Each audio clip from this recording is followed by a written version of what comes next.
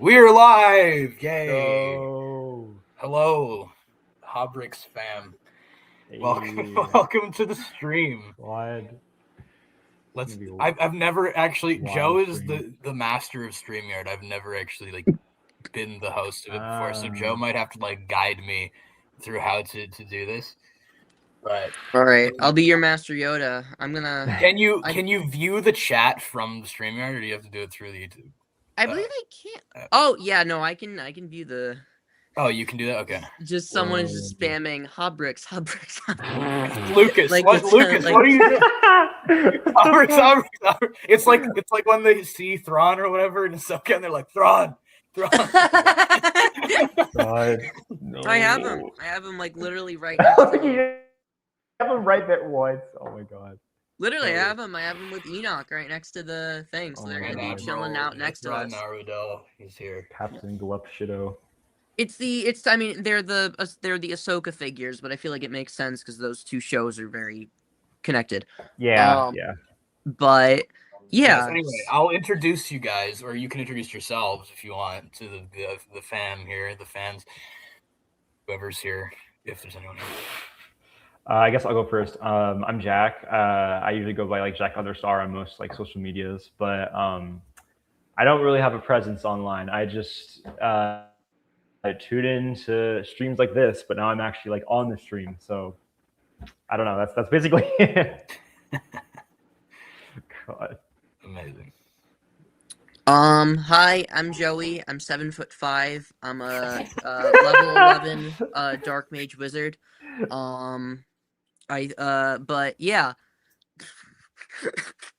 But usually Benny's with me on my stream, so Yeah, I know. we're kind of doing a bamboozle switcheroony How today. the turntables? How the turntable? Yeah, I'm a guest on your stream. I've been demoted, like freaking Rom Titus over here. I was watching a fucking video of Brom Titus today. I don't know what the chances are of you saying that. Like an edit of him, of all of his clips, or just it was every encounter between Ezra and Brom Titus, and the thumbnail was hilarious because it was Ezra with the verses stock. No, Ezra versus Brom Titus. It was pretty great. It was legendary video. It's amazing. But yes, these are my friends, everyone, and they're both here to help me respond to Cosmonaut Variety Hour. I know, again, because I can't get enough of this freaking dude. This incredible Hobbit video, not... Wait, Benny, I have a question. Can you scroll down the suggested videos for a sec? Why? No, I wanted to see something for a sec. Yeah. Oh, that's better. There we... Oh no. I didn't want to see the first one, and then it just kept going down to more people. Oh, Omega, I like her. Omega, there's Shafrillis. It's Star Wars Theory. Look at him, great. Why are you recommended? Dude, full of such I remember the people. stream when he said Elon Musk should, or not stream video when Elon Musk should buy Star Wars. I remember taking out the garbage and I used to watch him before he went right wing. I swear it was 2018. Oh no, I did too. Don't worry. Yeah, a lot of people. Yeah, I was taking out the trash and I was like, what the fuck is he saying? And I was immediately unsubbed and was like, nope. That was. What did he say? Would Elon Musk? He said because of all the Disney shit, Elon Musk should buy Star Wars. I swear, there's a video out there where he said that. I don't know what video, but I swear it exists.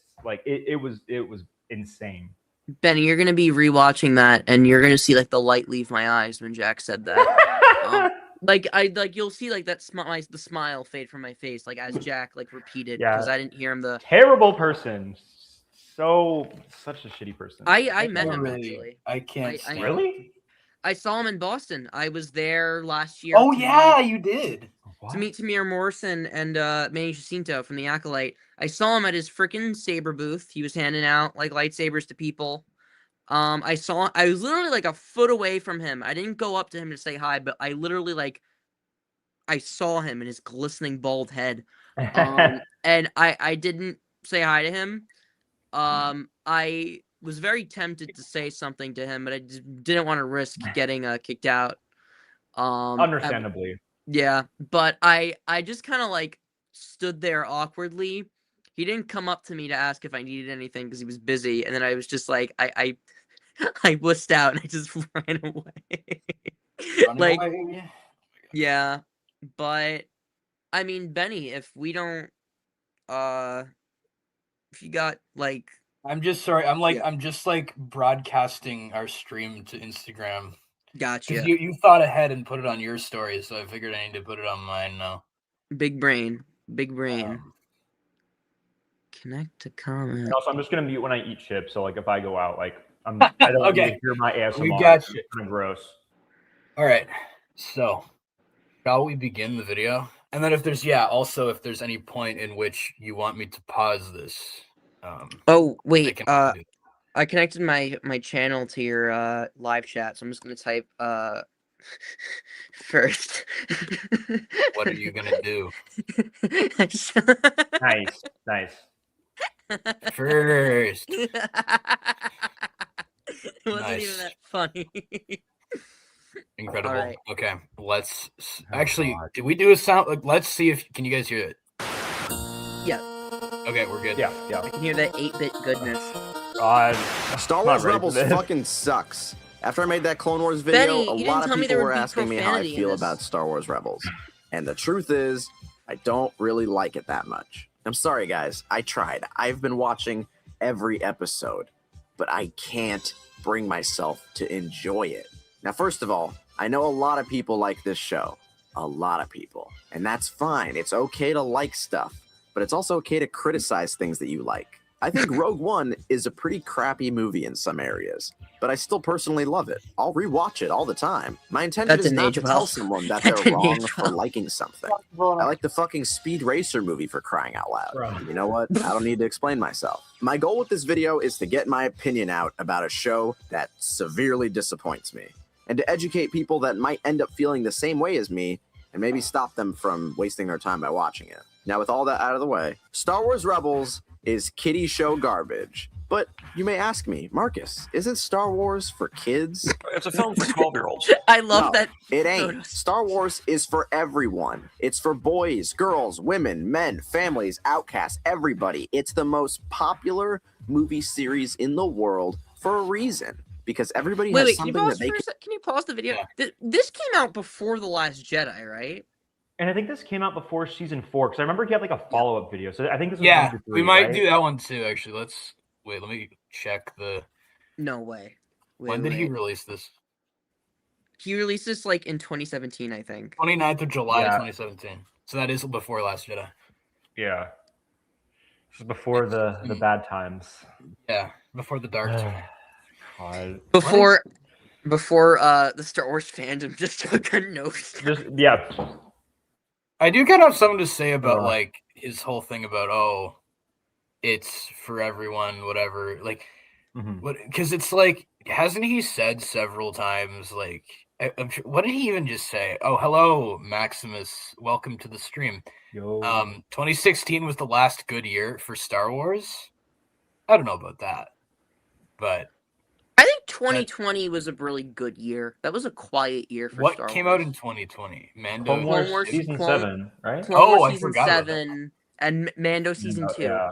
Those were the only two things to come out that year. It was Mando season 2 and Clone Wars season 7.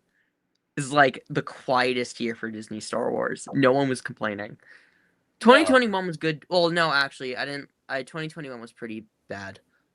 What do you mean? We 'cause had Bad Batch season 1 and Visions. Gina Carano got fired at the start of that year, Oh, though, and it just Yeah, kind that of just happened. people just got really riled up about that, and it was just not a Ugh. great. Like, no matter what you thought of that decision, Book of Boba, yeah, but Book of Boba was like, does that count as 2021? I count that 2022 because there's one episode on like the second to last day of 2021. What? Yeah, no. It doesn't Yeah, count. Yeah. 22, yeah. Yeah, and the bulk of it came out in January and February of 2020. Like, we're not counting that. Yeah, no. Yeah. It was literally just Bad Batch and Visions. Like, if we're talking just content, 2021 was pretty good. And then 2022 was bad. That was quite 2020 bad. 2022 was, I wouldn't say bad, because we got like Lego Star Wars. We got Andor? Yeah. And Andor, yeah. And then we got like Book of Boba Fett, Kenobi, and then Tales of the Jedi was like in the middle. It was a very mixed year. I wouldn't say it was bad. Bad Batch ending was Yeah, I and I agree. think like 2023 and 2022 there were just the year of just it was too much. We got too much 2023 I stuff. thought was like pretty great, to be honest. It was good. I just think we got too much stuff. I I agree. think aside we from have Mando, Ahsoka and Mando. Yeah, so aside from Mando, I think that the content we got was very solid because we got Bad Batch season 2, Jedi Jedi Survivor. Survivor, and Ahsoka. And I like. I know you guys don't And like Ahsoka. Visions 3 actually. Ooh, Or no, Visions Visions 2. 2, sorry. Visions 2 is my favorite Visions season. Yeah, we got So- an animated show, a live action show, a video game, and an anime. Like that was like that was like something, a little something for everyone. I've got anything in 20, well, unless you count Darth Maul. We're getting Maul, Ninth Jedi, a movie, and What? possibly yeah, it's Huh? the Ryan Gosling Starship movie, right? no, we're getting Mando. Oh, I forgot it even existed. I just blocked it out of my That mind. movie comes out in 1 month, dude, and nobody knows it exists. The only reason I remember that is because they bad. showed the trailer for it before Project Hail Mary. That's the only reason I remember that movie's coming out. Dude, I've talked to this like movie's 8 so different bad. people in real life about that, and they've been like, because like casual Star Wars fans, like not like people like us, like just normal people who are like casual. I'll be like, oh, the Mando Probably movie not is gonna, normal people. yeah, the Mando movie will be coming out, and they'll be like, oh, Joe, I didn't. They're making a Mando movie, and I'm like, this movie comes out in 2 months, and people don't know it exists. I'm like, that's not good. That's not good. The fact that people don't know this movie exists, Yeah. like, woof. And like from what we've gotten, like what is it even about? Like they've just shown like Rhoda the Hutt or whatever, and like the We're getting Zev, Glup like, Shittos. We're getting yeah, Zeb. like Oh, Like, ESF, hello. what We're is getting the Zeb. movie even about? Like genuinely, like We're getting. Well, I mean, I don't. If we don't know the plot of the movie, I'm not necessarily gonna be critical because, like, for every sequel trilogy movie, we didn't know the plot going in. mhm. Like, none of the trailers told us anything about the plot. But Mando is, I think, just we're hunting down Imperial remnants, but the Hutts are involved. Yeah, So we gotta go to I the. don't Feels know. like Hutt. exactly what the Clone Wars movie was. Like it feels Yeah. plot line, story arc episodes that were like squished into a movie. Yeah, like 3 episodes. Yeah, made into 1 movie. Yeah, I think- we'll see. But Yeah, but- I know people who worked on that movie, and they've told me some stuff, and Oh, it wow. isn't not very positive about that because there's a lot of things that they told me that I'm not excited for. Oh. I've heard that the movie's kind of cringy. Oh That- God, no. Yeah, it's not. Yeah, I'm not excited for it. I'm gonna watch it opening night. Like I'll be there. Was for it it. you, Joe, that was like, here's my prediction for the trailer. There's going to be this, this, and this. And then the trailer released the next day, and it had like all 3 of the things that you said. One of them was like, Zeb's going to say something like, fuck Cringy. yeah, I love this, or something. And then there's literally a line in the trailer that says, I like this kid. I It's said like, no. I oh, said Zeb's gonna say something cringy, and it was yeah, and he said, I like Zeb- this kid, or whatever. was I oh. like God. this kid. No. Yeah, I said something like bad VFX, funny Grogu moment. Zeb says something that makes me want to unalive. Yeah, I mean, it had all 3 of those. Yeah, Yeah, pretty accurate.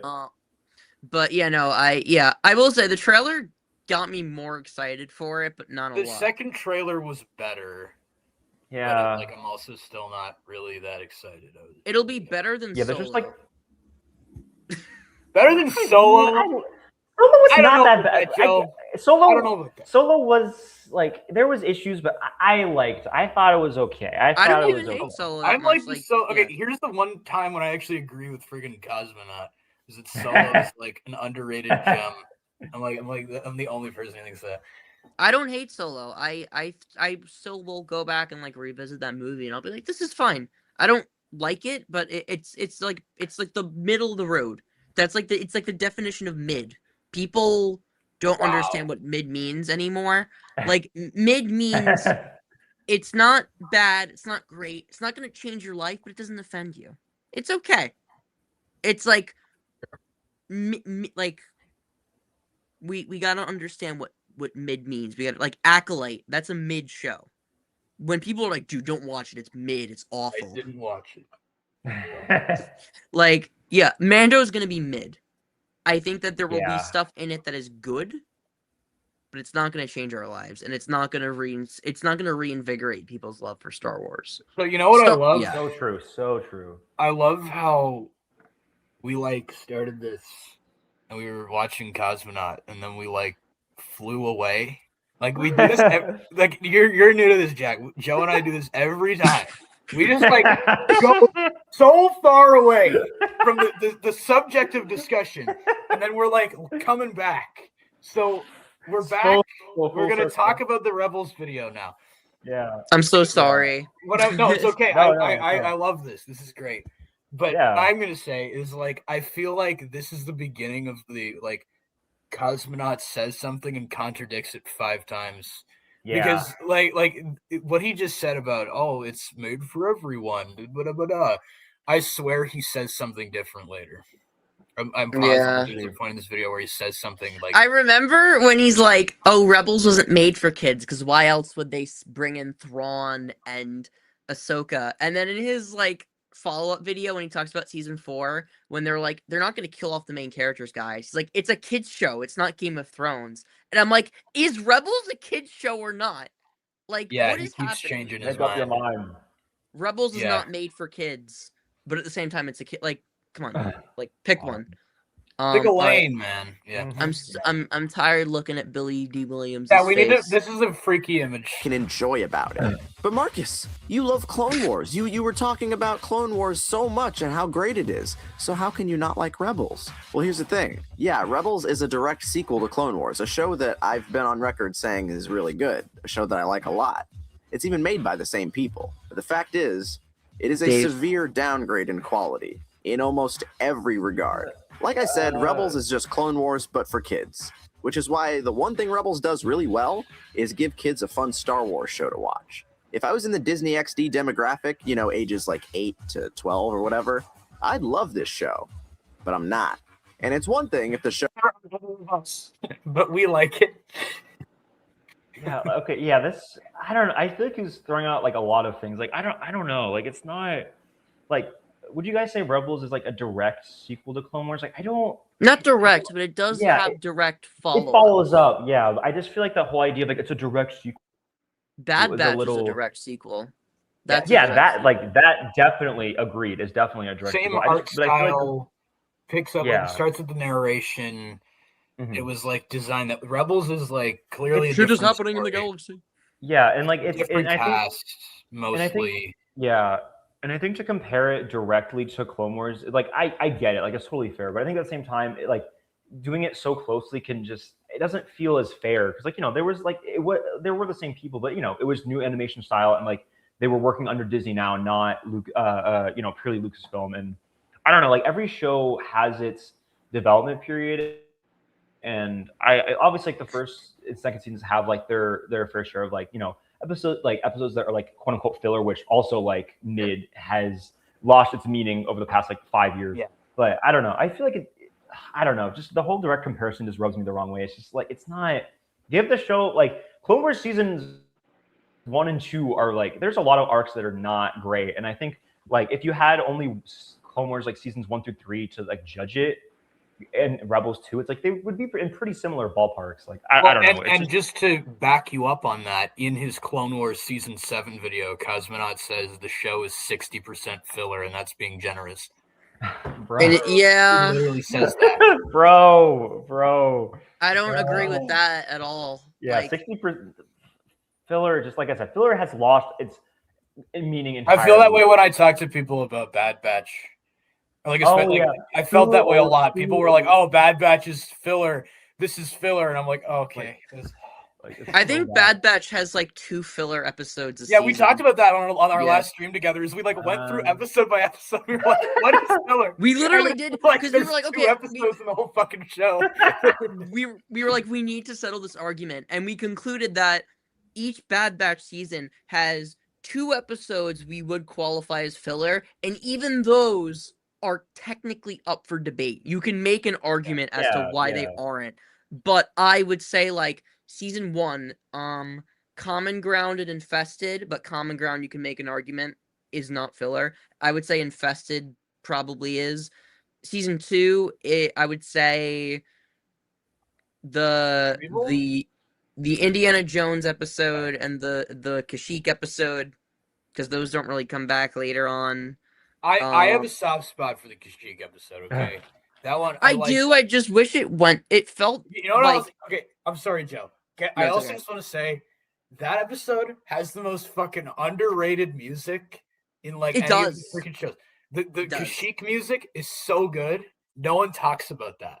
I But do. I I love- do like the music in that episode. And then season 3, I think like the Fennec and the Ventress episode, because the Omega may be force sensitive subplot doesn't really go anywhere, but at the same time, it does give us clarification on what Project Necromancer is. relevant, It's just, but it is, in a yeah. weird way. It does also have some good Crosshair moments though, so I wouldn't say it's like Exactly. I wouldn't skip it. I would never skip those episodes because they are Yeah. important for Crosshair's development. But No. Rebels, though, I would say Rebels is dangerously on a lot of it is filler. Like Yeah. most of season 1 is filler. Most of season 2. Season 3 and season 4 are better, but Yeah. like the first 4 episodes of Rebel season 4 are worthless. Like Which ones are those? the 2-parter Mandalore arc and the 2-parter Saw Gerrera arc. Well, I mean, Okay, I don't those are still important. I mean, I like those. I mean, Mandalore doesn't really come back after that. It literally ends on like, we're gonna liberate Mandalore, and then we never That see felt like it Bo-Katan. was kind of in there just for the sake of wrapping up a Clone Wars storyline, to be honest. Like, Which is weird because it didn't feel like Bo-Katan. wrapping it up. It felt like it was opening a new door. Yeah, and then a door that they didn't really continue on with. until took like them, like, Mandalorian, and then when what's her Bo was like, oh, I failed it, and it was like we have like no continuation for like how her rule over Mandalore was. It was just like, Yeah, it's like, oh, next time we like, I see you, failed. yeah, it's just, oh, I guess she fucking failed. Like, Yeah, that's it's It, like, it took like 2 years to get clarification on what happened Yeah. afterward, and their explanation was they all died. It was. I remember when Paz Vizsla in that one episode, he was like, "These were spoils of the Great Purge," and I was like, "What?" I was like, "They all died? Wait, what?" But the fake out of Sabine's family dying is a bit silly, I guess. which is Okay, even yeah, that was- funnier I- now that because was- they all died off screen. They end like an Yeah. episode, and they're like, they're fucking dead, and then Yeah, the it next was like in a episode, they're like trench, just and they were like, standing over "Oh." there. Yeah, they're like, yeah. "Oh, And we're they actually okay." got out, and it was like, oh my god. I was like, Like, bro, really? that was- Yeah, it is kind of That odd shit because was so Bo-Katan funny. wasn't relevant to the story before that, and then she just shows up randomly and becomes She like, literally shows up out of nowhere, and then and then Sabine is like, "You can take the Darksaber," and Bo's like, "I don't really want it." And then later on, Sabine says, "Please," and Bo's like, oh yeah, I remember that. Yeah. It "That was- never made sense to me, even as a kid." I was like, "Wait, what?" I was like, "Why is she taking it Yeah. now?" well, Bo yeah, is and then in so Mando, she unimportant. cares so much about having it. She really needs it. God. Like, it's a problem for her. Like, she's obsessed with it in Mando.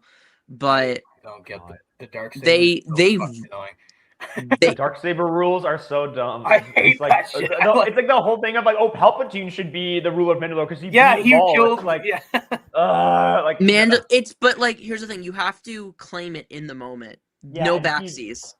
Palpatine, yeah. It's, God, it's so. yeah. If they God. kept it like whatever the way, well, because yeah, Sabine found it on the floor and then took it. Yeah, It's exactly. like- Because it was Mom's cave. Yeah. So There's does a little the Darksaber belong engraving. to the floor? Like, I don't. There's a little engraving on the hilt when in Mandoa it says no backsies on it.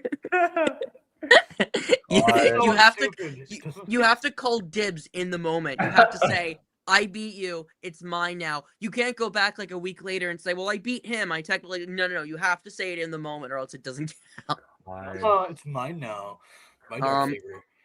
But yeah, what are we looking at right now of Ezra just I staring think off? it's Something when they bad. burn down the villages. The Taco like, Bell? They, I think it's like when they uprise against like the rule in season when what's I did not review Rebels for this. When the planet, whatever it's called, got first taken by Imperial rule, and then like they I tried remember to that. Yeah, and they take the prisoner, right? And then they have to raise like Yeah. the Markin towns. Romar, or not Romar. What's his name? Romar's the Bad Batch guy. Fucking what's the old man who Thrawn kills? God damn I don't it. know. I don't know, man. Like the guy played by Clancy Brown. Like, No, No, no, there's no, like I know Ezra that has one. like an old man friend who's like friends with his parents or something. And Why he would I gets know that? kidnapped by the Empire. Why would I know Zebo, that? like who gets like the cybernetic implants? No, the guy not like the one. Thrawn blows up in the factory. There's an old white dude that. That guy. Thrawn kills, Yeah. I don't know his name, but yeah, that guy. Yeah, when it's like Because keep he gets going. like captured, and then Ezra has to free him in this episode after they. Right. I don't. I don't remember his name. Yeah. It's been too All long. right, let's keep going. Yeah. Continue to this. It was marketed solely towards children, like that new Forces of Destiny show, a show that's clearly Wait, just pause for kids. this for a second. But the people I actually really like Forces of Destiny. I know like the art style is kind of bad, but I actually kind of like some of the episodes in that. All right, you can continue. I just wanted to say that. making this show reasonably want to incorporate elements for all fans, or else they wouldn't put in things like Thrawn or Maul or Ahsoka, characters that the older audience want to see. Would they really bother putting out season trailers? You know, things that kids don't even watch? Okay, that's not true. That's not true. Yeah. They put out trailers for kids movie. What that does not. That's such a Kids funny don't watch thing. trailers. Like fuck off. Like What that's all the does that talk. That was all the talk of the town when I was in whatever high school. Right, I also like that what he's the saying like, fuck would does it mean? IGN review it? And I'm like, what does that have to do with the Yeah, target how does audience? that give it validity? What? IG-11, no, IG.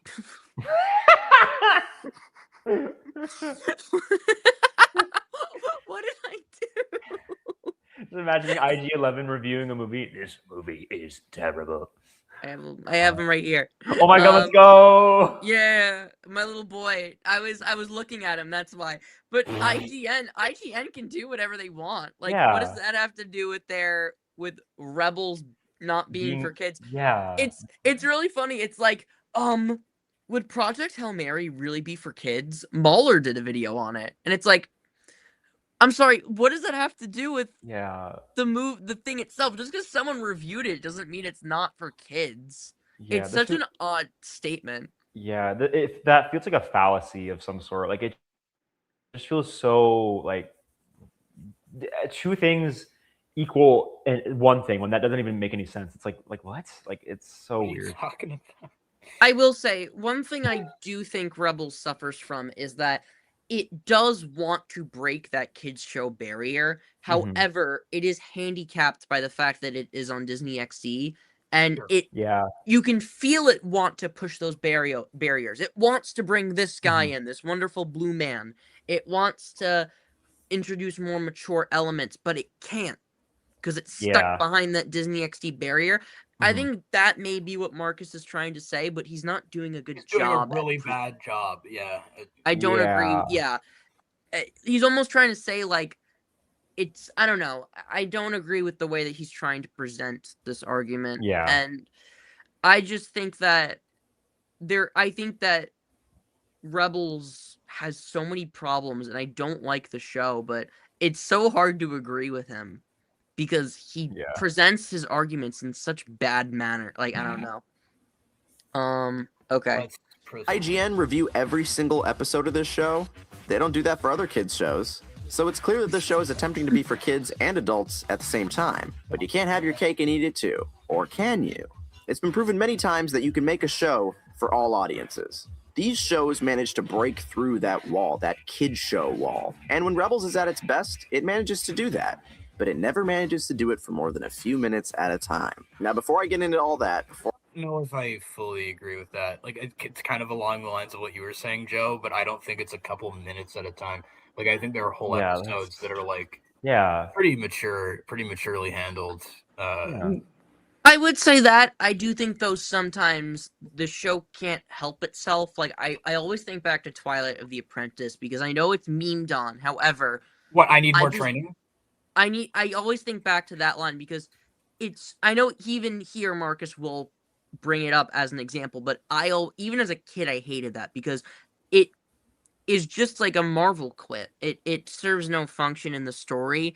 If you want to see Ezra have like this moment of awe, just show him. Just show him looking at it. It's show don't tell. Just show him being marveled at Ahsoka, just being a badass, fighting Darth. You don't need that line because it takes you out of it so much. Sure. But I just think like I understand what you're saying, but at the same Yeah. time, I'll also just say it never bothered me that much. Like Really? I don't care. I don't care that even much. really Like, okay. It if bothered that me a bothers little. you, If yeah. it Like didn't, if it that's bothers okay. you and Marcus and other people, then it's like fair. And also, Yeah, I'm not affiliated with him. Do not put me in the same freaking you and sentence. Marcus, you two silly guys. No, we know.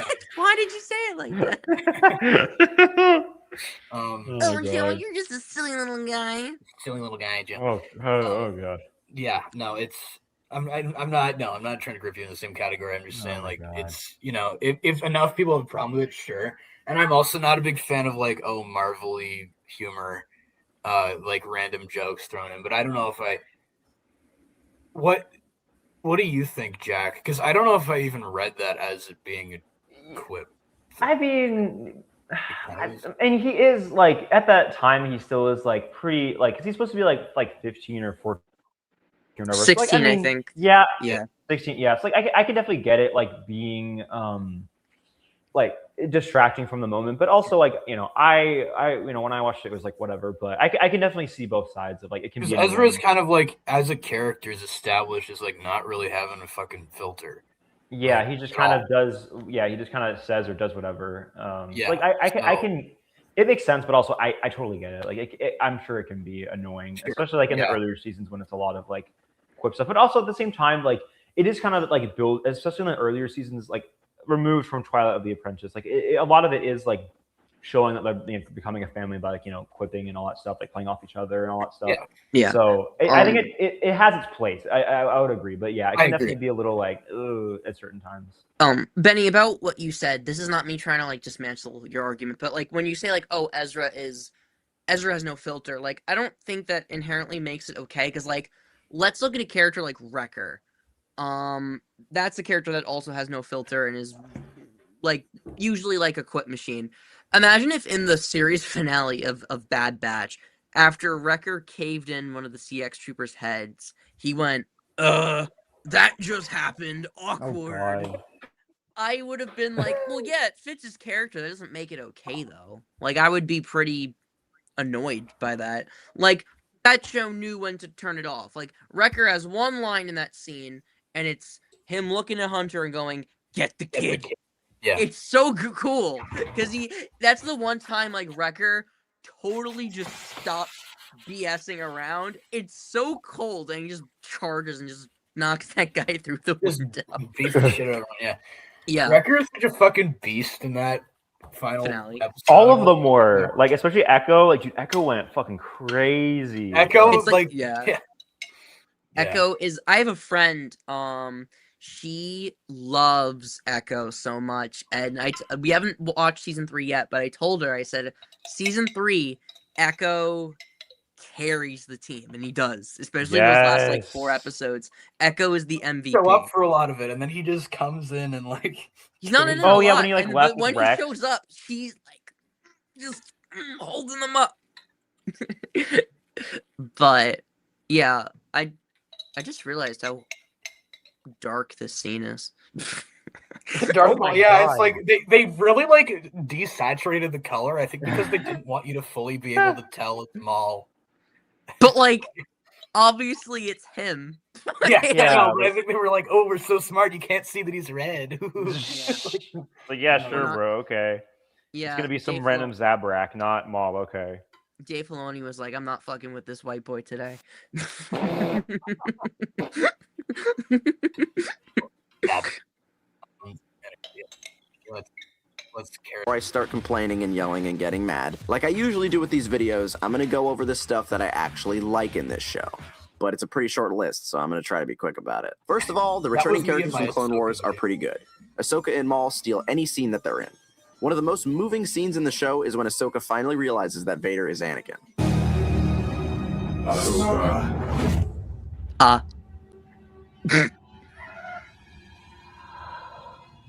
Ahsoka. Anakin. It's one of the only Did you have something to say about that, Joe? No. You I made mean, a sound. no, I just went like as in like agreement. Oh, okay. But you were saying like I have a No, I just went like bone to pick.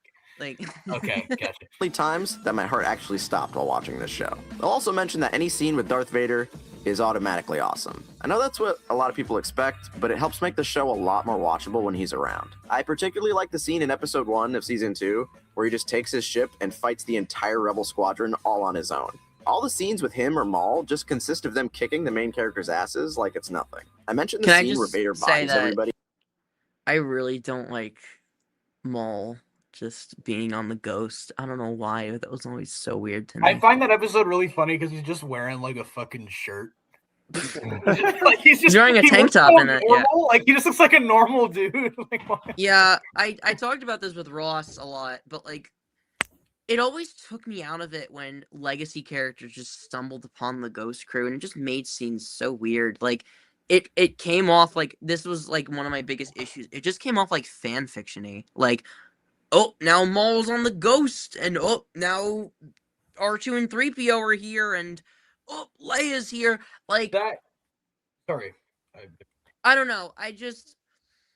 I would be okay with it if they had a reason as to why these characters show up, but a lot of it just comes down to and then statements like, and then Ezra fell in a cave and Maul just happened to be there. And then R2 and 3PO just happened to be on the same ship the Rebels were on in the whole goddamn galaxy. They just happened to stumble upon R2-D2 and C-3PO. And then Lando Calrissian is there. And then Zeb just happens to be playing space poker with fucking Lando. And then Ezra has a Rebel contact. And it just happens to be Princess Leia. Like, it's a lot of that. The only one that I am okay with is them meeting Ahsoka, because Hera's is friends with Bail Organa. And of course, Bail would know Ahsoka. It leads to, like, that's a progression that makes sense to me, as well as Vader showing up, because they're becoming a sizable threat, so then Vader would have to step in. That makes sense. Vader and Ahsoka makes sense. Everyone else, absolutely not. Hondo, no. Because it's just, Ezra just happens to meet Hondo on some spaceship. Like, he just is like Vizago, and then Hondo's just there. Like, I don't agree with a lot of, like, we need to shove all these characters in. Like, I think, I agree with your sentiment to an extent. I think that, like, having Maul there doesn't bother me that much because they kind of had he was already kind of established as he's going to be a recurring character, whereas a lot of the other ones are kind of one-off cameo characters who pop in. And like I think especially in season 1, isn't that where most of them show up? Like R2 and 3PO and Lando and yeah. Like they just kind of happen to be around. And like I do agree to an extent that is kind of like I found like Mando has a similar issue. Well, with Mando, he was actively seeking those people out. Like he was actively looking for Mandalorians, and it would make sense. He goes to Tatooine because he has contacts that said there is a Mando on Tatooine. He goes to Cobb Vanth, who gets him to Boba Fett. Like that's like a reasonable progression, like with the Bail Organa Ahsoka thing. He gets a contact that says there's a Mando on this planet called Trask. That leads him to Bo-Katan, who happens to know Ahsoka. And we know from Clone Wars that they know each other. And then Ahsoka sends him to Luke. Like that's a reasonable progression. She doesn't. I think. Huh? Well, but she doesn't. Well, she doesn't know but she doesn't know Luke, but she sends him to Tython. Did she not though? I'm sorry, Joe. I'm sorry to do this to you, but this is a problem I've had with fucking Mando the whole time. Why the fuck didn't she just say go to Luke? if like Wait, did no, I she- don't think she knew Luke. I was just like shortening it because I no, didn't I'm just want. like I'm Yeah. curious. Like, do you think that at that point they had considered the fact that she knew Luke, or do you think they're trying to say that she met Luke off screen in between Mando season 2 ending and Book of Boba Fett, where they somehow already know each other? I don't off think they screen? knew each other. I don't think they knew each other Okay. during Mando. I think that they met in between Mando and Book of Boba Fett. Because She I'm waiting for them says to like clarify that, because that's been bothering me the whole time. the way she words it, it's like she doesn't know there are other Jedi out there. Yes, that's the problem. Or she knows of Luke, but she has not gotten a hold of him yet. But I think that's because she says her exact words are, place Grogu on the Seeing Stone and maybe a Jedi will reach out to him. Then again, there Yet aren't again, many Jedi left. Yeah.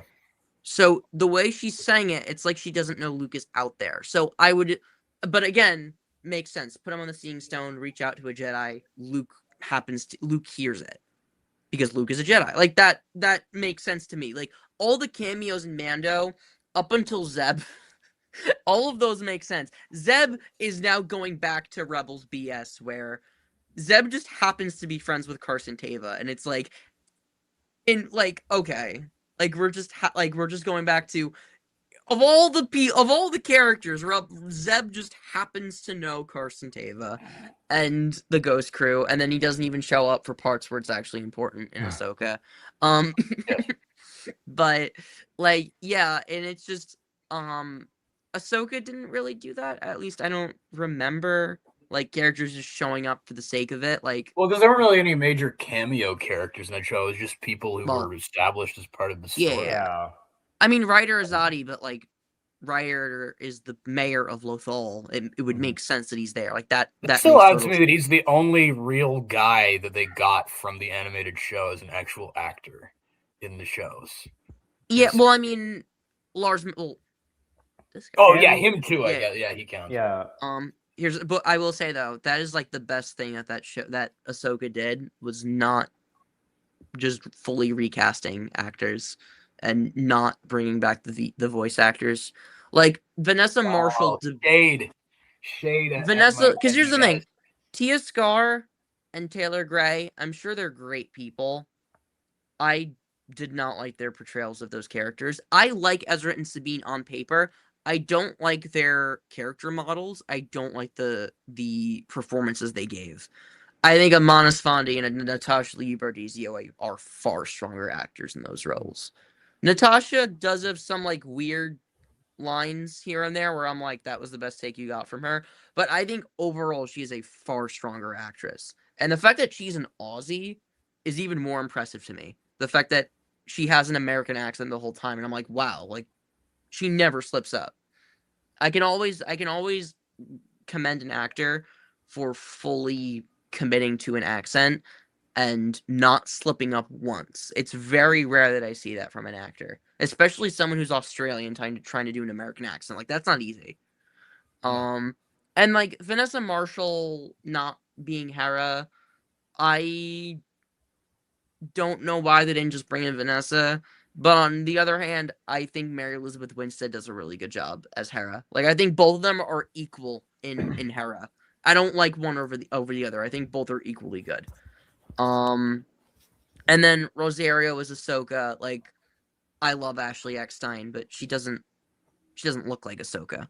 Like I think having Rosario like is live action Ahsoka. Whether you agree or disagree with her physical performance, I think just not having Ashley, just as much as I love Ashley Eckstein, it doesn't make sense to have her just be live action Ahsoka.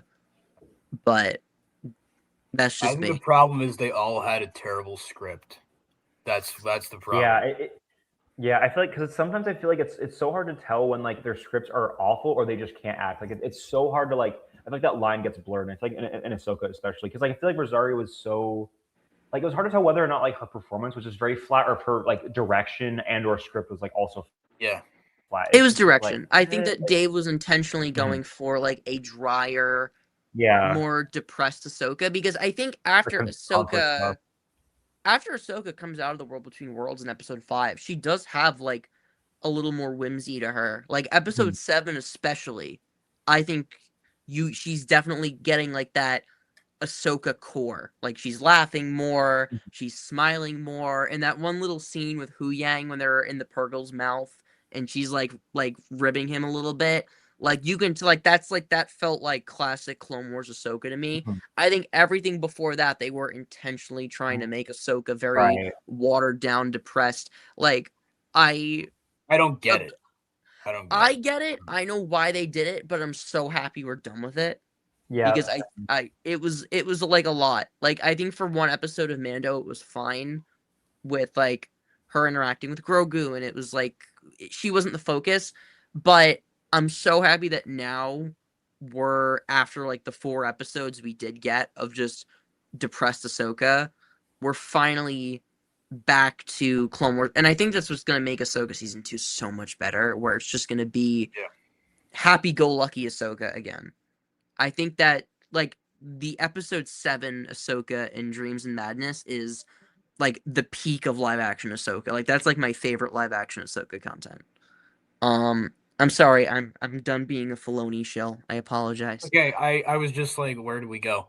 But we just had like a full Joe breakdown of like every Rebels character.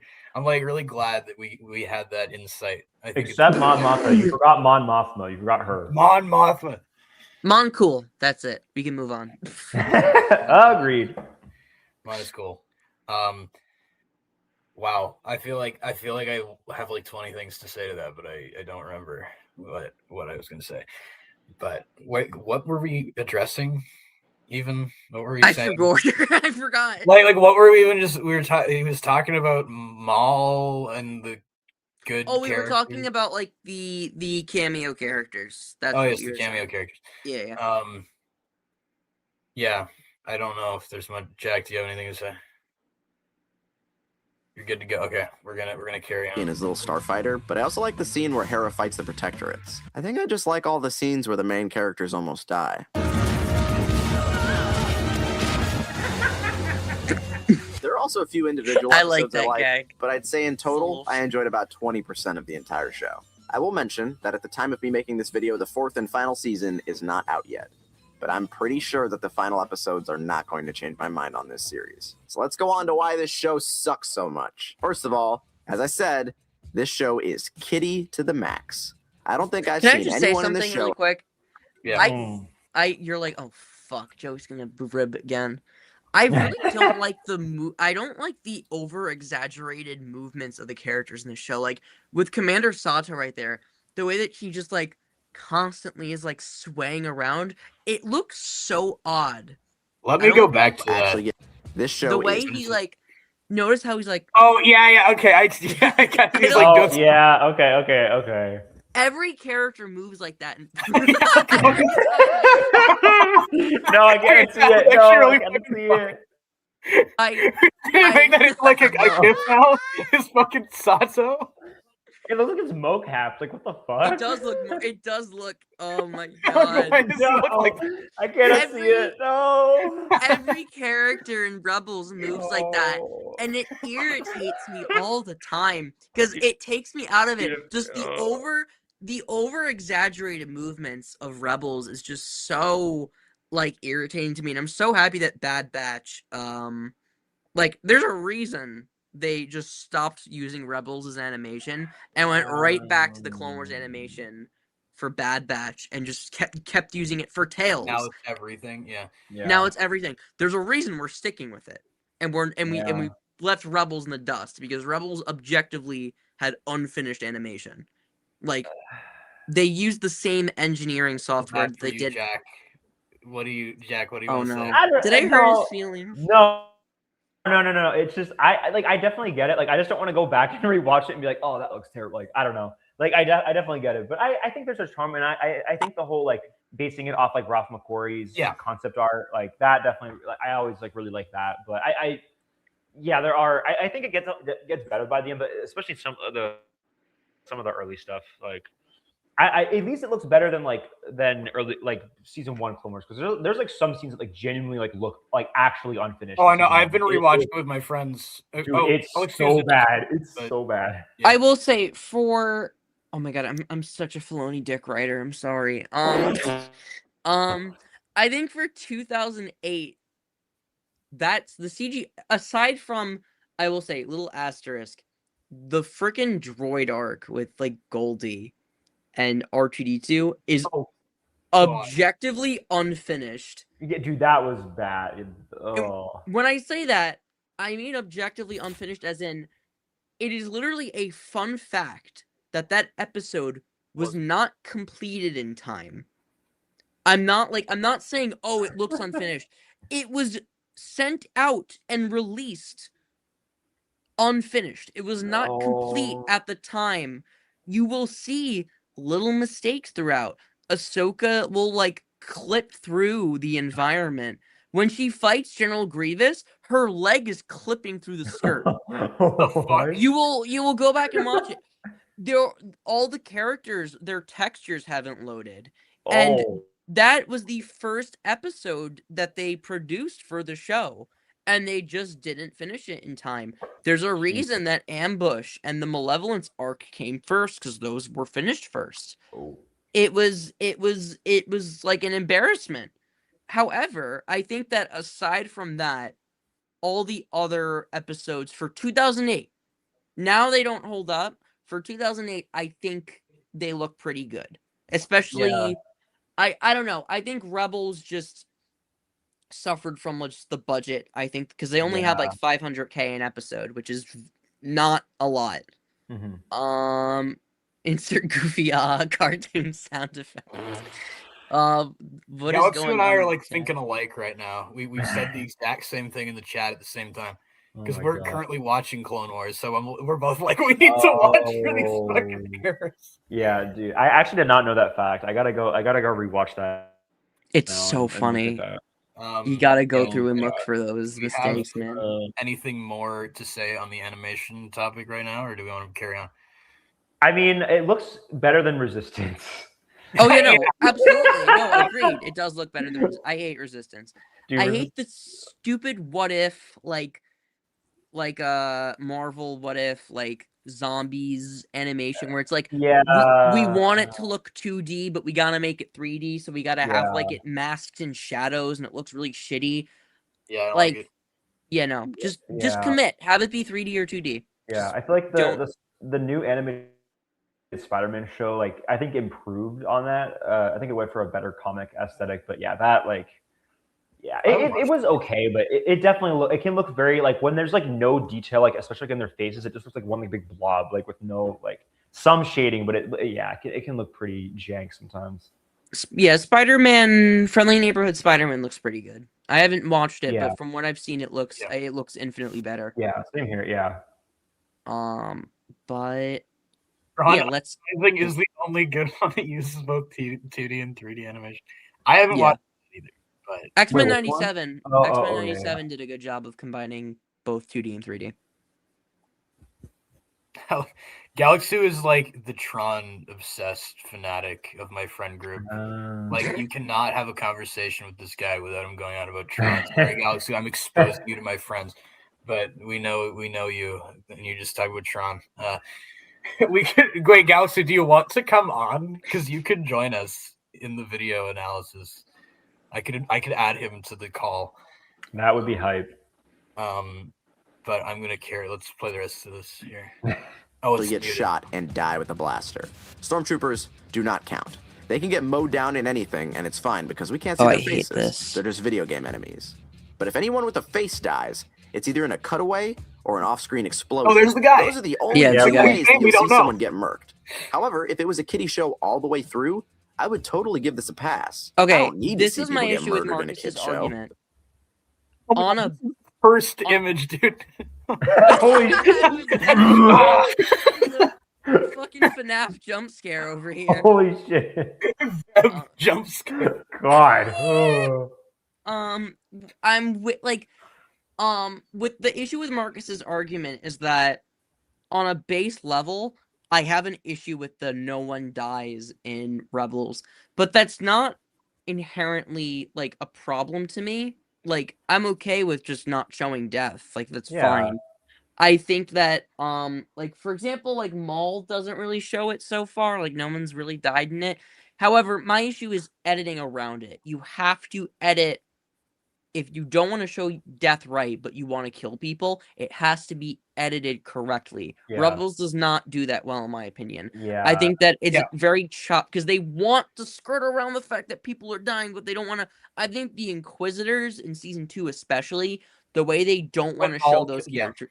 Yeah, They- like when the the fifth- saber was going towards the sister, and it just like cut to her legs, and it was like, oh. Yeah, it's like what It doesn't look just good. happened. No. Yeah, it's like Yeah. It looks like I remember. yeah. Oh, sorry. Oh no, no, you go. Oh, like in Clone Wars, like when Privaza got decapitated, like the shot like was panning, or like the guy covered him, and then he got his head cut. Like it was such a cool shot, and like it obviously got around the fact that he was decapitated. But like when you have those cutaways, it's just like, like Yeah. like for Tales of the example. Sorry, Joe. Did you want to? No, it's okay. I was just gonna say, for comparison's sake, like I think something that we can both like we were talking about it recently in Bad scene when Crosshair executes the civilians. Yeah. Like that scene cuts away. You just see his like a shot of his helmet, and then you just hear like the blaster fire and like flamethrowers and bodies hitting the ground. Yeah. It's like, but it's just like that's enough. Yeah. Like you're just that scene like actually like disturbed me when I saw. I was like, oh fuck. Like that's like, that's like perfectly handled because he shoots that one person on camera basically. And then everyone else getting killed is like off screen, but it's like it's happening. Yeah. And it's done very effectively in that scene. I'm okay, like with that, like I don't need to see civilians getting shot and killed. I think like the fact that they leave it to the imagination is really good.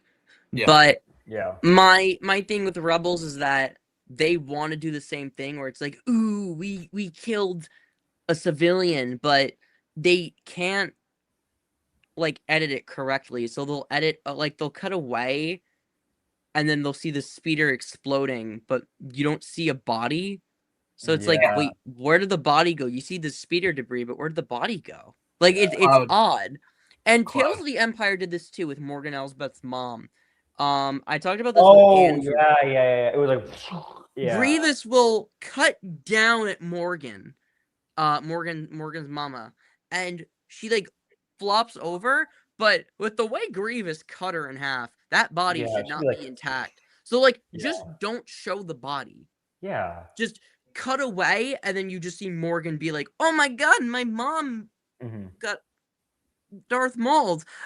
But it's like you don't need to. I think the fact that Rebels is so insistent on having like these horrible deaths, but they can't edit around it is an issue. But Marcus Schwartz's issue is if like he's mad that we don't see the chaos and destruction. Like I want chaos and destruction, goddammit. Like no, like I don't need to see that stuff. I just my mom got Darth Mauled.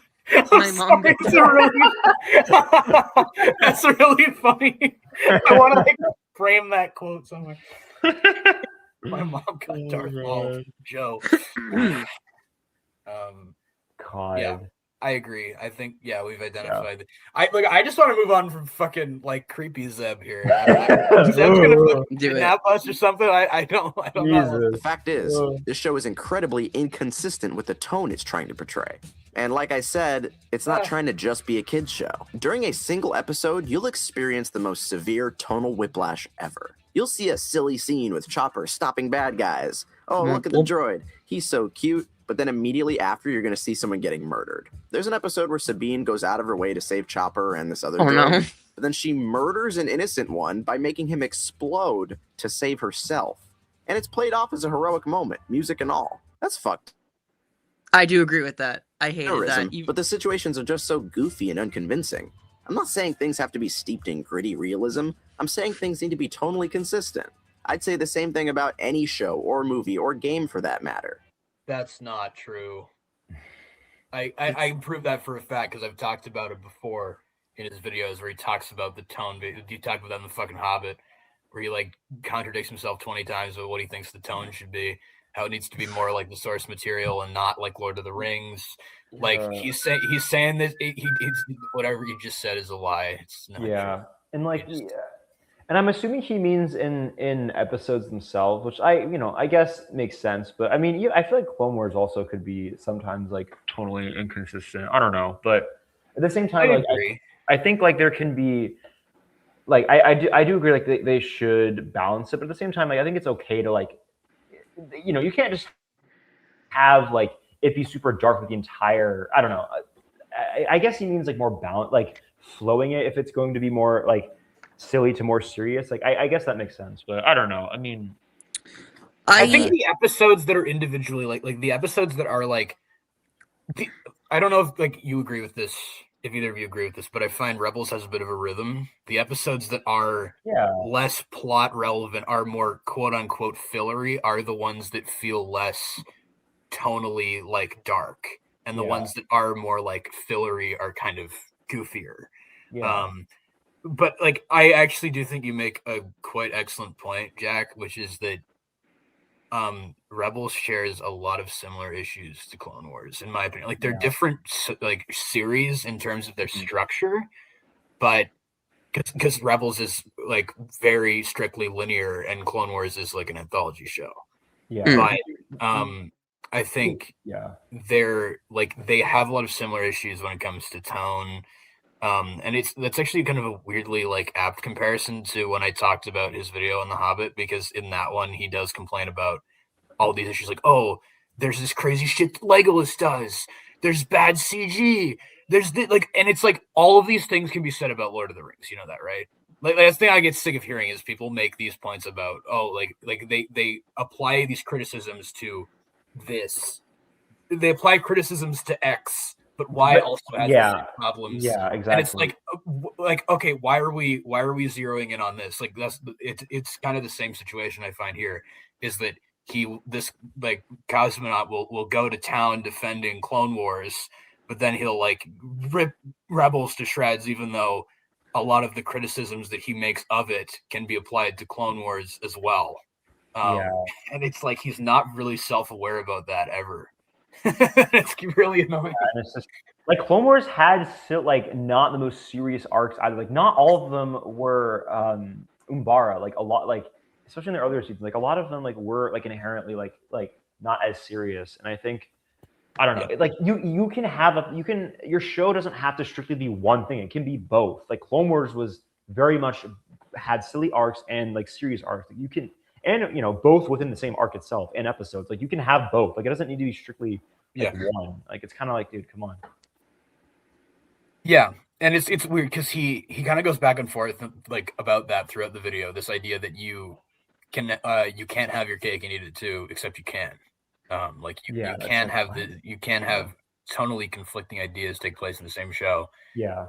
Like sure, Rebels is like I'd say Rebels is probably like more is if we're like talking about animated Star Wars, it's more like silly and like geared towards kids than something like Bad Batch, right? I don't think Bad Batch is as like as silly like tonally at certain points as Rebels is. Not to say that like a little like it doesn't have similar elements. Like I say, I feel like a lot of these Star Wars animated series have comparable elements that are both like good and bad. Yeah. Like similar issues and similar strengths, but I agree. Like I think you don't have to strictly adhere to a singular tone. I agree too. I think within individual scenes, you need to have a consistent tone, like Plan 99, for example. I think like you have the scene with like Echo helping the Bad Batch escape, and you have the line where Wrecker is like Echo, and then Hunter's like go to the Echo, and then they escape, and that's a good moment. They still manage to keep the momentum going in that scene though, where they're like, it's very much a dire moment. It's like a quick line and then you move on. It doesn't take you out of it. They don't dwell on it. And then you run and then freaking Omega escapes, and not Omega, Hemlock escapes with Omega, and oh my god, Hunter just lost his. Oh shit, that's a terrible moment. It's great, and you still got that very quick quip in, but I mean, a lot of that, I don't think there's like a lot of like funny moments in that episode. Like that's the only one I can think of. Yeah, I agree. Like, and you can have moments of levity or humor that serve like a dual purpose. Like I think we can both agree the what am I thinking of? The moment in the Escape from Tantus with Crosshair and Omega when she's like, "Tech taught me all the plans," and he's like, "Of course he did." Like yeah, like that makes sense. That's a good moment because it's I acknowledging actually, like yeah, there's I like actually a thought of certain that. sorrow in his voice when he says that, but it's also kind of like, yeah, it would do that.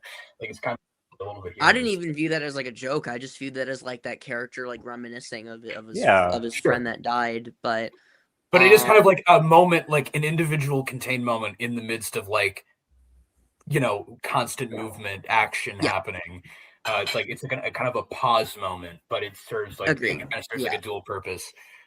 yeah, I think Rebels has a relatively like bad job of keeping momentum in certain scenes. Like especially like I always bring back Twilight of the Apprentice, but just like they always like will flash to like Chopper and a TIE fighter, and it's like, oh, Ezra and Maul are doing like satanic shit in a cave.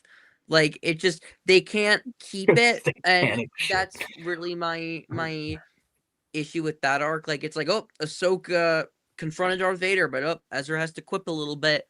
Like it's I don't know. There's a lot of like really weird moments like that in that episode and that show where I feel like they can't at least with the filler my mom come on.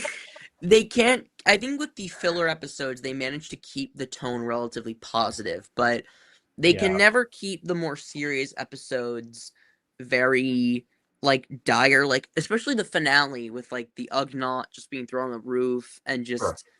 I don't know, like Hondo being like, they can fly. Like a lot of that Rebels finale took me out of a lot of scenes. It just I don't know. I don't know. I'm just Sure. not. Yeah, I agree for the most part with Marcus's like take on a surface level. It's just that he's a complete hypocrite and he never keeps Yeah, his word. that's the problem with it. Yeah. Well, it's like, yeah, I kind of do agree generally. Like, I agree with what you're saying, Joe, that like within certain scenes, within moment, like even episodes, large chunks of episodes, there should be a certain tone kept consistent. But what he's saying, like, is very broadly across an entire series, the tone has to be the same all the time. And I'm like, okay, so like, because that's what he just said, right? Is like a show needs to be consistent constantly, which is not true. I don't think that's true at all. I don't know if that's what he meant where like it has to have the Let me same play tone all that the time. again. I think he meant like Totally there needs consistent. to be I'm not saying things have to be steeped in gritty realism. I'm saying things need to be tonally consistent. I'd say the same thing about any. Okay. Well, yeah, I think he meant like there needs to always be consistency. Like have a funny scene, then a serious scene, then a funny scene, then like there always has to be like it can like you always need like basically make sure the tone is handled well all the time. I think that's what he means. I don't think he means be serious all the time or be funny all the time. I think that's what he meant. But I mean again, he has very horrible standards with just keeping it. yeah, Really bad at explaining anything. Yeah. Yeah. Darth Maul and Ezra were doing satanic shit, summoning Gluff Shido in a cave at 3 a.m. going on. Rebels were called.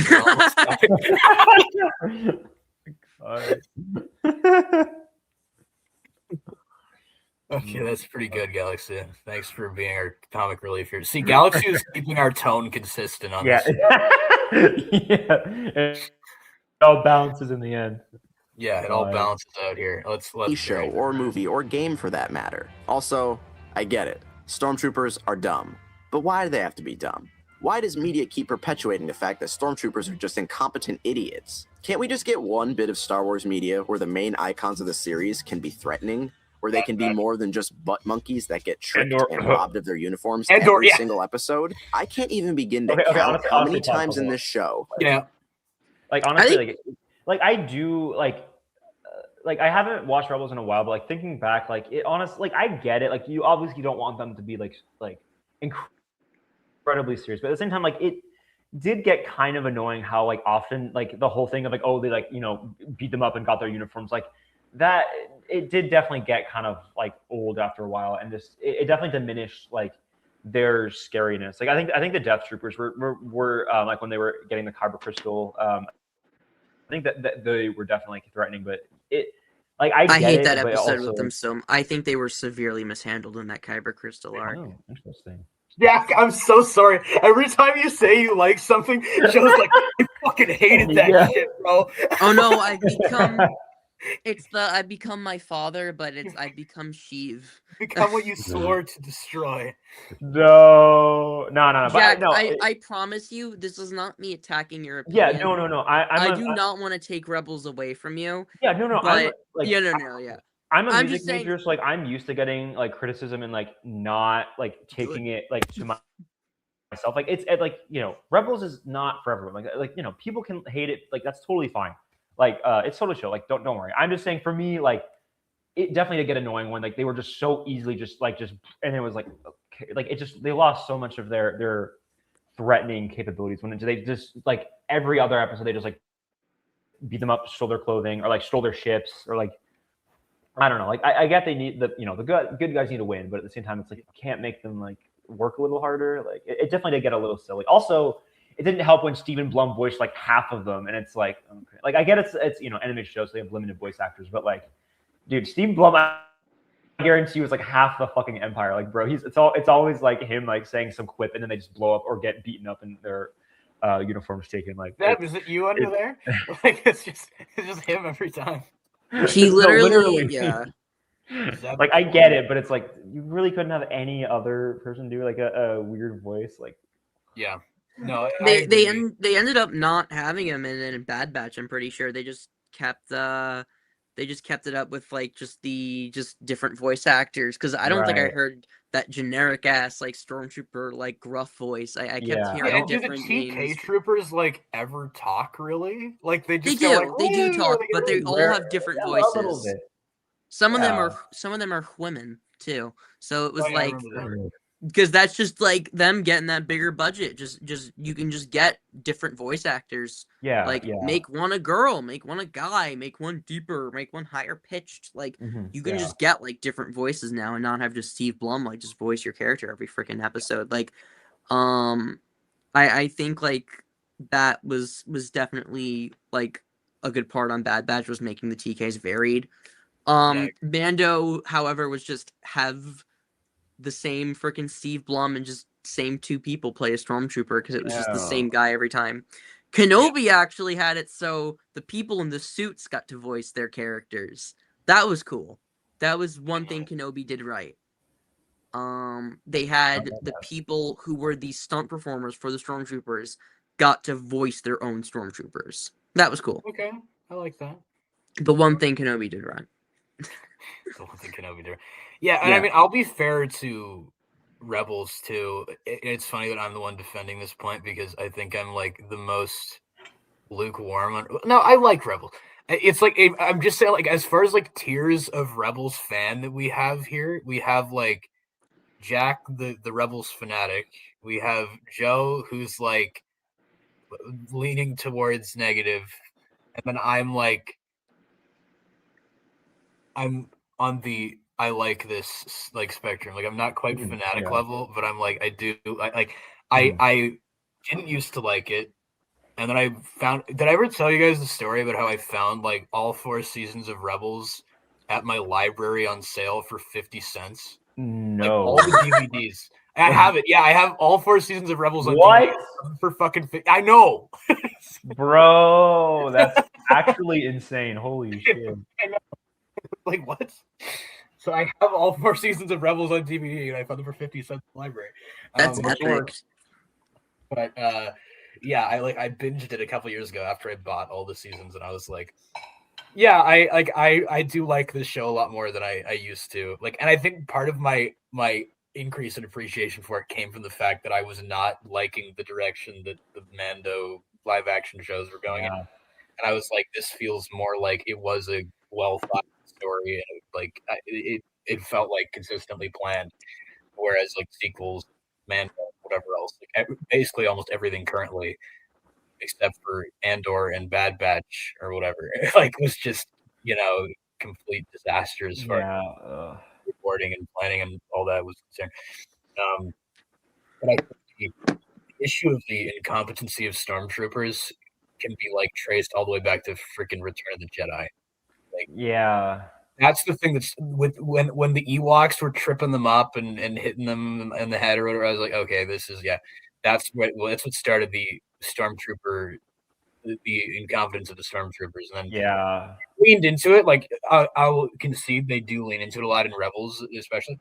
But then they didn't like rectify that really in the later like Obi-Wan and Mando, especially. Like remember the scene in Mando where they just accidentally crash into each other and explode?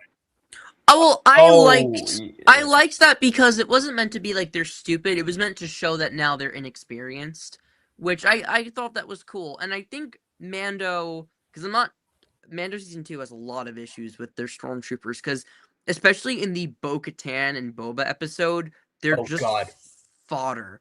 They're made to just be like, look how cool Boba Fett is, guys. Like he can take on 20 guy at who a time. stands in front of the rock shooting and doesn't move and blows up. And that didn't really bother me. What really bothered me was just they're there as just cardboard cutouts for Boba to shoot, for Bo-Katan to shoot. That's what bothered me a little bit, because it was like the beginning of the end. I think Mando season 3 handled them well because they had the Beskar troopers and they had to be a little more inventive with how they killed them. And it was like they had to like shoot them in like the neck, they had to shoot them in the head. There's one part, huh? My issue with that is that they didn't stick with it. They had them do that for like one scene in episode 7, and then in the next episode, they're just flying around shooting each other, or Bo-Katan is able to impale them with the Darksaber. Well, why wouldn't she be able to impale them? Because the Darksaber can't cut through pure Beskar, can it? Well, the stormtroopers didn't have pure Beskar. They had Beskar alloy. Oh, so that's the okay. What? We'll go. Let's run with that. Beskar's whatever the plot needs it to be, man. I can just hear Gideon literally said that the armor was forged from Beskar alloy. That was he said, I've devised the 4th generation Dark Trooper suit forged from Beskar alloy, and Beskar alloy cannot cut. Beskar alloy is vulnerable to lightsabers.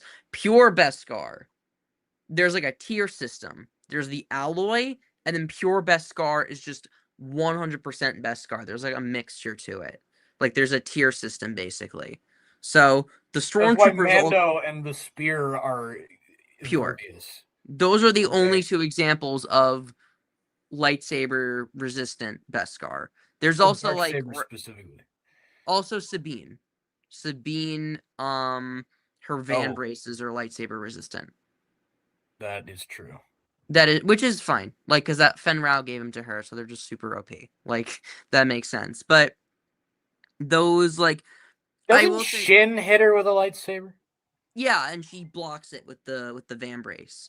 Okay, that's what you're referencing. Okay. Yeah. But anyway, let's move on. Sabine's blowing her freaking card. The main characters steal stormtrooper costumes. Why don't they just keep the costumes in the first place? Then they don't have to keep stealing them. Okay, very fair. Don't they keep them? No. Sometimes they do, but a lot of the time they just take them on the spot. Yeah, because like he gets like his own like the orange helmet. Like I remember, like in the Mandalore arc, he was wearing it. But that's like it won't blend in once you already paint it. So I don't know. That is kind of fair, but that's more of like a CinemaSins like that's like like it's totally fair, but it's not like doesn't really affect like the quality. It's just kind of pointing out, that's fair. It's like if they kept their armor like would the show really have like been a masterpiece to his eyes? Like I don't know. It's fair to point out problems, but like I feel like it kind of runs into the CinemaSins problem of like blending nitpicking with genuine criticism, and that's just like line becoming fully blurred, and that's kind of like the culture now of like this thing in this frame wasn't like the whole Stranger Things of like the dial wasn't the same color. It's like I just don't really care, it's not doesn't really ruin it for me. There are bigger problems, bigger fish to fry. Like Andor does it a lot too. Like I don't think like it's a cliche that annoys me a lot is characters getting their costumes stolen. Like that's not an issue for me. Yeah, They do that a lot in Andor. They do. Like Cassian gets the test pilot helmet. They do it in Aldani. Like it's they do it. They do it again in do they do it in Gorman? No, they don't do it in Gorman. They Clea does it. Clea huh? does it. Clea does it. Yeah, Puts on yeah. the nurse outfit, yeah. Yeah. They do it in almost everything. The Echo did it in Bad Batch. However, they Oh only yeah. did it Thanks for the hand. Thanks for the hand. They only do it once in Bad Batch though. Oh wait, they do a very inventive thing that I liked where they stripped their armor. That was cool. Yeah, that was neat. Yeah. That was something we never saw before. Where like And I like instead how of like just- even that doesn't like completely save them from being detected, because in the next episode there's like, so by the way, Clone Force 99, they broke into the base. Like Yeah, they yeah, know, yeah. like it didn't even Scorp- actually like, you know, completely obscure them from detection. Like they still knew it was them. It's well, yeah, just- no, there was that guard that Wrecker knocked unconscious, and when he woke up, he probably identified them.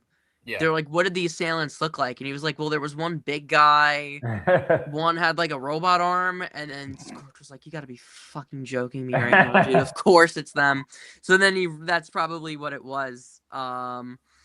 But yeah, like I liked that. Like the Last Jedi did it with like Finn and Rose. Oh yeah. They do it a And lot. BB-8 was in a Oh, box yeah. or whatever. I love that. Yeah, I yeah. love that because in that scene when BB-8 is like roaming around in the box, he's imitating a mouse droid sound effect. Like Oh, if I you didn't know if you listen closely, he's doing the boop boop boop boop boop boop. boop. He's like that's imitating the. funny. Okay. It's really. I remember back when I watched that, I'm like, he's doing the fucking mouse droid sound. It's because he's pretending to be a mouse droid. It's Right. funny because no one would know that that's what he's doing except like a diehard Star Wars fan being like, Except "That's the us. mouse droid sound." It's so funny. And I don't think Mando ever had them disguising themselves. I don't think that's. Except for season 2, episode. The clone, Oh, the yeah, turbo yeah, tank yeah. episode. They did do the tank episode. Yeah. So forget what I said. They have done that. The whole controversy about taking his helmet off or whatever. Ahsoka did it with Ezra, but that was like a gag. Yeah. I think. Yeah. Like, I don't think maybe the one scene I like in that show too.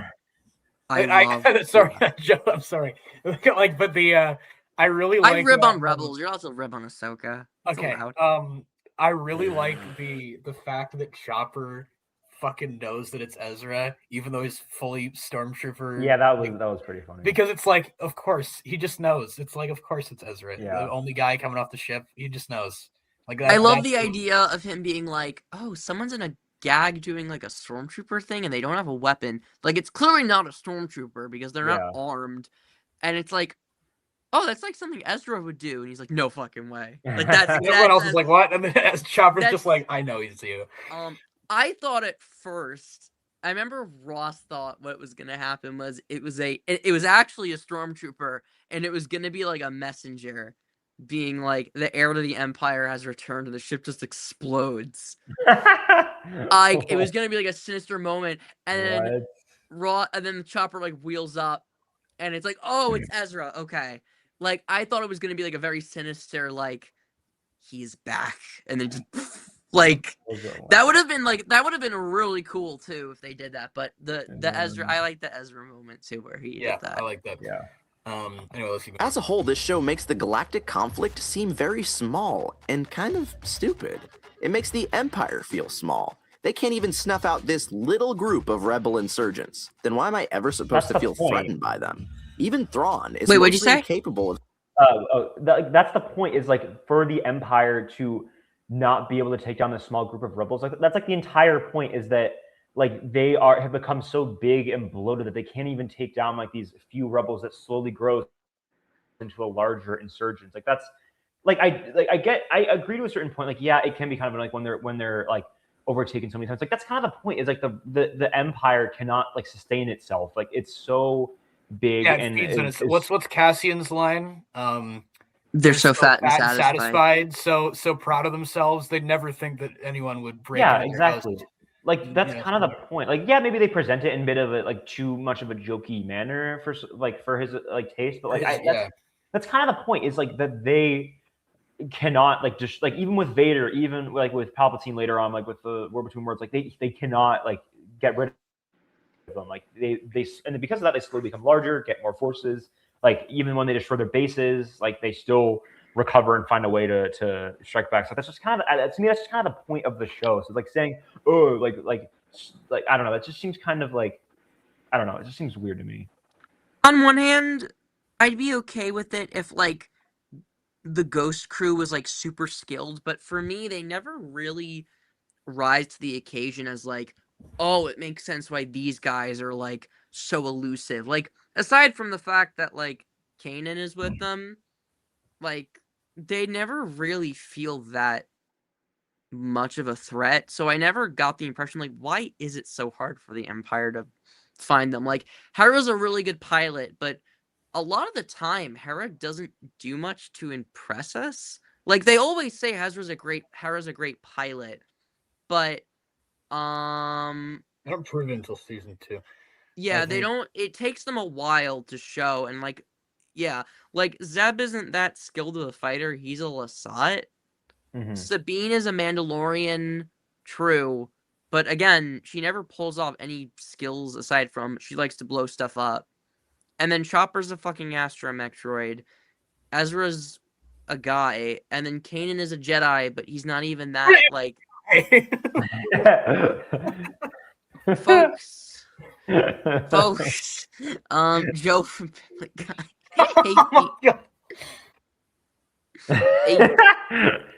Hey, Beater.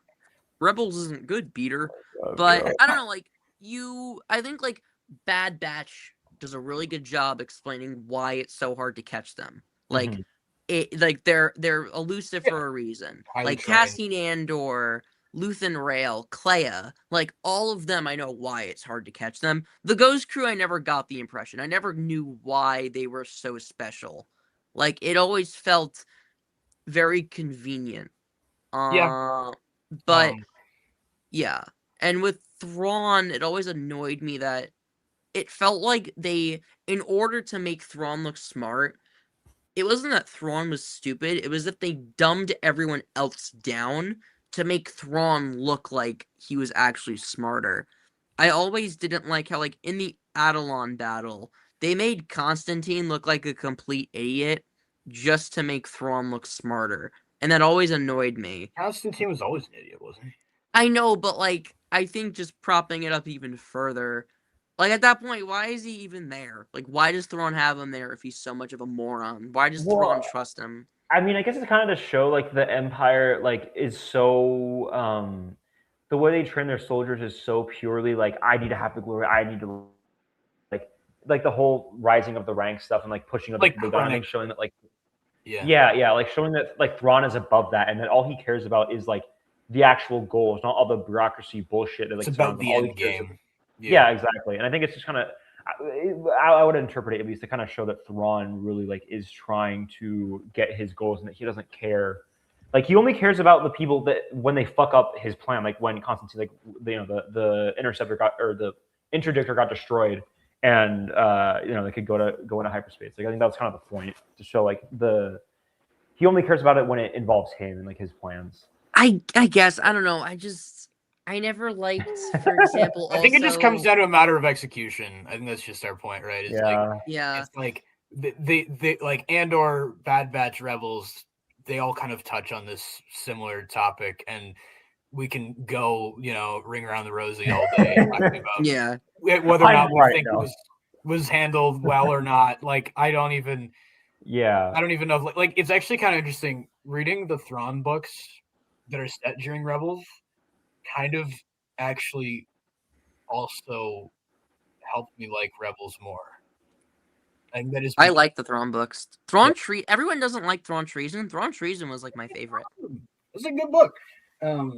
Yeah. I just like Krennic. I just like seeing Krennic in that. And it's like Krennic's like underling guy. He was a fun character too. Ronan. He was so funny. He was great. I love him. Knee surgery tomorrow. Oh my god. Wait, actually, Lucas, or are you joking? That's concerning. You know him better than me. So like, I didn't Yeah. hear anything, so I feel like he's trolling, but I don't know Yeah. for a fact. Yeah. So like, I was like, I didn't. I just took it seriously. I didn't know if you knew. Like, oh no, Joe, he's just messing with us. But It's a very Lucas joke thing to say. But I don't know. Anyway, yeah, I mean, we can keep going if you guys want. Yeah. 'cause I think- No, yeah, let's keep going. Let's yeah, keep but going. yeah, Stopping the I rebels. think my point, After yeah. Darth Vader fights Ahsoka, even he gives up on fighting the rebels. He just leaves the show. Why would he do that? Wouldn't they be more of a threat to him now? Wouldn't he have more of a hands-on approach to taking them out? Seriously, what's wrong with these people? The rebels aren't even that strong. They're not. Well, I think Vader only really cared about eliminating Ahsoka. Yeah. Like, wasn't that kind of the point? Like Ahsoka, like from the first scene where he shows up and he realizes that Ahsoka is like with them and she's alive. Like his primary objective is to deal with her. Right? Well, no, his primary objective was the Ghost Crew because he was fighting them. He only found out Ahsoka was alive at the end. Yeah, because He I was remember there to eliminate Kanan and Ezra. Right, Yeah, because 'cause he like- comes in at the end of season 1 and they say, oh, we're going to bring in him to deal with these rebels. But once Ahsoka, I think, comes onto the scene and he realizes she's involved, I feel like that is what becomes his primary motivator. Maybe I'm just getting into what isn't there in the show. Like I'm just subtextually making shit up. But that was like an interpretation that I had made about the story, but I don't know. I don't know. I would have just felt like especially since there are no Inquisitors left, aside from because, correct me if I'm wrong, all of them are dead after Malachor, right? Aside from when Jury's. does Jedi the first Jedi game take place? Because if it's before that, then like the big 10 Oh, years it's way before after, yeah. Rebels. okay. Yeah. Whoops. Then yeah, you're probably right. Yeah, they're probably all dead by this point. The only one who's up for debate is Maruk. But he's a cloud guy. Cloud guy, my boy. They're all clouds. But we I have a discussed sneaking this. suspicion that Maruk deserted the Empire at that point. I think that Maul, because people think he's gonna die in Maul Shadow Lord. I don't think that will be the case. I think that Maul. My little headcanon is that Maruk was friends with Balin Skull, and they deserted the Empire. Balin convinced him to desert the Empire. So, love. Wasn't Merrick, freaking Morgan's little, like friend? Possibly he was on Night Sister magic. He was on like steroids or something. That's why I thought he was mostly associated with Morgan and not Balin, but I don't know. Balin, well, we know for a fact that Balin knew who Maruk was because they were collaborating. No, but in the scene where she's like, "See to it that the hyperdrive engine is extracted," and Balin is like, "Maruk will complete his task." Like he says it like he knows Maruk. Like he's like, "Don't worry, like my guy's on it." He's a good little cloud boy. He'll deal with it. He says it like he knows Maruk's reputation and he knows Maruk will do a good job. So I'd like to think that Balin was friends with him. I like the idea of an ex-Jedi making an Inquisitor desert, an ex-Jedi and an ex-Inquisitor. Rise up. It's cooler to me. The Crow Nation rise up. Hell yeah! And that joke, Jack? Huh? Jack, do you get the joke? No. Okay, so I found out, like, I think I sent it to Joe. Like, there's this Instagram post, and it was like of a Funko Pop for the Inquisitor that Ahsoka kills in Tales of the Jedi with like the weird bird bone mask, and his name is the Crow. Oh yeah. His name is the Crow. So nice. now we just have this running joke of the Crow. So my friends like the Crow Nation rise up. God, that dude is so cool though. Like the single coolest Inquisitor costume. It is cool. He'll never be cool to me because he instantly dies and like literally gets on screen and dies in 2 minutes. Like we don't have to rant about that, but like he's gonna be in I know. Yeah, so hopefully that'll redeem him. But just like seeing how like I don't know, having the Ahsoka like half of the Ahsoka novel like decanonized and then having him like die immediately was just kind of like. Yeah, I don't know. I'm still holding out hope that that book is hopefully going to be brought back in and they can damage control, but I don't even think that they know what the answer I mean, is. because the Mandalore stuff was decanonized, that was decanonized. Like basically most of the book at that point is like there's some stuff, but like it's really a lot of it is like not. I am definitely happy unique. they decanonized that Mandalore stuff though, because that talk with Maul and Ahsoka is so fucking bad. Like it's written so poorly. It's so much more like intelligent and significant Yeah. in the actual arc with Maul's dialogue. Like it feels so corny and cartoonish in the Ahsoka book. Mhm. I still don't know Um, why they needed to make her lightsabers blue. Yeah, that was so like I liked that. It It's- was a nice moment for Anakin and I don't. Ahsoka. I agree, but also like literally no one else has done it. Like only Ahsoka and Anakin's bond was so strong that he turned the kyber crystals a different color. Like I don't know. Like, Well, I mean, because he picked them out for her, so it would make sense that he would get blue crystals because he. But his aren't they color's literally blue. just her lightsabers? And then he like yeah, because like they weren't destroyed. She just like dropped them when she was yeah. fleeing So in did he Coruscant, like right? deconstruct them just to put a new crystal in, or did he like I thought he changed change the the color color. of the crystal like Cal Kestis holding it up like this and turning it and magically changing the color? I thought the assumption was he got new crystals. I thought that they were maybe destroyed at some point. Like, because he says they're good as new, implying they were damaged. So I assumed In that the he got chase? new ones. Okay, Uh, I don't.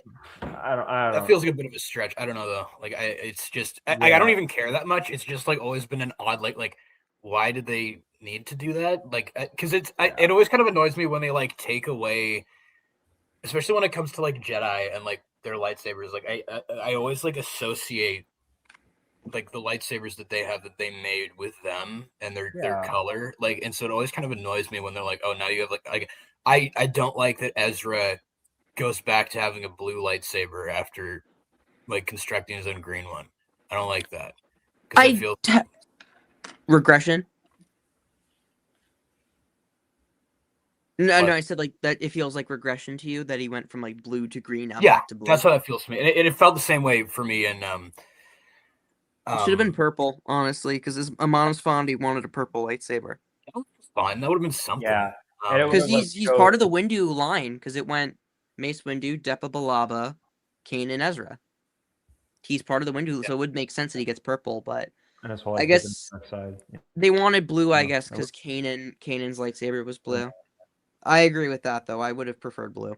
Yeah, and I take the I mean, I same would have issue preferred with Luke purple. in Last Jedi, even though it's like the force projection thing. I don't like that when he confronts Kylo Ren, he has the blue saber.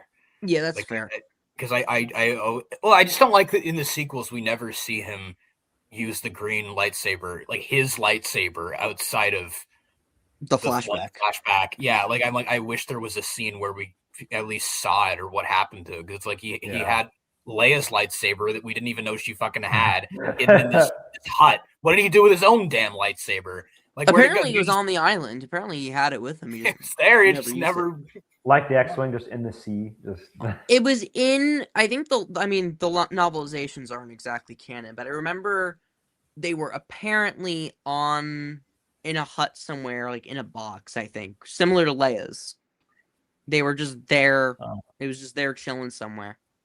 Well, because it's just like if they want it to be poetic justice, like Rey's going to fight Palpatine with the lightsabers of the two former Skywalkers. Why is it I'm taking Leia and Anakin's lightsabers? Like, why wouldn't it be I'm taking Leia and Luke's? You know what I mean? Like, I do kind of like the symbolism of Ben Solo using the lightsaber of his grandfather. Yeah, But I don't know if I think they should have just ignored Luke's lightsaber existing. Rey should have brought 3 sabers to Exegol. Anakin, Luke, and Leia. Oh my god!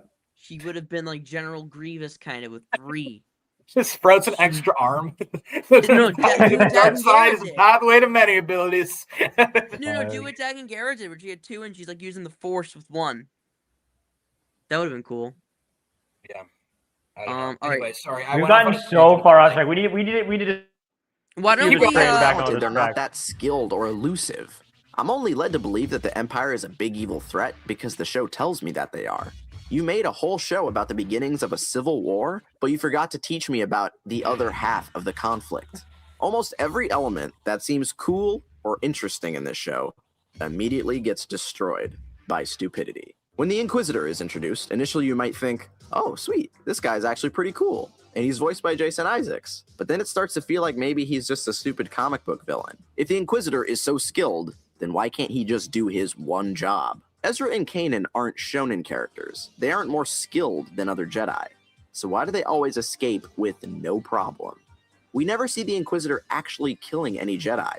So it kind of makes it feel like the Inquisitors in the Empire have a very limited reach. That they're not very... Like the point of the show isn't like to show the purge and like when all the Jedi were being killed. I mean, even that he wouldn't have been an Inquisitor yet since he was still a guard. But like I get it. Like it would have been nice to see him like do more and be more threatening. But at the same time, like I mean, we see that he got Luminara. Like I don't know. Luminara's corpse. Yeah, that was pretty scary.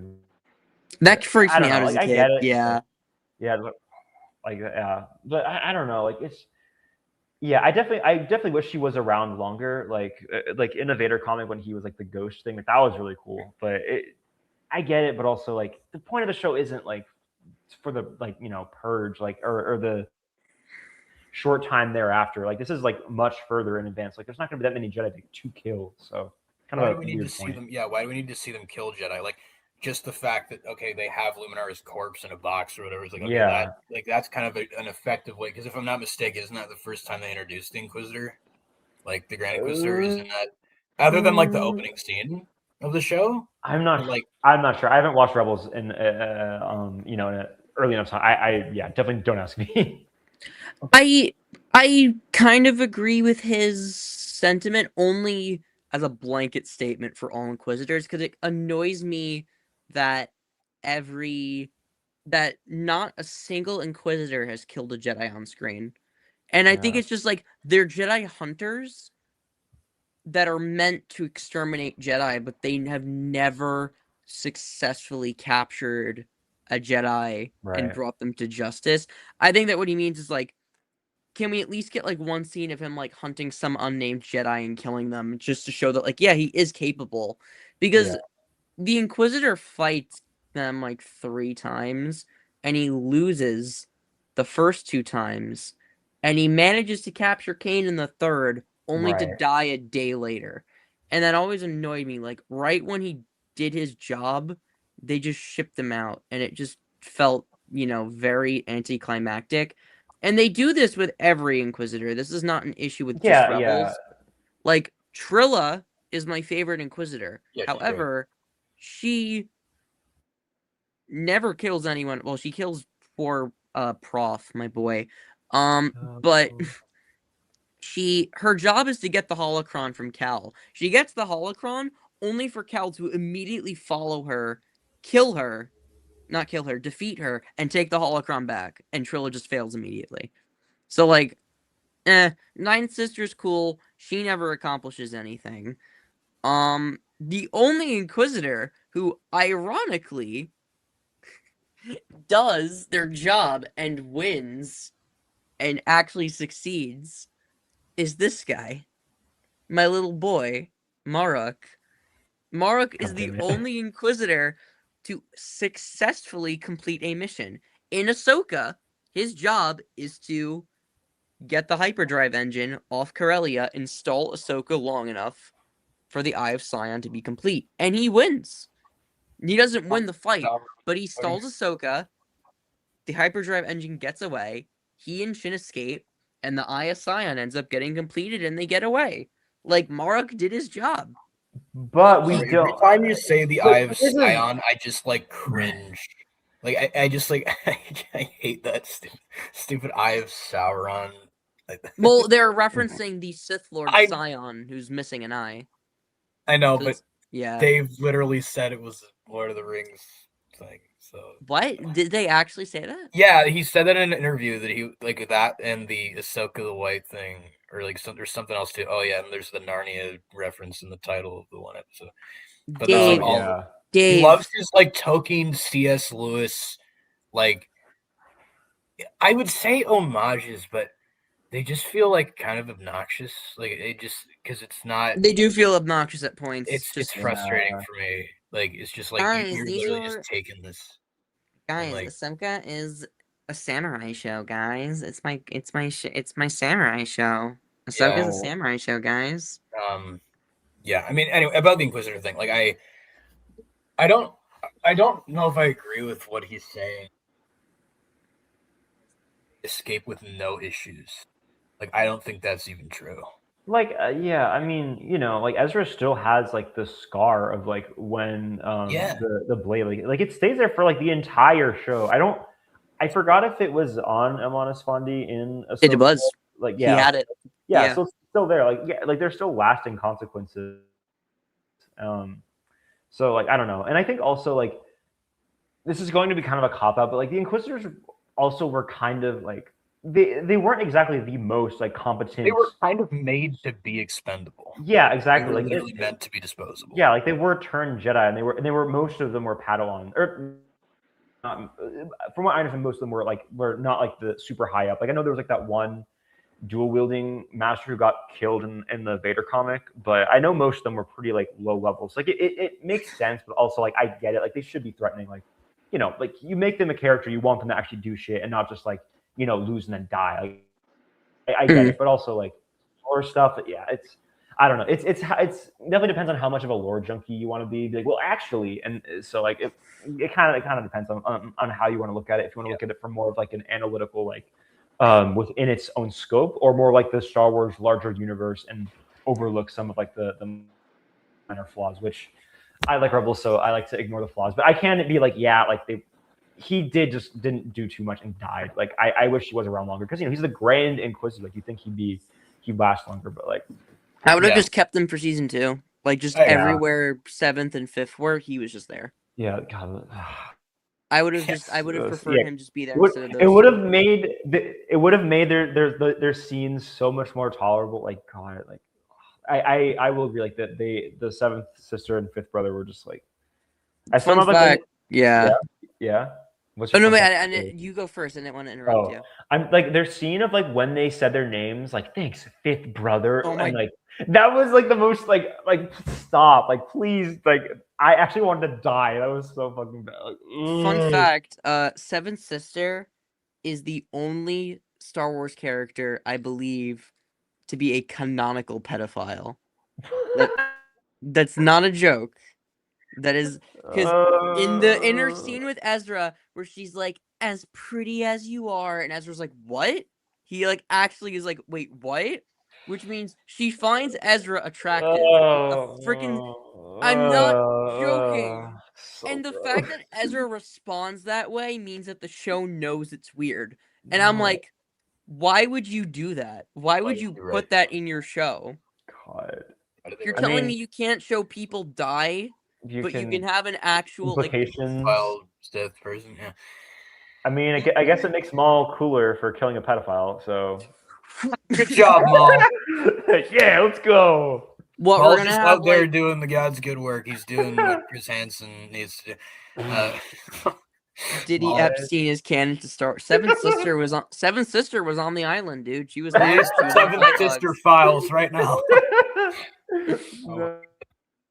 Let's keep going. Here. We gotta good at anything. Obviously, you can't have the main characters getting murdered by the villain, but you have to show that he's competent at least a little bit. Then, to make it worse, the original Inquisitor dies by the end of the first season, and he's replaced by fucking Team Rocket over here. These two are a weak facsimile I like that of any joke. coolness that the Inquisitor might have had in the first place. It's like in comic books when the main villain is killed and replaced by a lamer version of the same character. Nobody likes Hobgoblin. These new Inquisitors even tell Ezra that there are other Inquisitors just like them. There are many hunting you now, all intent on killing you and your master. So how are these guys so...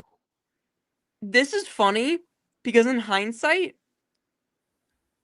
I don't think she's right. Because most of them are dead at this point. Yeah. Only them two. They're the only ones.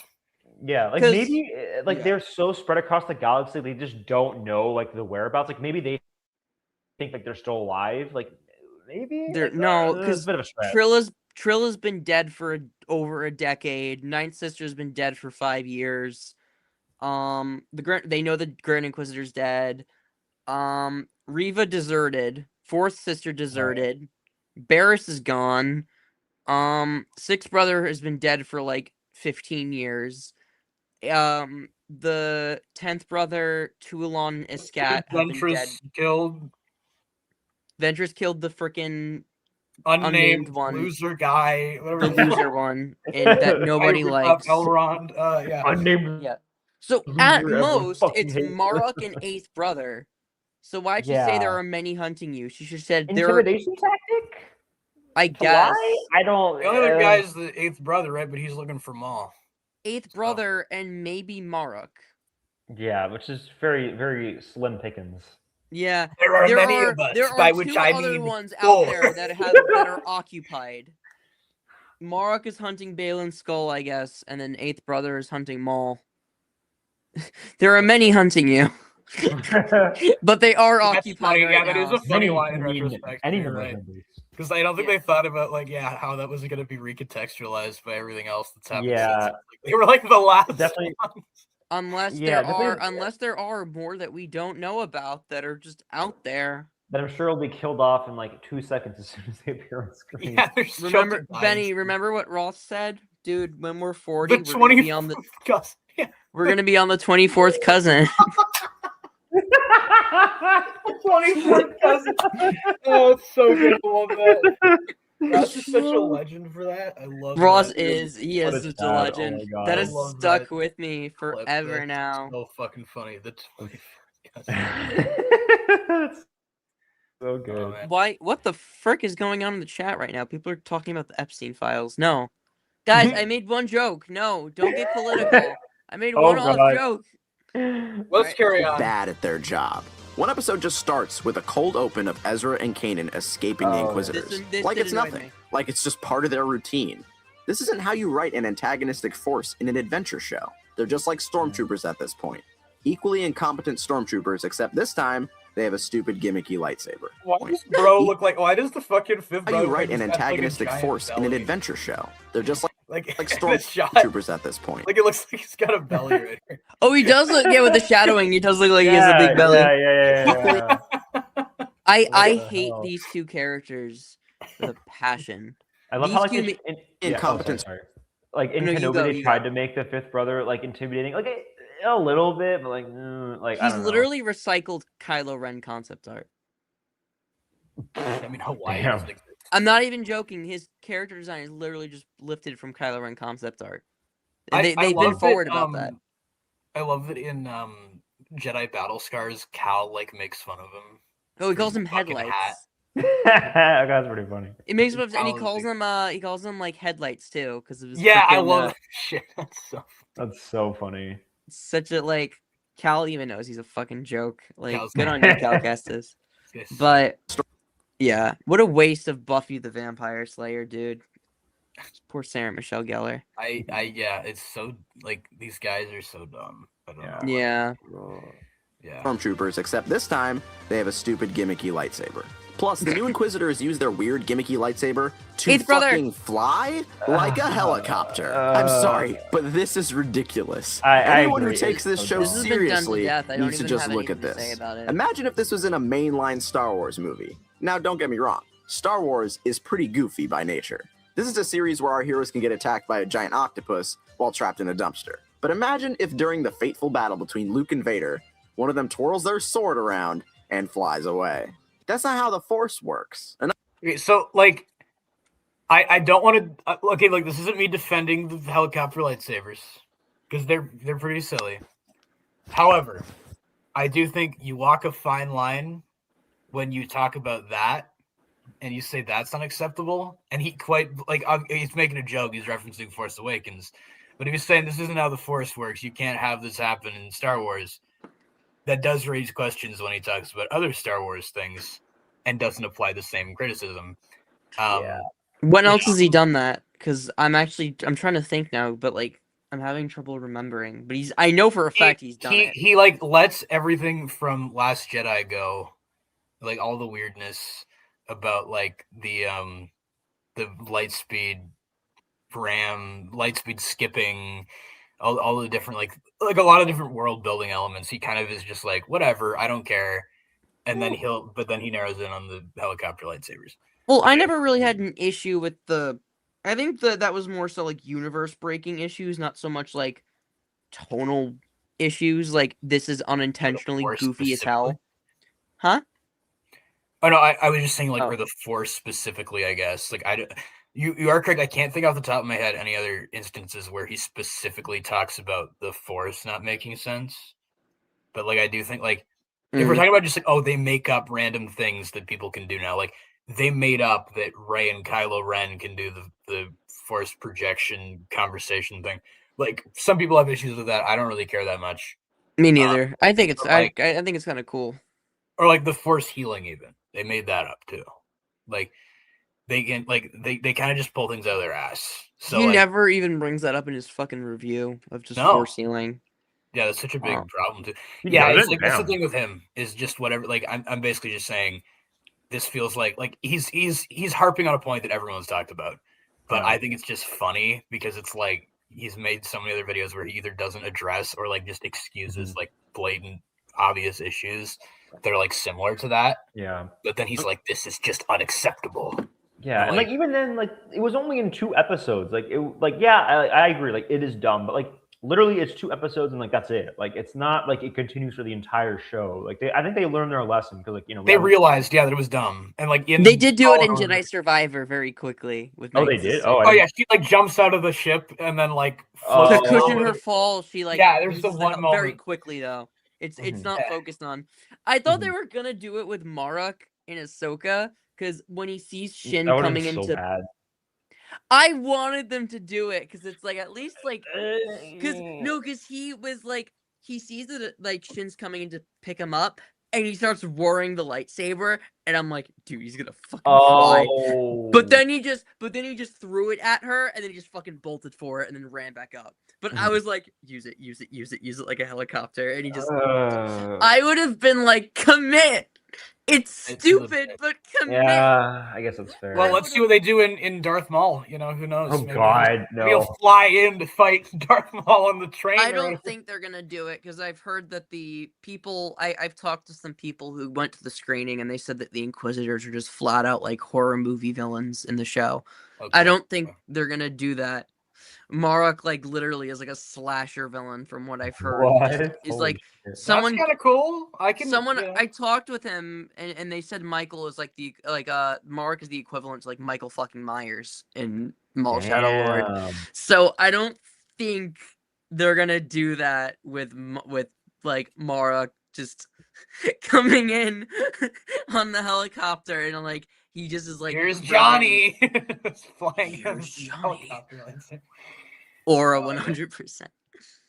That'll be All great. right, let's maybe why don't you do it to like 1.5x speed or something Oh yeah, so we speed can him like up a bit. yeah. Where just is like our- we can still understand him, but Yeah, I should have thought of that earlier. Thank no, you. it's okay. Let's Another see. example of interesting elements being ruined by the inherent nature of this show is seen with the clones. Now, in my Clone Wars video, a lot of people mentioned the fact that I Right. left out the clones, like the main thing in the Clone Wars. And that's because the video was pretty long and I had to cut some content for time. Originally, I had a whole segment written about the clones. Basically, the clones in the Clone Wars were some of the best characters in the show. You followed one small squadron of clones from as early as Season 1, and you watched their development all the way into the end of the show. They started off as cadets and eventually became elite troopers. Entire arcs revolve around them and their struggle to stand out among an army of people just like them. At its best, it was some pretty good storytelling. Now, at the beginning of Season 2 of Rebels, the Rebels meet with the old clones, and the possibility of seeing Captain Rex again in a new story is meant to elicit excitement from fans of the original show. When Ezra and the others find the clones, they're like old and crusty because of their accelerated aging, kind of like Solid Snake, and they're using an old Republic walker as a house. That's pretty cool. Plus, Kanan has a lot of tension around them because clones literally killed everybody he knew during Order 66. Oh shit, is this actually a cool scene? Are these cool concepts I'm seeing? Well, guess what? This episode is so amazingly dull that I was struggling to stay awake while watching it. Kanan gets over his Captain distrust with little to no problem. Here's the thing. Kanan should never fully get over the clones. He should always be a little wary of them. To top it off, most of the episode revolves around the clones and rebels hunting down a giant sand monster that they can eat for dinner. It's a video game side quest. There is no tension here. The second half of this arc features a battle with an AT-AT walker, but the damage is already done. Maybe just start off with the fucking AT-AT walker, the thing that may be a little exciting. Don't do the stupid. Overall, the deeper messages that this episode might Worm. offer are completely ignored, and that happens constantly with this show. There's absolutely nothing deep being said in this show. In Clone Okay. Do we have anything to say on that? Because I kind of do. Absolutely nothing deep is a bit of a very broad statement. That's a I wouldn't agree little with that much. either. I don't even like the show, and I think that's a very broad statement of saying there's nothing deep in it. I Yeah, guess I that's, just mean like I was asking specifically. Do you have anything to say about his point on the whole Rex plot? oh, like I don't don't know. like the clone episode with Gregor and Wolf. I think Wolf actually, for the most part, is like pretty much like not assassinated, but I don't like his characterization of like he tattles on them with the Yeah, I don't he like self- self-reports and then they get over it very quickly. Rex is like, "Bro, why'd you do that?" And then Wolf was like, "I'm sorry, I was trying to be a good boy." And then they just get over it very quickly. And then they never bring it up again, and then Wolf just leaves the show. Like, it was very odd, and I was not okay with the way that they characterized him. That's fair. Yeah. Yeah. There's enough wiggle room with Wolf because we didn't know that much about him Yeah. prior to that. But like now that we've seen Bad Batch and how he like fucking lets them go, Yeah. Yeah, like I would don't he- believe that he would do that. I don't believe that he would sell them out. Yeah, I don't. Yeah.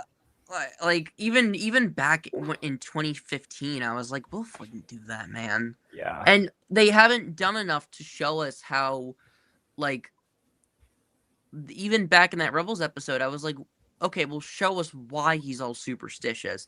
Mhm. Why is he afraid? Because he's all like, Jedi, they're back for revenge. And they never talk about it. And even to this day, we don't know why Wolf is superstitious because he's not. He wasn't even there to kill Plo Koon. Matthias! Oh my god. Matthias! Oh my I goodness. love Good old him. I Matthias love that coming boy. I love Um, Matthias. Yeah, I mean, Wolf is a weird case because they kind of, you're right, they don't really explore or explain his superstitions, and they also don't stick with that because when he's back in season 4, he's just like chill. Like they don't actually ever really talk about it. Yeah, they make a joke about the wolf pack, and then he just leaves the episode. He literally And he's is there like, to call him the Purgill, but that's about it. yeah, he's not even there for when Gregor dies, which like they're the last clones. Maybe he should have been there for that. I don't know. Yeah. Yeah, we can talk about Wolf all the live long day because My poor boy. They massacred my boy. Yeah. But I don't, on the point of like Kanan getting over the clones, like I don't know. I mean, like I guess you could argue like it was too soon, but I don't know. There were still episodes like when they like were in the shuttle, like and he was like, ugh, like there were still like episodes like where he didn't like trust him. Like it wasn't like immediate. Like, oh, actually, Yeah, it did take him a while. I don't know if I agree with So that. it's not like criticism. instantly after that specific mission where they first met him, he was it- completely over Rex. Like no. Yeah, they gained respect for him after they helped him. Or, like they went back for him, but like there wasn't like this instant trust. Like it took a while for them to build that. Yeah, Kanan and Rex had a cool friendship. I wasn't I liked it, I didn't really have an issue with them. Yeah, growing. I thought that was actually kind of pretty well. Yeah. Let's keep It wasn't Kanan uncommon to get constantly entire episodes devoted to a microaggresses. philosophy or concept. Some episodes had very little physical conflict, deciding instead to rely on other methods of resolution. The very first episode shows Yoda teaching clones how to fight with more than just their weapons. Not only that, but most of the time, episodes actually mattered. The plot was ever-changing, which is pretty impressive for an anthology series that is intended to be experienced in bite-sized chunks. In Rebels, it feels like each episode hits the same exact beats, and there's no message afterwards. There's nothing to take away from it. In each episode, the Rebels have to get some kind of advantage over the Empire. They make a plan that doesn't sound like it'll work, and during the plan, something goes awry, but by the end of it all, the heroes emerge with some kind of victory. This is how 90% of the episodes in the show go. It's a formula that gets very old, very fast. Like I said before, shows aimed at kids are fully capable of having deeper ideas in them. Avatar: The Last Airbender is a great example of this. The entire series is made with so much love and care, and the episodes can be enjoyed by those of all ages. It explores some pretty deep themes that other coming-of-age shows don't even bother to touch. Likewise, Adventure Time is one of the most popular cartoons ever made. Kids love it, adults love it, everybody loves it. And that's because it's surprisingly deep, with episode themes getting pretty fucking dark at times, or even really introspective. If just being born is the greatest act of creation, then what are you supposed to do after that? Isn't everything that comes next sort of a disappointment? Slowly entropying until we deflate into a pile of mush? I know that Western cartoons rated G to PG are capable of saying a lot with the limited workable space that they have. For Christ's sake, the show that preceded this one had more to say. In Rebels, the most complex idea you see is, should I be good or should I be bad? I don't agree. I don't Yeah. agree. I think that that's a very surface level approach on. Like what? Rebels needs to be Yeah. more like Adventure Time. Like what? Like okay. Like Or that- more like Clone Wars. Like, there's a reason they don't have cookies in the beginning of the episodes. Like, they're not like, yeah, it's they're not different it's shows. not Clone Wars. Yeah. Like, it doesn't need to have like every single episode needs to have like its own like little morals. Like, I don't know. I think Can't seem to detach there this can be from overarching morals.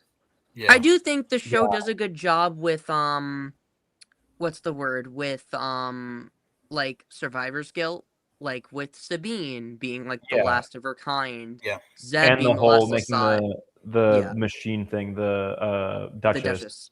Like what else? Like Kanan being the last Jedi. Like Yeah. Ezra being the last of his family. I think they do a good job with that and with Found Family. I don't agree at all Yeah. with that.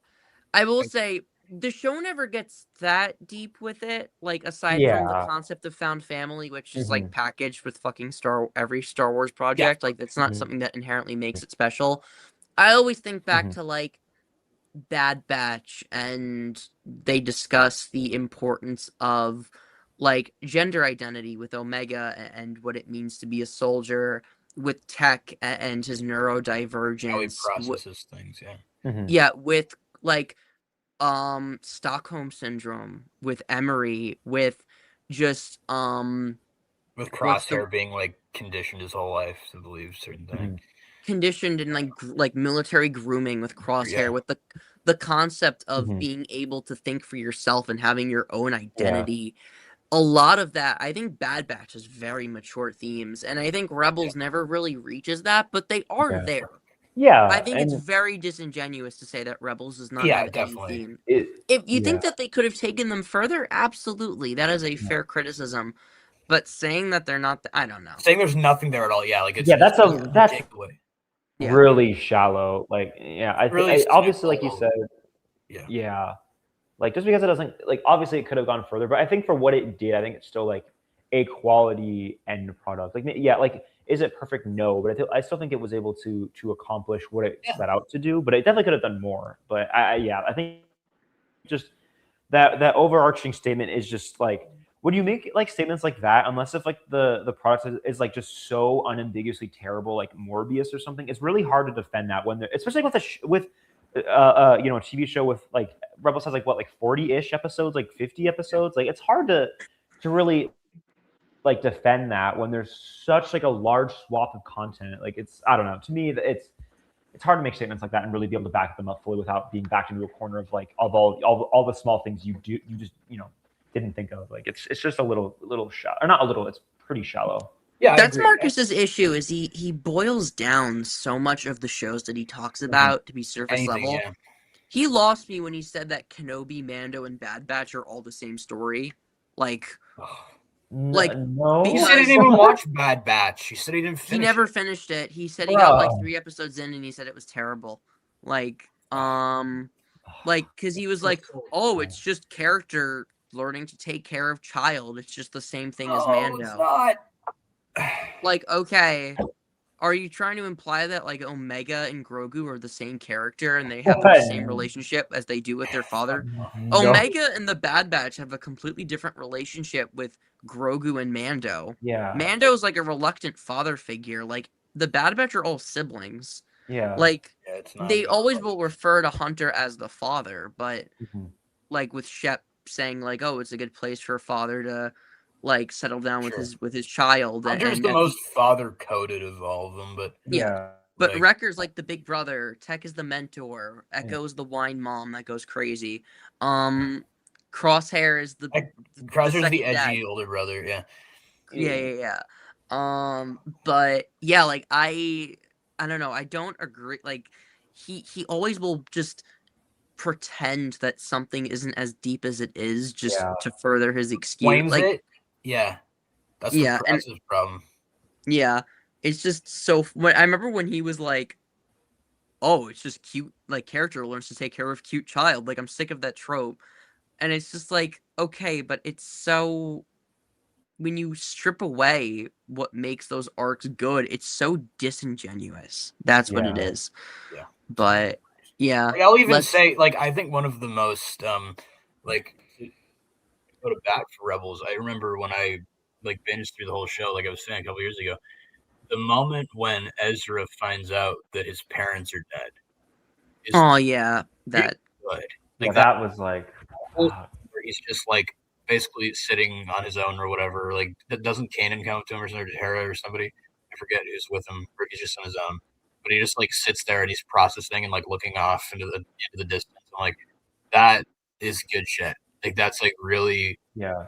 well handled, um, very thought provoking, very poignant, like just really good stuff. Yeah, especially when in the end when it comes in like with the whole like with Palpatine like trying to lure him with his parents back, like Yeah. you know, when he thinks they're alive, like it's. And I think like they could have easily like done a whole fake out of like, oh, actually his parents are alive. Like this is a very They almost weird, did that with season yeah, 2. Yeah. yeah. Like this is gonna be a very random comparison, but like Ninjago also did this like with their new character. Oh yeah, with Kai you're and Mia's right. parents. Yeah, no, I saw Yeah, that yeah, 'cause- season. I know what you're talking about with Yeah. Aaron or whatever. Yeah, because Aaron's he thinks they're dead, and then they're actually like alive, and it like just deflates all tension. Like they so Yeah, because they had a good like, scene of him accepting that they were dead, and then they were yeah, like, and then nope. they came back. Yeah, like Yeah. they could have so easily done that, but like no, they actually committed to it. They kept his parents dead, and like I think what made it even more dramatic was like they were alive when the show started. Like you know they died like you know off screen, but still like I think that also made it a lot more dramatic. Is like they weren't like dead like a long ago, like it like just recently happened, like it just was like too late, like just barely. So that's I don't know, to me that was really good writing of like they actually committed to a bit, and like they didn't just like, well actually like they kept it and they you know brought it back later. Like that was something that was really well done. And I feel like if you're listening to Cosmo's points like 100%, like you would not gauge that at all from what he's been saying. No, Yeah. like, you wouldn't be able like if you hadn't seen the show and you didn't pay attention or anything, like you wouldn't know that these. That's what I don't like is he said at the beginning, I want to like bring awareness for people who maybe are interested or don't know, and I'm like, that's your problem, dude. Is you say that, but then all you do is like disseminate misinformation. Yeah, like he basically just fucking lies. Like that's what I hate. Like I hated that about his Hobbit video too, where he just says, "Oh, they made this up," and I'm like, that's in the book. Like, and you're like, he's talking about how much he loves the book and he's read the book and all this, but he hasn't read Lord of the Rings because that's for nerds. Oh my god, bro! And it's like, what the fuck are you talking? But he's saying, oh, they made up that Thorin has dragon sickness or gold sickness, or I'm like, no, like he calls it a made up fantasy movie disease, and I'm like, it's in the book. Like, I don't know what to tell you, man. Like it's just like he just lies. Like he just says he's just like, I'm just gonna say whatever to make it sound worse than it is. Like that's like this video is like Star Wars Rebels sucks. The Hobbit video is like why the Hobbit trilogy sucks. He never explains why it sucks. He just says it's not the book. Yeah. It's like, okay. And in this, he's basically just saying it's not Clone Wars. Just like, yeah, no shit, dude. Yeah, that's the point. Yeah, it's not.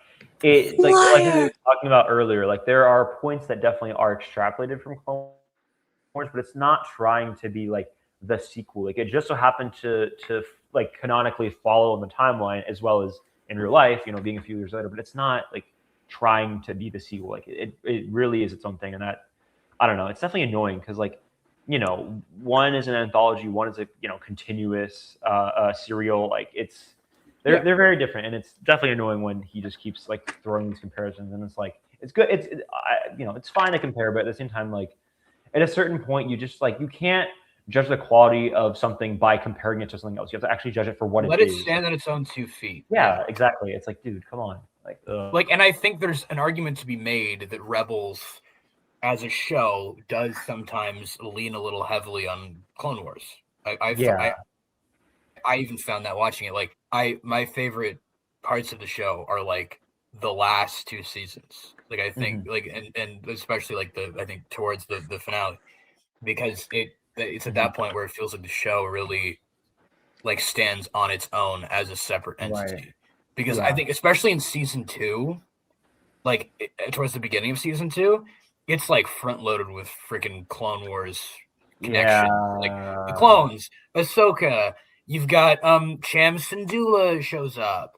You like and he's Hera's dad. Like all these elements that they were like which aren't like illogical. Like I don't have a problem with that.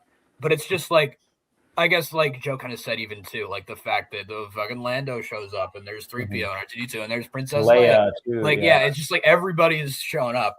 And it does feel like a little bit reliant on these ideas. Or even like, I think I even heard someone talking about the score too. Like Kevin Kiner relies a lot on original trilogy motifs. And then when you move into the later seasons, like he starts writing, like Kanan's got his own theme.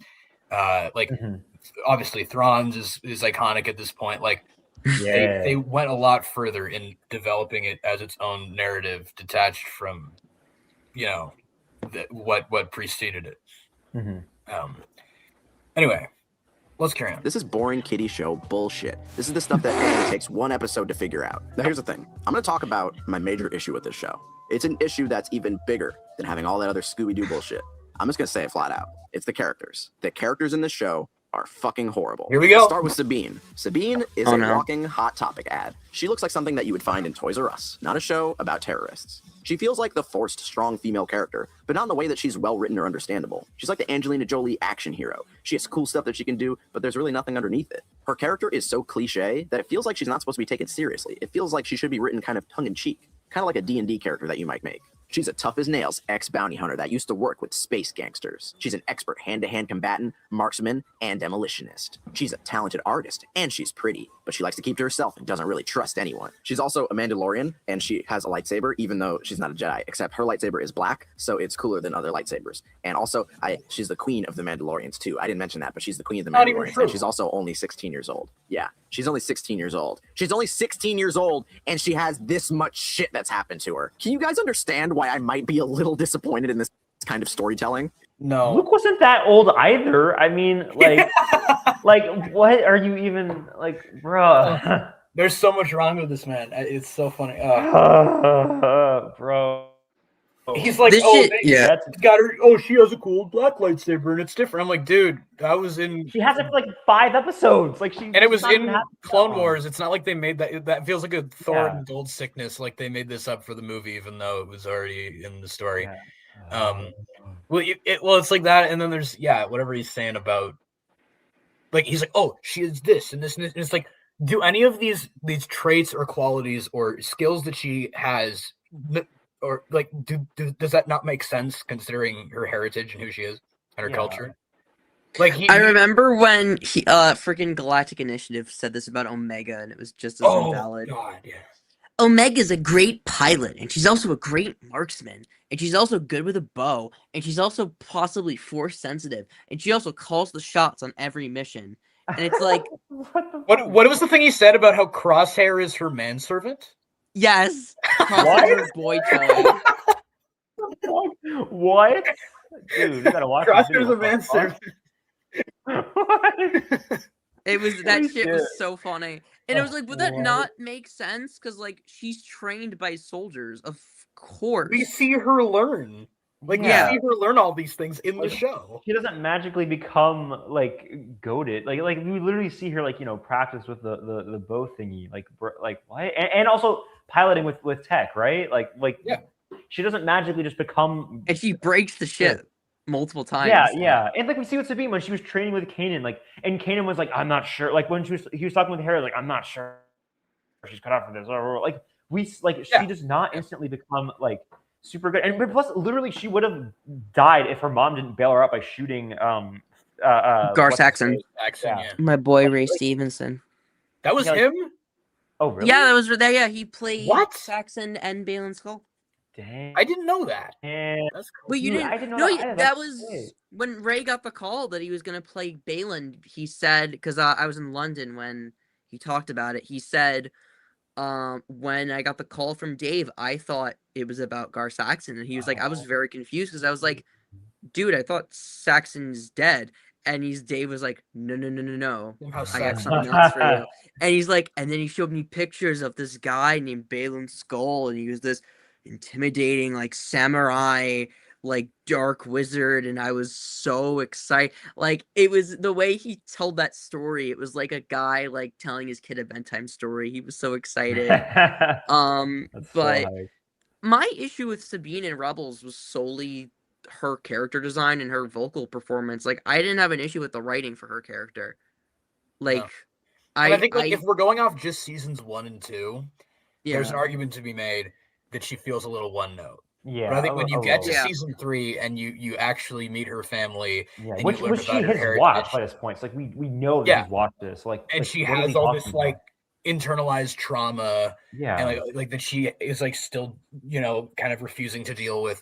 Like when we actually get to that, I think she becomes like, and they had foreshadowed that obviously with like when they met Fen Rao, and like there were elements like they had planted the seeds for it, but I think they like explore her much more deeply in the later seasons. yeah. Like I think it's like I know this is like season 4. He hadn't watched season 4, but like especially like when But even season Kanan 3. died, like when him or her and Zeb like went out like to beat up like blow up like some shit because like they were just like so pissed and like they beat up the Rook. Yeah, like that was like I don't know, that I think that really showed like they like how like she processes things. Not just like, you know, every single explosion like, you know, was because of that, but I don't know. I think it was interesting how they still like developed some of her mannerisms into like just guilt and just overall like grief. Like I thought that was interesting too. Like that's I agree. I thought that also developed her too. So I don't know. Yeah, I actually hadn't even thought about it. That's a good point. That's actually neat. I do like that.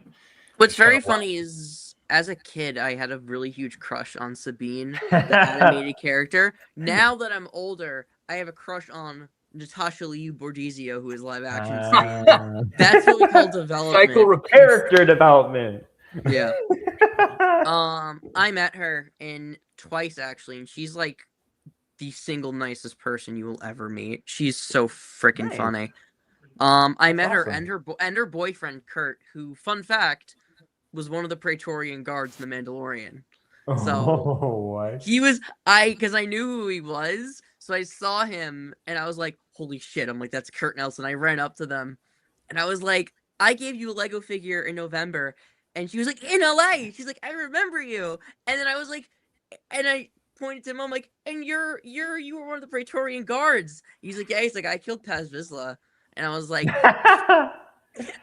but she's like so sweet. Like I will like always appreciate her like as live action Sabine Wren. I know people really don't like her, but I'm like always gonna like, I will defend live action Sabine until the day I die. So it's like Natasha Leo Bordizzo, and then you've got what's his name, Kurt, and then it's like Rocky hate Kurt.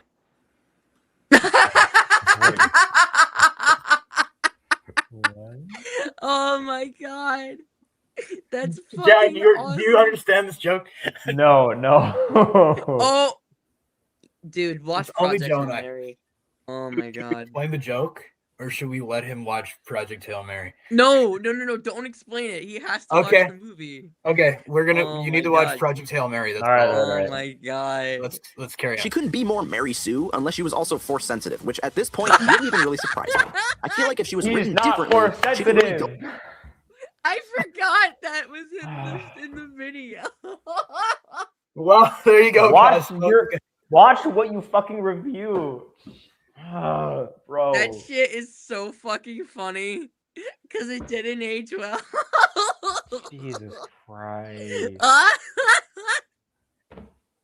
And then he says in one of his new videos, like he's like, I predicted this. I was a prophet. I'm like, fuck off. Did he say that? Yeah, he said that in like I think it was his TV show, like in one of his recent videos where he's like reviewing old reviews, and he's talking about like the Rebel stuff, and he says he's like, I was a prophet in this video because I predicted that, and he also said this is the one video where he stands by everything he said in it. What? I'm like, okay, this is interesting. You know that's when that like video is gonna come out for fucking Ahsoka, and he's just gonna literally be so fucking insufferable during it. Because I guarantee you, all of his hatred toward Ahsoka is just because he doesn't like Rebels. It's just because he just doesn't like it. Yeah. Like, it's not gonna be anything valid. It's just gonna be him being mad of, Sabine. Because I remember when he was saying this was after he said he liked The Acolyte, and he like watched it, And Oh yeah, also he gave it a 6 out of 10. Fucking Jesus. 6.5 out of 10. And he also Ooh. said Jedi Survivor is a bad story. This is in the Oh, same breath. What? He's like, I like Oh. Jedi Survivor. He's like, it was kind of glitchy, and the story was kind of bad, but like it No. was kind of fun. What? And then someone in the comments was like, "Did you watch Ahsoka?" He's like, "I couldn't get like one episode in." He's like, "I saw Sabine on a fucking like bike listening to the space version of Bad Reputation, and I turned it off." He's like, I the minute I saw her, I had to turn it off. Like I couldn't finish it. Just the mere existence of seeing her just enraged him. Like so dumb. I mean, I don't like Ahsoka, but not because I don't like Rebels. Like, I didn't. It's also just like bias bad as- mouthing the Kiners. Like Yeah. no. Do Wait, not bad mouth. Did he badmouth the Kiners? Well, because he was like, "Oh, it's the space Bad Reputation." Like Oh fuck yeah, that's stupid. No, that's a good song. Yeah. Or the- Iggy Akaza, really Yeah. good. It's I a love cool- that song. Yeah. That's mean. Yeah. No, Yeah. don't That's disrespect mean. the Kiners like that, man. Yeah. Places, but she doesn't. When I was at Star Wars Celebration, I saw a ton of little girls dressed up as Sabine, and I admit, that's pretty cool. I know that there are a lot of people who really like her. My own gripes with this character stem from the fact that I expect better writing. I feel like Sabine is marketed towards young girls so they can have a cool action girl, but I feel like Hera gets shafted when she's the better role model and a way better character. In fact, I do she's one of agree the with best that. characters in the show because she acts like a real person. I don't know, maybe I don't get to decide what little girls are allowed to find cool. Either way, Hera is a much That's more interesting such a female funny lead. That's because sentence. everything she achieves feels earned. She feels like more of a real person, not an action figure. In fact, Kanan and Hera are the only characters that I actually like. Whenever they're separated from the others, their characterization is a million times better. Without a bunch of weirdos and kids around them, they can act like adults. They can be in stories that don't involve this Scooby-Doo bullshit. I really like the fact that they're dating, solely for the fact that it's treated like a real relationship. We don't need prequel tier dialogue about how much they love each other. You can see that in their actions. Honestly, if this show was just about them, I would like it way more. Kanan's character concept alone is compelling enough to drive a whole show. A surviving Jedi Knight on the run from a military force that wants him dead? When Kanan's character was first revealed years ago, I thought the show was going to be about him. I was pretty disappointed to find out that that wasn't the case. Ezra's presence in this show just makes things messy. Giving Kanan an apprentice like Ezra honestly holds back his character. He becomes a plot device for Ezra's development, and as such, Kanan rarely gets much attention himself. And when he does, it's still pretty interesting. But everybody in the show is dumb at least a few times, and some people are dumb a lot. Bruh. Okay. So, that shit is so funny. Some people are dumb a lot, like you, Marcus. Oh my God. Sorry, man, but like, I don't know what to say to this. Like, Damn. Like literally, like such a big part of the show is that Kanan and Ezra complement each other, and they make each other better. Like that's one of the biggest like points of the show. Like, yeah, bro, like. I agree with him that Kanan is like a good character and one of the best characters, but I don't agree that, like Ezra holds him back. Like that's stupid as fuck. One of my favorite lines is from season 1. I remember when he was like, he wanted Luminara, and he said something like, I wanted you to have the best apprentice, and Ezra says, I don't want the best apprentice. yeah, I don't want the you. best master. I want you.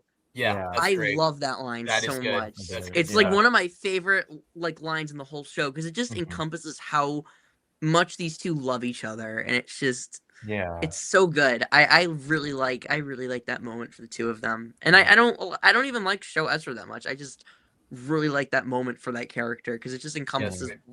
It's just the pure innocence. Yeah, and I think expanding on like the whole like relationship between Hera and Kanan, like that, I think it was either season 3 or 4. Like I think it's season 4. Like when they're in their when they're in their like generic like civilian outfits and like get pulled aside, like in the alleyway, and then like they're talking. Like that scene was also like really strong too. Like that, like their relationship is really well done. Like especially in season 4, like it's so good. That scene got ruined for me because I remember I read a comment where it was like, because Kanan says like, "I wish I could see you," and someone replied to it with like, "Kanan, I've looked the same since season 1." Because Harry's like the only character whose model didn't change. Yeah. I know technically it did. She got like a new vest, but that shit's so funny. The only thing that like tarnishes I've talked to Joe about this. Have you read A New Dawn, Jack? No. I haven't read that much Star Wars stuff. Okay, no. because the book A New Dawn, which is like about Kanan and Hera and how they meet, it's really fucking weird. Because in that book, Kanan's like kind of a creep. He is. How Yeah. so? Like the how way are we that talking? the way that they write him and the way he's talking about Hera is really weird. Oh Like, god, is it like a it's weird like very like lusty weirdly way? sexualized and like Oh god. yeah, and it's really, and even like his boss is like attracted to her for some reason. Like they're all just obsessed with like Hera and how beautiful she is, and it's just like, what? Why did you write this? And the thing is, like, I don't even hate that book entirely. Like, there's that one Glove Shadow character that Miles loves that I also like a lot. Yes. Yeah. The Um, Celestine. Yeah, there's like Zelunia. She was like the saving grace of that whole fucking book. But like there were like okay elements in that book, but I will never get over how they like kind of like freaking wrecked my opinion of Kate. Like, I'm like, why is this how they meet? Like, why is it like he's like a weird creepo man? Like, I hated that.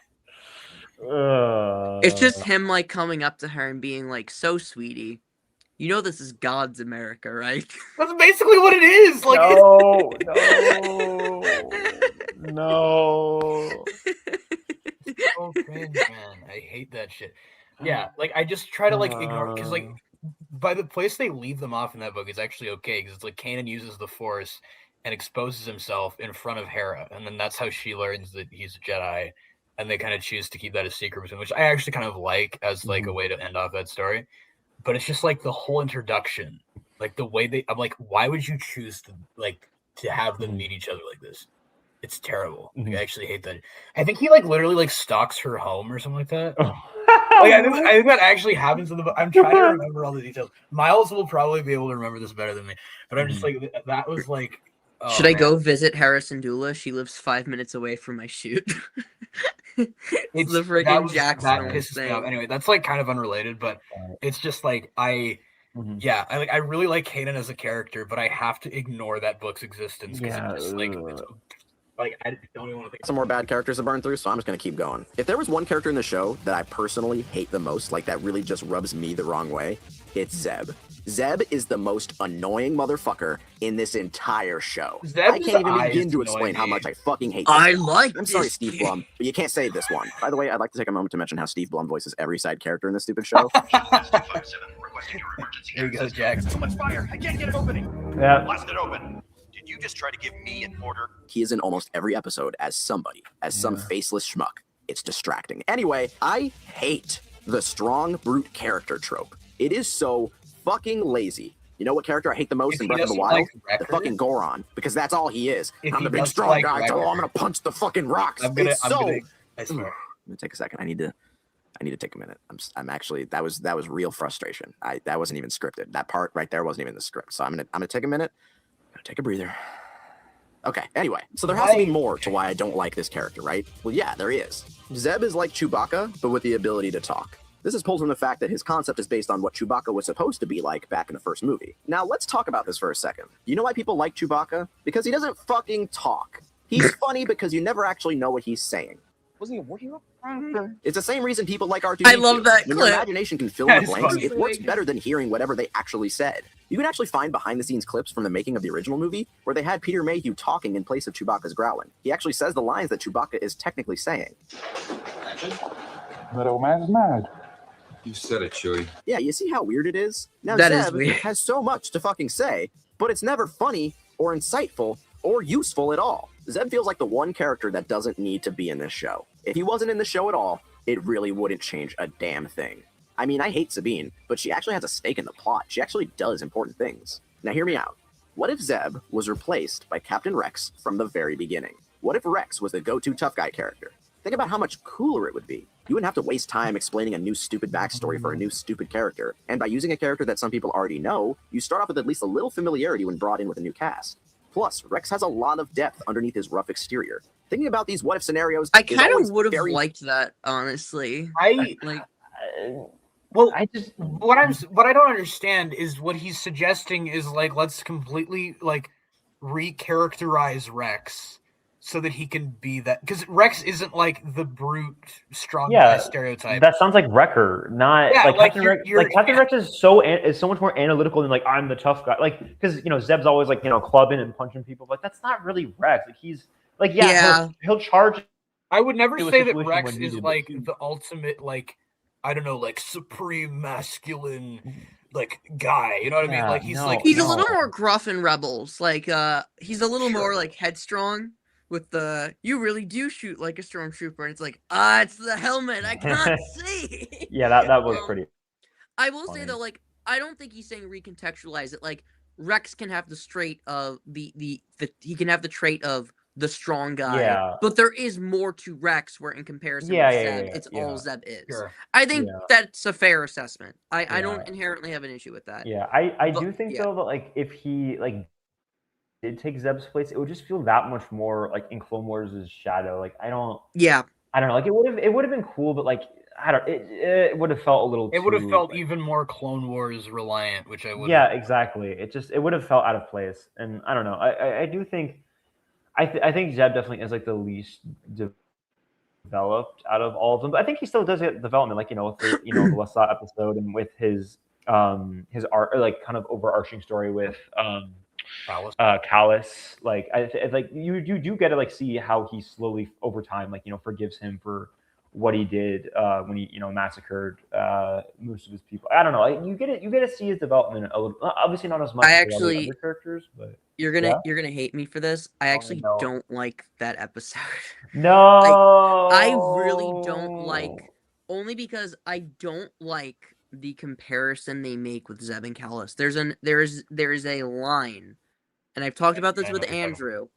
There's You a talk about this line with that, me. yeah, there's a line that Zeb has where he's like, you can't judge all Lasats the same or something, and then Callus is like, the same that you do with all Imperials, and it's meant to be like a checkmate, bitch. However, someone's ethnicity and species is not comparable to someone joining a fascist regime. Fuck Fascist, off, being a Callus. Nazi. Yeah. It's like, It's not the same about the Nazis. yeah, like, fuck off, like, I hate that line so much, and it's meant to be like like, wow, Callus made a good point, but no, not really. Aside from that, I do like the episode. I think it's fine. I just that line really irritates me. That but is fair.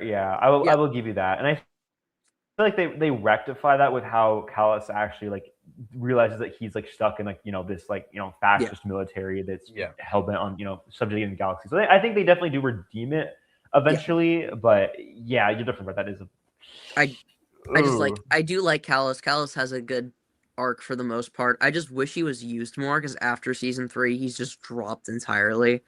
That really irritated me. But like, I don't know. I also think like they skirt over the fact that he genocided an entire race by having him meet the Lasats at the end of Rebels to be like, see guys, he didn't kill all of them, so it's okay. He killed some of them. He killed like 80% of them. Like, that really annoyed me, to be like, guys, Callus is exempt from his genocide because it actually isn't genocide. Like, what did I compare that to when we talked about it last? I was like, it's like if like fucking, I forget what it wasn't. I feel like it was like, right now I want to say it's like Hitler being like, here's like like, I don't think you made a real world coven of Jews. There's still a few that are alive. You didn't make a real world comparison. I think you did it with a Star Wars, like a fictional, like Marvel. There was a character. Yeah, it was who was it? I don't remember. I feel like it was like a Bad Batch person. Oh, I think it was maybe like with like Oh, Cyril. Yeah, it was like, I didn't kill all the Gormans. There's actually Gorman number. There's Gorman 2, the sequel. No. There's a ton of Gorman out there that are still alive. No. Like, it would be like that, but Deidre escapes Narkina 2 and she goes to meet the Gorman. That would have been funny. And then she was accepted as one of them. Yeah, that's really funny. Yeah. He was accepted as one of the Lasat. I'm like, yeah, I mean, that's never gonna happen. I'm sorry. The guy didn't. Do you think we're gonna see Callus at some point? Good question. I really hope. I don't think it'll be the actual voice actor because, fun fact, he's actually black. Yes. I'm actually seeing he's in a horror movie that just came out. It was called like Rebirth or something. Ooh. I'm gonna just every time I close my eyes, I can just hear Agent Callus talk. So Let's I'll let you guys go. know how that is. But I think they're gonna go for like I want Jensen Ackles to play him, the soldier boy from the boys. But I think he's a little young. He's a little too innocent looking to play Callus. I think like Wyatt Russell could work possibly, but oh, that would be great. Dude, that'd be hype. I think they're probably, if they're gonna do it though, they're gonna cast someone who's a little lesser known. Which So I think the reason I say Jensen Ackles is because he's not as wide known as Wyatt Russell is, but I think it won't be either of them. It's gonna be someone who's a little more low profile, like Amon, who is Ezra, like someone who we don't know as well. But let's continue. I don't want to keep looking at Rex's frustrating. stupid I just face. want this show to be good, and I haven't even gotten to the worst character yet. The objective worst character in the whole show. Let's talk about Ezra Bridger. Space Aladdin is the main character of the show. I have seriously never met a single person who actually likes Ezra. Even people who are hardcore fans of this show hate him. But why is that? That is the such fact a is that this character is blanket actually fucking holding the statement. show back. He symbolizes a lot of the problems that it has. Object, there This is boy no has proof. gone through the most topsy-turvy character arcs I have ever seen for a main character in an adventure show. I cannot for the life of me pin down any solid, unwavering, concrete character traits for Ezra. I guess you could say that he's a good kid who wants to do the right thing. Sure, whatever the fuck that means. Some episodes he wants to help innocent people, but then a few episodes later, he'll argue against getting food and supplies for civilians because it's too dangerous? What? Make up your mind, asshole. What is this in reference to? Can either of you explain? I don't remember this vividly, but I like you him. have to I have the like same opinion him. no matter what situation. What the fuck? I like him just completely just ignoring like subtext and like the actual like scenario itself and the context surrounding it. Just being like, you have to always agree. We have to always help civilians, no matter the circumstances whatsoever. Remind me what the context is. Like, what was the context of this? He's not. He never. I don't know what scenario he's Jack, talking do you remember about what he's here, referencing? so I No, don't it's been way too long since I watched the show. Okay, because I'm trying to remember. I was counting on you to have the Rebels like hard drive back up. Sorry, I'm like, holy I shit! also Andrew's in the chat. What? What up, gamer? Andrew. Yo, I saw the I saw the loose profile and I was like, I know that white boy from anywhere. How's it going, Andrew? Good to see you. Very basic Andrew, do you remember what the Cosmonauts are referencing? He's referencing the saying Ezra's an asshole because he doesn't want to run food and supplies for innocent civilians because it's too dangerous. But I have no idea what scenario he's talking about because it's such a remember what episode statement. this is. Yeah. I don't think because he's showing a season 2 clip because Kanan has the battle damage on his little shoulder pad. I got an order for a loose at work today because I was like, I'm trying to think. Like season 2 is. I'm pulling up Disney Plus right now. Was it like a Ryloth something like? No, not Ryloth. We don't go to Ryloth until season 3. Was it the Lothal one where they have to like save the No, the Hammerhead it was just about the Hammerhead Corvettes. They were just trying to Dog, this is the first time that I've ever pulled up Rebels on Disney Plus voluntarily. Alright, season 2. Not Siege of Lothal, not the Clone War. No. This is literally. This doesn't apply to a single episode in season 2. He just made shit up. Make it. Yeah, that's great. Thanks, Cosmo. Marcus fucking made shit up. Good job, dude. Yeah, okay, it doesn't matter, Andrew. Don't worry. He just makes shit up. Or the B-roll doesn't just miscontextualizes every single thing he talks about. Good job, Marcus. Yeah, and like I don't know, like just like your characters are allowed to have like different opinions. Like I mean, like I don't know. Yeah, it's kind of what like makes character dynamics interesting is when they have different perspectives. yeah, like if they just had the same, like, if they did the same exact thing every episode, that'd be boring as fuck. Like, you need to actually have your characters be challenged and actually like challenge their surroundings and not just like do everything how you think they would. And plus, Ezra's a kid too. Like, he's developing his morals, and he's in like a pseudo like war, like, or not a war, but I guess like a conflict. I don't know. You know what I mean? Like, they're in a very like challenging, disadvantageous position. Like nothing is ever going to be simple. His Like, I family don't know. died. Yeah, it's like he's going through a lot. Yeah, so it's just, I don't know. That's just really rubs me the wrong way. It's Yeah, like, dude, I don't come like it on. either. Anyway. Also, what confuses me is he never brings up Chopper. Of Oh these yeah, characters, which, like, I get it. Like, Chopper's not the most like, Chopper isn't the most dynamic character, and he's like the mascot. I get why you wouldn't bring yeah. him up. It's just funny where he's But he like, still oh, is a all the character. characters in the show fucking suck, and he just doesn't bring up one of the main six. It's weird. Yeah, that is a little strange. Yeah. I mean, I don't know what he would say about Chopper. Like, I think he Probably- says more later, doesn't he? Or in the next he video. does. He says that it doesn't make sense for Chopper to be in Twin Sons, which I do agree with. I think that I don't like that inclusion at all of Chopper being in Twin Sons. But Let's just hear. Acts however the plot needs him to act. This goes Okay. for just about every character in this show, but he gets Quarry! worse. I love Honestly, he never gets any better either. As annoying as he was in season 1, at least he was consistently annoying. Ezra started off as an annoying kid that nobody likes, and he has remained an annoying kid that nobody likes. If you want to see how this show can just take a character and let them ruin something nice, then just look at the Twin Sons episode. This episode was marketed as the final showdown between Darth Maul and Obi-Wan.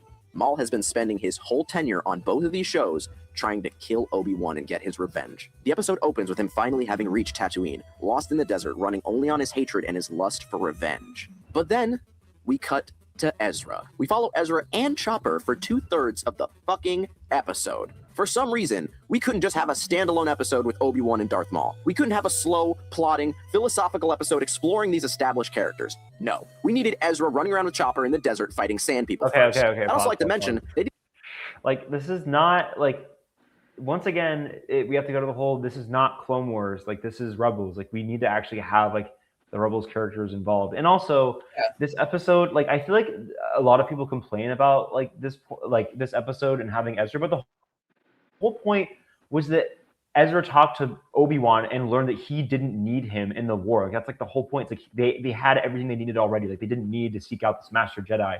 And I feel like so many times people forget this point or don't like acknowledge it. And it's like, that's literally the whole point of why he was there. Like, he wasn't there for, like, to be silly and goofy. Like, it's so he's able to realize that like he doesn't need Obi-Wan. They have everything they need. It's just that always just pisses me off. The whole moral of it, yeah. you're gonna hate me, but like, I don't agree with his sentiment, but I do kind of agree with the prospect of Ezra was not needed for this because Jack, I get what you're saying with this is the Rebel show, we need the Ghost Crew. However, I do think Rebels conceptually is weighed down by the fact that it has to focus on the Ghost Crew and the Ghost Crew. You're gonna make the Bad Batch point, aren't you? I'm not. No. I'm not gonna make the Bad Batch because I was thinking about that, but because like, there are a bunch of episodes that don't have them in it. Yeah. Well, the thing is, we'll get to Bad Batch in a second. Rebels, I think, as a show, can work with just the Ghost Crew. However, a lot of the stories they want to tell have such a large scale to them that focusing on only the Ghost Crew is not possible. You need to branch out, but they don't want to branch out. I think that with a show like Rebels, you could have told about like different Rebel cells with the blanket framing device of the Ghost Crew. But the fact that they only want to focus on the Ghost Crew, I think hurt the show. I think Twin Sons would have worked so much better if it was a standalone episode of only Darth Maul, because I think that they wanted to tell that story with Maul, but they couldn't because they needed to put Ezra in it. Because I remember when I looked at the storyboards for Twin Sons and I read that like Maul was apparently on Tatooine for months because there were chunks of metal missing from his robotic legs. He was like, his clothes were all ripped and his character model had so many changes to it. And that did not register to me at all watching it. I did not get the impression that Maul had been there for months on Tatooine. If that whole episode was just 30 minutes or 22 minutes of Maul slowly losing his sanity, like the first scene is him he's invigorated, he's ready to fucking kill Obi-Wan, and then the more the episode goes on, it's him just losing his mind and realizing that he's probably going to die here, and he isn't going to find Obi-Wan, and then he finally gets to see Obi-Wan. He's been waiting for this moment for months, and then he loses it. He loses the fight in 3 seconds. He's killed by Obi-Wan Kenobi. I think that would have made the final fight so much more satisfying, because the final fight between Obi-Wan and Maul is so good in a vacuum, but it doesn't hit because so much of that episode was not spent on what should have been Maul and Obi-Wan Kenobi. That should have been the core. I think if you spent the whole episode like dissecting Maul's psyche and being like, this is all that he has devoted his life to, only for the fight to end in 3 seconds, would have made that impact of it's over already so much more insightful. Because I know Ross really doesn't like that the fight ended so fast and he wanted a actual duel. I don't agree with that, but I think that we needed more time developing the lead up to that fight. Yeah. I I think agree Ezra was, generally with yeah. you, Joe. Question is, how would you have him find him? You can write around it. You can have, like, I don't think you can have Maul technically find Obi-Wan. I think you can write it so Obi-Wan is also looking for Maul. Obi-Wan hears word of Maul is looking in cantinas. Maul is cutting down innocent civilians, interrogating people, and looking for this Jedi. Obi-Wan feels the presence of this new, like, dark cloud looming over Tatooine, and he realizes that if he just doesn't try and intervene and seek Maul out himself, that Maul is never going to leave, and Maul is just going to pick off more people. And the best way to counteract this is to confront Maul on his own. So Obi-Wan has to seek out Maul, and it's just the two of them meeting in the center at some point. You can write around it. You can make some sort of plot device. You don't have to have it so Ezra comes in to lure out Obi-Wan for Maul to come to him. You can write something. I feel like there is a lot you can do. But I think having just Ezra be the focus was the laziest thing you could have done. It felt very uninspired to me, especially as the send-off for Darth Maul. And I think that, like, for me, I know a lot of people really wanted, like, a movie or a show revolving around that as the Obi-Wan show for Maul versus Obi-Wan. I don't agree with that. But it did feel like a waste of Darth Maul's send-off to just have that be the payoff of just that really good 3 minutes and that really good short fight in a relatively bad 22-minute episode, in my opinion. And I like the prospect of the message being that Obi-Wan wasn't needed for, like, the fight, and Ezra already, what Ezra needed was already with him. I like that message. I just don't think it belonged in this episode. You could have told it with They could have told the story separately. any other character. You could have included it in the witch's arc with them on Dathomir and Ezra realizing they need to find Obi-Wan, only for him to realize, like, leave Maul to his own devices. They don't need Obi-Wan. They don't need to follow him. You could have included it somewhere else. I don't know. Like, whatever. I get what they were going for. I just don't agree with it. This is not me saying this is a failure. This is a travesty of an episode. I get what they wanted to do. I just don't think it paid off. I just don't agree with it. I'm not gonna over exaggerate and say like this is the worst episode ever, because it's not. I see what they're going for. I just don't agree with it, and I just don't care for it. Because, like, I'm not gonna over exaggerate. I know people like this episode, and I get why. It's not something that I would have done. Holy shit, I talked for way too Good long. stuff, Joe. That was like no, yeah, that there's was like really, no way that I can even rebuke that. Like, yeah, that was really well articulated. Yeah, I never Thank you. really thought about it like that. So that like, yeah, imagining an episode where like Maul just kind of goes insane for the whole thing. Like, I think and having that the climactic battle be just like an instant. Yeah. Like I definitely I can definitely see that, but I think at the same time it wasn't exactly what Rebels was going for. But I definitely agree. Like I think it would have been a better end product, and I think like you said, like those two arcs of Obi-Wan not being needed and Obi-Wan and Maul's final standoff definitely don't really have that much congruence. So I never really thought about it. Like It's so I no. definitely agree. I Yeah. no, It would because have been like he he thinks they need fucking Yoda.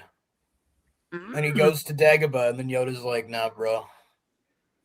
I would have. That Yeah, would've they been would cool. have needed because to, Yoda is a relevant character throughout the rest of the show. Like he makes Yeah, it. yeah, he's shows up a cursed few times. ass character model, dude. Okay, Yeah, that's- okay, yeah. The model was really gross. I remember even as a kid, I was like, "What the fuck is that? Yeah, that was. Get that away from me!" I was horrified. I of liked that. him better when he was just a voice. Yeah. Yeah. All right, let's continue. I Yeah. don't want to look at this fucking Tusken Raider anymore. I didn't even want to have Ezra on his own. That would have been too much. You can't write one character by themselves. You have to throw Chopper in there too. Why? I can't understand why they can't just write a simple episode without throwing these people in here. These characters intrude on potentially good stories. It's maddening. I can't enjoy a Sabine episode because Ezra and Chopper are there too. In this episode, Hera says that she has an important mission for Sabine. It's implied that she's going to Hera go looks alone so since she cursed needs to without her keep a low goggles on. profile. If it was easy, I'd send someone else. This information is important. Same as Keep a low Ahsoka. profile. And I was like, sweet, Oh, maybe yeah. this is an episode where I can actually learn to like Sabine. Nope, Ezra asks to go too, and even though Hera knows that he's not good for the job, she lets him go. Hey, I can be low profile too. You can be backup.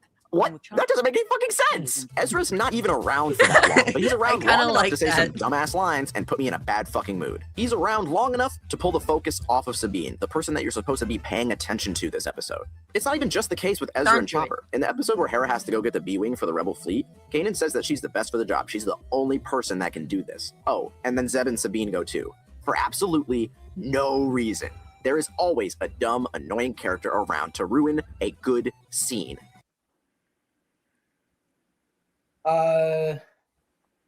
I think he's kind of right. Not Yeah. that like they intrude or ruin scenes, but in the sense that like the show could have benefited from more bottle episodes. Like I hate to be like, oh, the Bad Batch comparisons all the time, but like something like what they managed to do with Crosshair. Yeah. Because like those episodes are the Crosshair focused episodes are, hotly contested as being the best of the whole show. For that very reason, because they feel so like isolated and focused, and they're really well told. And so it is kind of like it does call into question whether or not they actually need to have Like all the side characters. so and would be- so be in here when they're not really relevant or needed.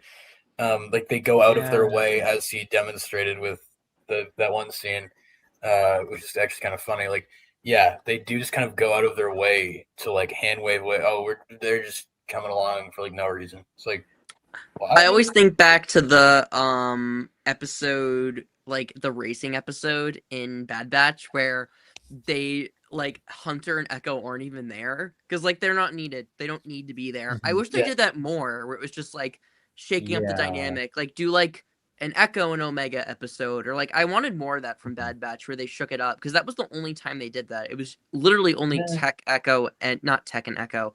It was Tech Wrecker and Omega. Yeah.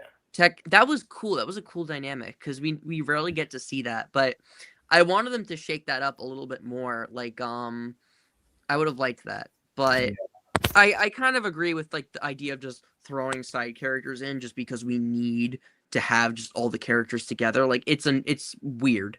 Like I would have just liked like Wings of the Master to just be like Hera and Chopper, like just the two of them vibing with Quarry, because I like Quarry.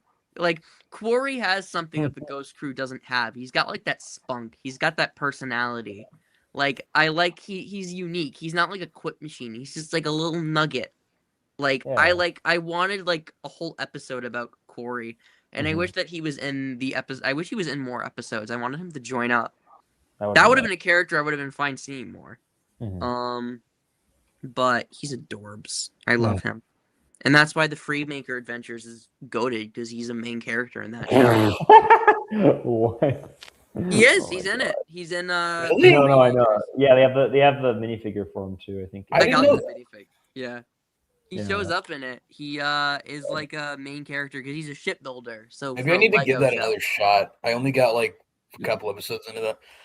I think I should go back to Freemakers. I would definitely recommend it. It's good. Okay.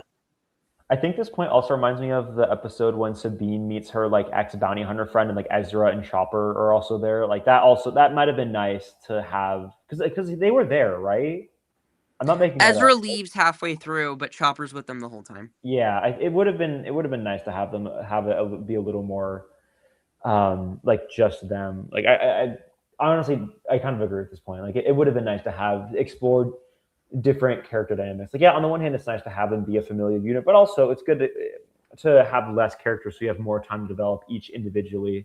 Like Fight or Flight, like in the beginning, I think it's episode 4 of season 1. Like just having mainly having Zeb and Ezra like led to their their bond starting to form. Like it would have been nice to have more of those types of episodes because it's usually just like Kanan and Ezra or Sabine and Ezra or all that stuff. Like the dynamics got kind of stale after a while, or not stale, but they just got a little bit too played out. So I definitely agree. It would have been nice to have some more. Yeah, like or variety. even if in the episode where you go to Ryloth, or not, even, they don't even go to Ryloth in it, but like when when they meet, like Cham and whatever else, like if they just had that being like Kanan and Hera or something. Or like they just kept it to that, but they had everyone else there too, right? So it's just like that benefited from that kind of like being able to split up the characters, or even like character dynamics, like what Joe said about like kind of pairing up characters that you don't ordinarily see together. Like they did kind of do a lot of like the same pairings. Like, oh, we've got Chopper and Ezra, or Chopper and Ezra and Sabine, and like they kind of just or Zeb and Ezra. Like it was kind of always like the same groupings of the characters. Yeah. We'd ever get like Zeb and Kanan. Like that's something we never really get. Yeah. Like that would have been cool. Like Ezra interacts with most of them. Like Sabine and Kanan, like they rarely ever talk. Like I remember the training arc. Like it wasn't they didn't really have that much like interaction. Or like Zeb and Hera or something. Zeb and Hera, Zeb really doesn't have any chemistry with anyone other than Ezra and Chopper, I guess. Yeah. Yeah, it's kind of unfortunate. I wish they had explored that more. Oh boy. And they never actually do anything other than fucking talk. I'd fully understand if you want to throw your extra characters in there so that they can have a stake in the plot, but they never do. They just say dumb one-liners. Let's look at the fight between Vader and Ahsoka, a moment that is supposed to be very emotionally intense. Oh shit. Yeah, this Joe, is really intense. I'm actually enjoying this scene. I need a lot more training. Oh my god, get out of here! Get out of this show, man! The actual fight between Obi-Wan and Maul is short and satisfying. I'm not saying I wanted a whole episode of them fighting and doing ninja flips. What would have been wrong with just having an episode where Maul tracks down the planet and area that Obi-Wan is in? An episode where we're reminded of their feud, where we see a deeper examination into Maul's I mind, swear his I fucked up forgot worldview and said philosophy. this. You could even devote some time to exploring Obi-Wan and showing how No, much I he's changed no, in I this whole genuinely time. There's a forgot great that he moment says in their this. actual confrontation where Obi-Wan starts off by making his old Ewan McGregor Clone Wars pose, but then he transitions into the more defensive, refined samurai pose that Alec Guinness uses. It's a subtle change that Also shows how this Qui-Gon's character's evolved, stance. and it's one of my favorite moments in this whole show. the Qui-Gon But pose. why is this the extent of it? Why is this 4-minute scene some of the only good storytelling in the entire show? Why couldn't it be a full episode of good storytelling and character development? Now, people are quick to blame Disney, but I don't think that's fair. If Disney only wanted to sell merchandise, then they wouldn't let these guys use Thrawn, someone who you can't really sell merchandise for. You can't sell cool Thrawn toys. He's a war tactician, so why put him in the show? Because this show's made by Star Wars fans. I just feel like now they're coasting around. They're not trying as hard as they were when they made Clone Wars. Clone Wars is at its best while on the verge of cancellation. Art through adversity and all that. It's how A New Hope was saved. The production of Star Wars should be fraught with hardship. It shouldn't be easy to tell a good story about space wizards. It should be kind of hard to make that work. Clone Wars started off bland, but with a big budget. It got better and better as it went on because it was always seen as that weird Star Wars cartoon for kids. It took a while before the guys behind it could actually turn it into something special, and that hard work shows. You can see a progression of quality between the seasons. The most moving and exciting episodes are the very last an ones. improvement in quality Because when between the seasons and Rebels. I mean, like the animation stayed the same for the most part, aside from like But the I mean, as character far as, like, models. the story goes and like the plotting and like I think that like You I know, said, the seasons story 3 and definitely 4 got like more tight. Yeah. Yeah, I think like That's what seasons happens 3 in and 4. shows. Yeah. What were you I will saying? say, like, most of season 1 was pretty forgettable, but like I think like a lot of season 3 was pretty tight, and then like season 4 kind of I feel like dropped the ball. Like the second, really the only important part was like the second half, but I think like for the most part, I think it does get tighter and tighter as it goes along. Yeah. And then you have Bad Batch, which I think just stayed the same entirely from beginning to end. A lot of it wasn't wrong. filler. But Jack I would like have something to say about that. yeah. I think like that's proof that the animation for Star Wars has gotten better. Like they've known how to tell like a better story. Like you can tell like from Rebels to Bad Batch, I think the story got tighter. They knew how to do a better job. I think Maul Shadow Lord, for the most part, I think they may be doing that with like just 10 episodes. Just do like the serial, not serialized, just the linear story of just back to back to back storytelling. I think that's what we're going to be getting with that. I think that they're starting to learn. If we ever get like that clone show with Rex and Echo, we'll probably get something like that too. So bad, dude. I want them to just make that shit. Like I would They- rather see that. Well, we're gonna get it at some point, I'm sure. I know. I'm just saying. I would rather get that than freaking Darth Maul. Like honestly. I mean, I'd it's gonna rather- be a while though After because Shadow Lord, they I already don't renewed. want to see him again. Because they already renewed Darth Maul for season 2 like a couple days ago. So Yeah. like, It did get probably renewed. gonna it's gonna be a while before we see it. Because I don't think they does Clone Wars or does the Lucasfilm Animation work on more than one show at one time? I mean, Aside they did from- I don't think they do. Tales of the. Aside from the Tales spin-offs, Oh, no. right. But I do. It has been rumored for a while now.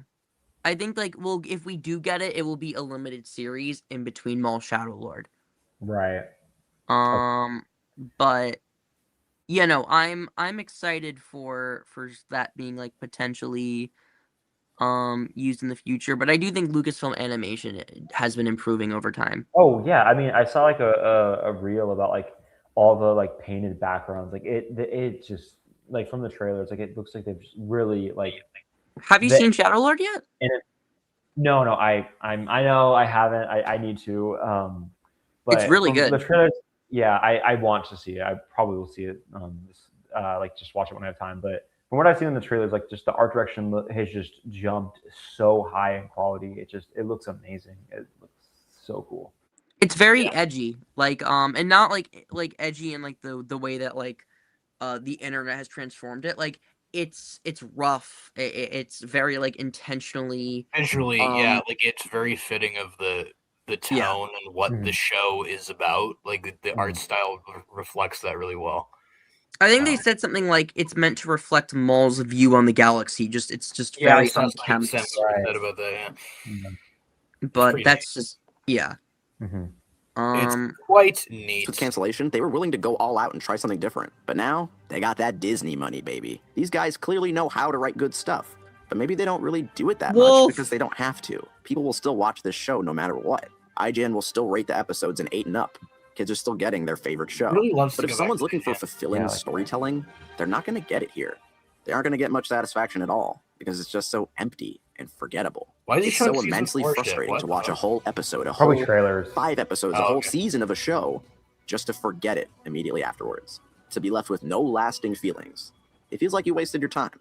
It's like when you're having a dream where you're eating something. You know, you can have a big banquet. You could be eating your favorite food in the world. And you eat and eat, but you feel weird. You feel that weird, empty feeling because you're not actually eating anything. And then you wake up wanting that food, but you're still fucking hungry because it wasn't real. And you know what happens to most of the dreams that you have?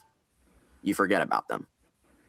You know, this is like weirdly similar to a point that Sheev Talks made in his video on Bad Batch Season 3 where he says it's like eating cotton candy.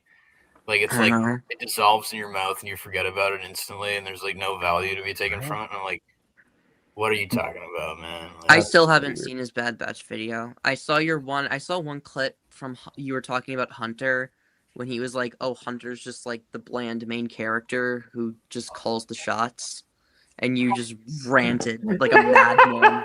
Hunter has the Um, personality of a wet sock, and he doesn't grow or develop across any of his. What? Yeah, he also said, what was the thing he said? He said that in each season he repeats the same arc of being reluctantly dragged back into the fight after not wanting to fight anybody. And then I was like, what about in season 3 where he like directly goes into mortal danger, knowing that he might not make it out, and says negative after Rampart says like abort the mission.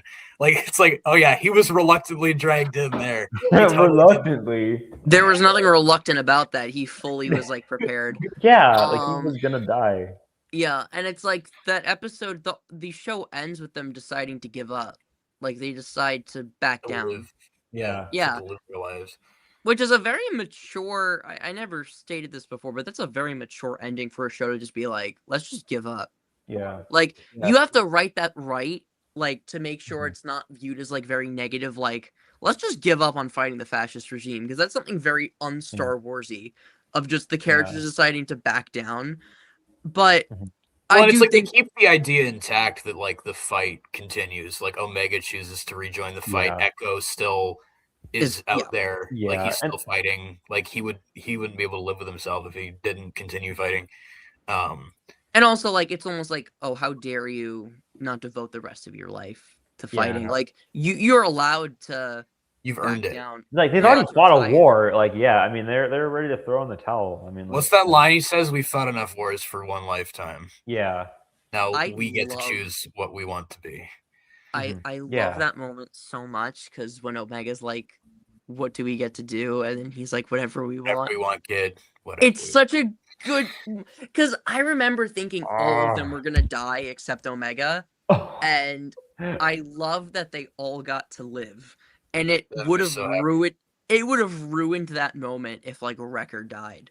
Because Oh yeah. I think that like I don't like the idea of like everyone gets to make it out, it's a happy ending, but I think that in this case the message of the show being they finally get to choose whatever they want to be. It would have This was all about. Yeah, it would have Yeah. ruined it if like Wrecker died.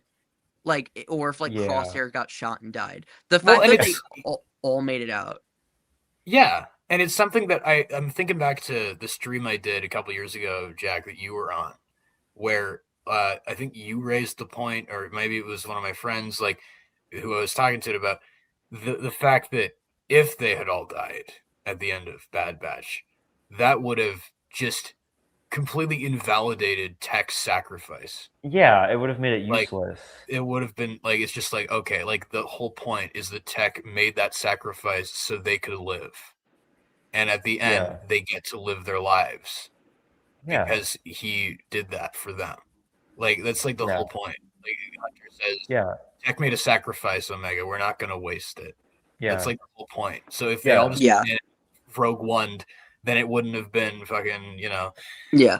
I do Would've- think Echo will die at some point, especially since he wasn't in the epilogue. Oh yeah. Don't remind Yeah. me. Echo, because Omega was like, look out for Crosshair and Wrecker for me, Batcher 2. And I'm like, what about Echo? So I think Echo did end up dying at some point in between, which is a little concerning. I am worried about that, but I am at peace with it. Mhm. So I'm sure if they make that show with like Echo and Emery's finest hour, and it's just like, because I also think Hauser has to die because he wasn't on that ATTE at the end of Rebels. So Hauser's probably done too. But Mhm.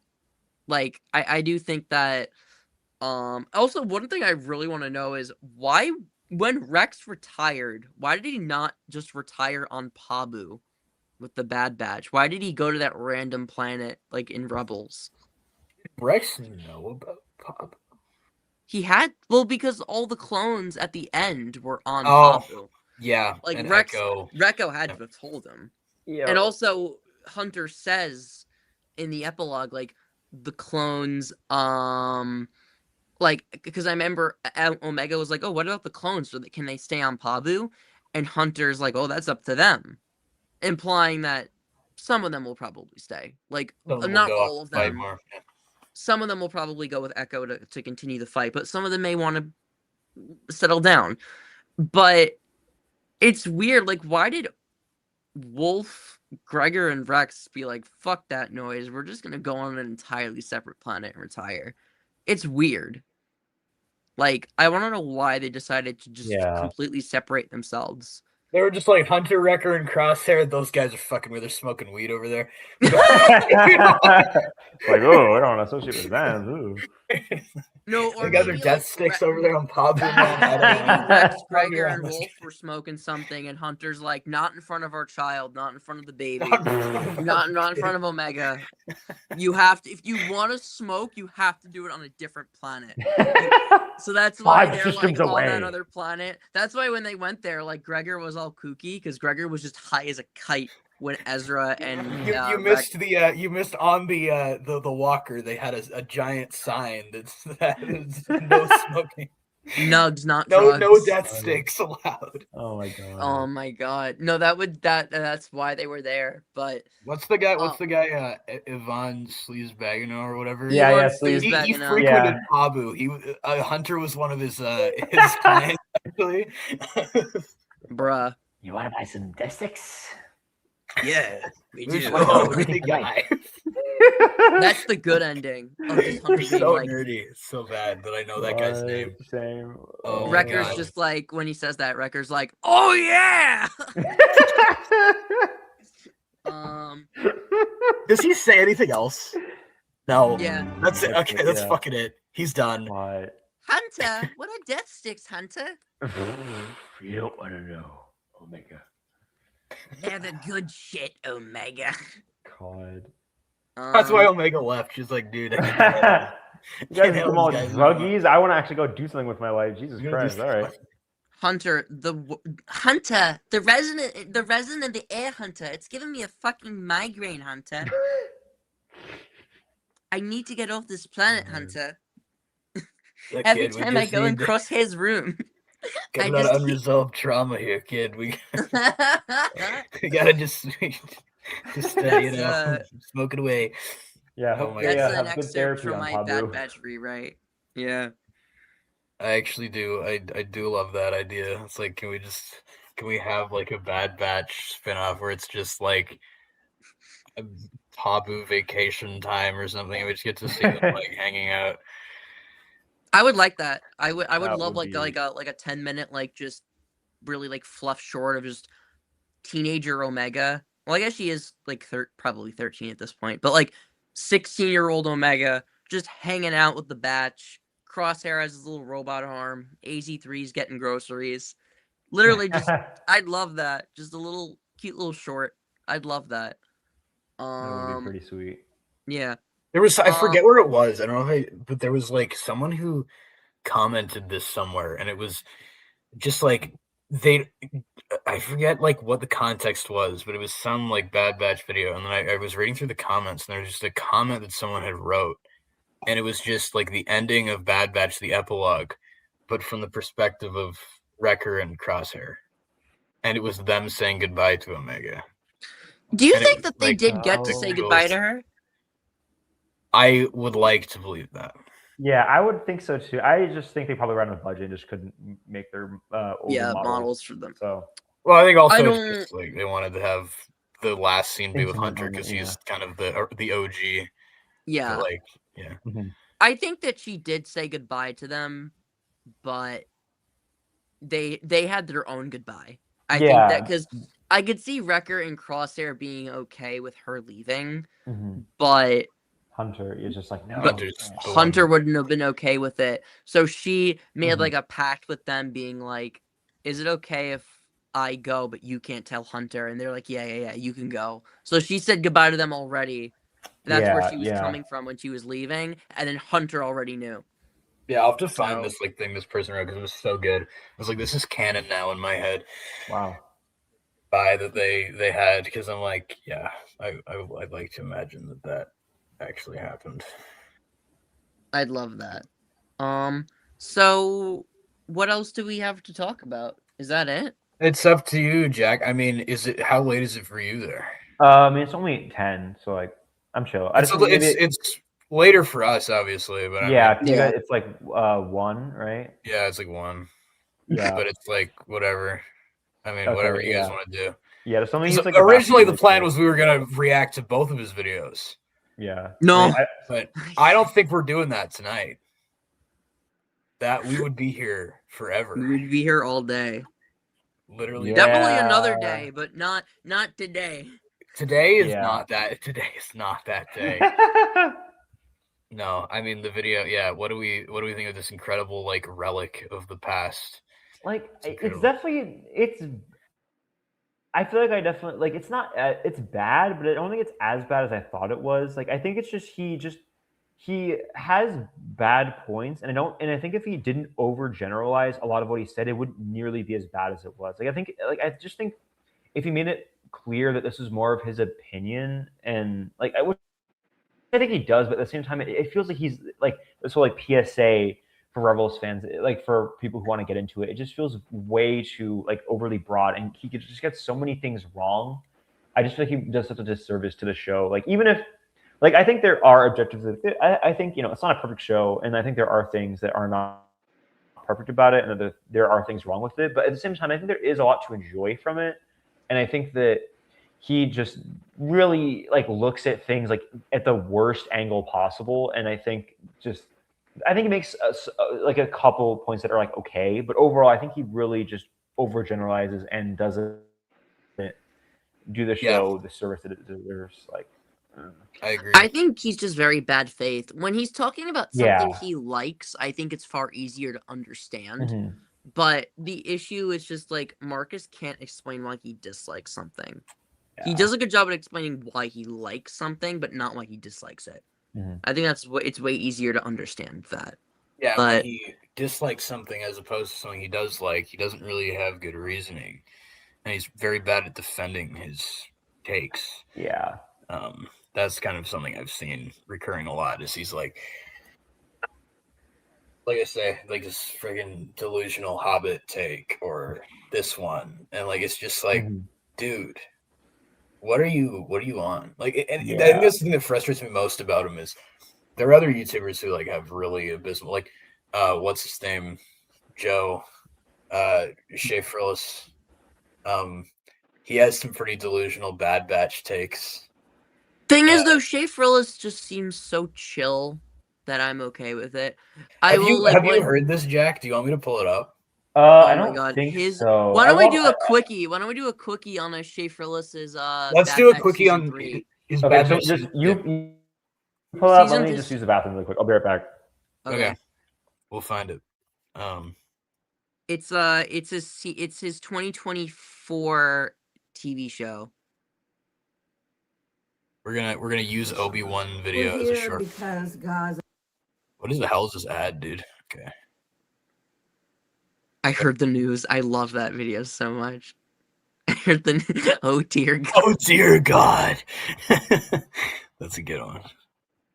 So it's his TV show. There we go. Oh no, this is 2025. Oh, Yeah. We gotta go to 2024. Jesus Christ. What year are we in? I don't even know where we're at now. There we go. There we go. Oh yeah, he put "Is It Cake" above Bad Batch. Christ. Knuckles, my boy. Oh, and the same goes for Mega Minds. Okay. Okay. Yeah, this video, this take like pissed me off. I think you told me about it, and I was like, "Oh my God, dude!" Damn, that white boy can run. Because I was happy that he liked season 2, and then he was like, "I didn't like season 3." I was like, "What?" Mm-hmm.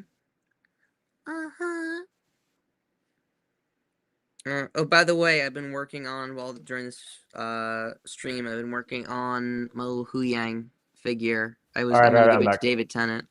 That's so cool. Oh my Yeah, gosh. I have the little arms work too, so like they can actually fold out.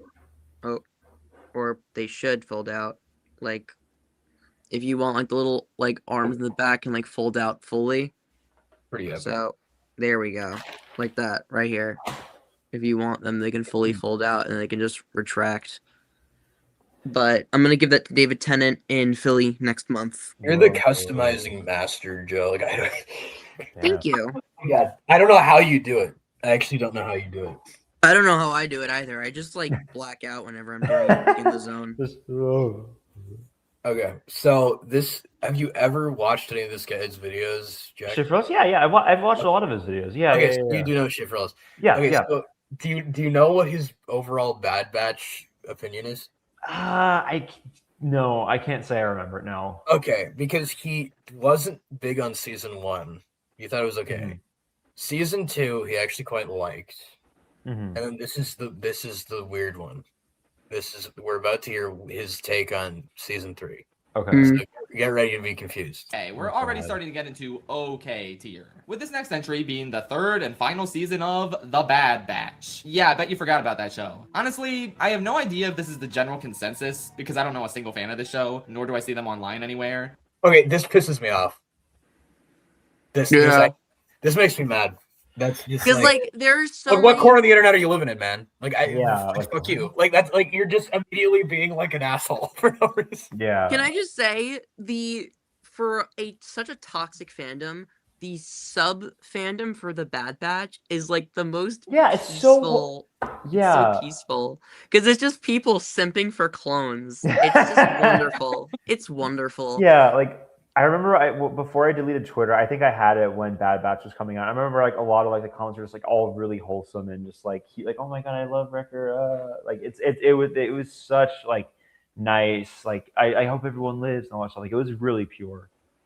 Yeah, the most toxic. The most toxic it got was when people were like praying for Tech to be alive and were mad that Tech died. That was as bad as it got, but that was it. Like every like Andor is full of like the pretentious like people who circle jerk that show and makes it really mad for me to say that Andor is the best Star Wars. Like it makes me offended to say that. Like Mando is just full of people who will pretend it's the best thing ever when and will just discount people who don't like it. Book of Boba fans are non-existent. I was gonna say, I was like, Ahsoka fans are like up there with the Mando fans where they like think it's the best thing ever and they're trying to and I know because I'm one of those people. I'm also trying to think like Acolyte fans are a little disingenuous at points because they'll be like the show only got canceled because people were like super racist, which like is partly true. Yeah, like I also it think was like really bad. I don't think it was really bad, but I think like the show had a reason to be canceled aside from the racism. Yeah. I think the show had a bad rap, and the racism didn't help. But I think the fact that the show got very like mixed reviews and the high budget did not help. Yeah, not at all. But yeah, it was not great. No, I just don't like that he starts out this section by just being like pretty bad faith. Yeah, just like I don't know any fans of this show, and I don't know if anybody even likes it because I've never seen anybody likes it. I'm like, okay. Yeah, like he could have just phrased it as like he could have phrased it like, I'm not really that like because I know he like kind of is like kind of dumb with doing Star Wars stuff, like being that super like involved in it. So he could have been like, I'm not really like I don't really seek out Star Wars fans. Like I don't know if like because he said earlier like I don't know what the consensus of it is. So if he was just like I haven't really seen any fans of it, like that could have been totally fine. But I think the way he phrased it was definitely a little bit like too harsh. It was like, dude, like chill. I don't know any, but it's like, well, welcome to us 3 right here. It's like okay, enter us. Like, bro, come on. It's really funny because I have a lot of issues with Bad Batch, but I still really like the show. Like I will be like, Delta Squad should have been used. Commander Cody was severely underused. I would have liked AZ3 to have a conversation with Echo about fives. The commander, like the black, like commander guy, should have gotten more. Like he's like the programmed guy from season 3. I like CX. I feel like actually he was should. used I pretty feel like he well. should have gotten more. He should have gotten more screen time. Personally. I think he was used enough. I would have preferred that they just delete him entirely and replace him with Delta Squad.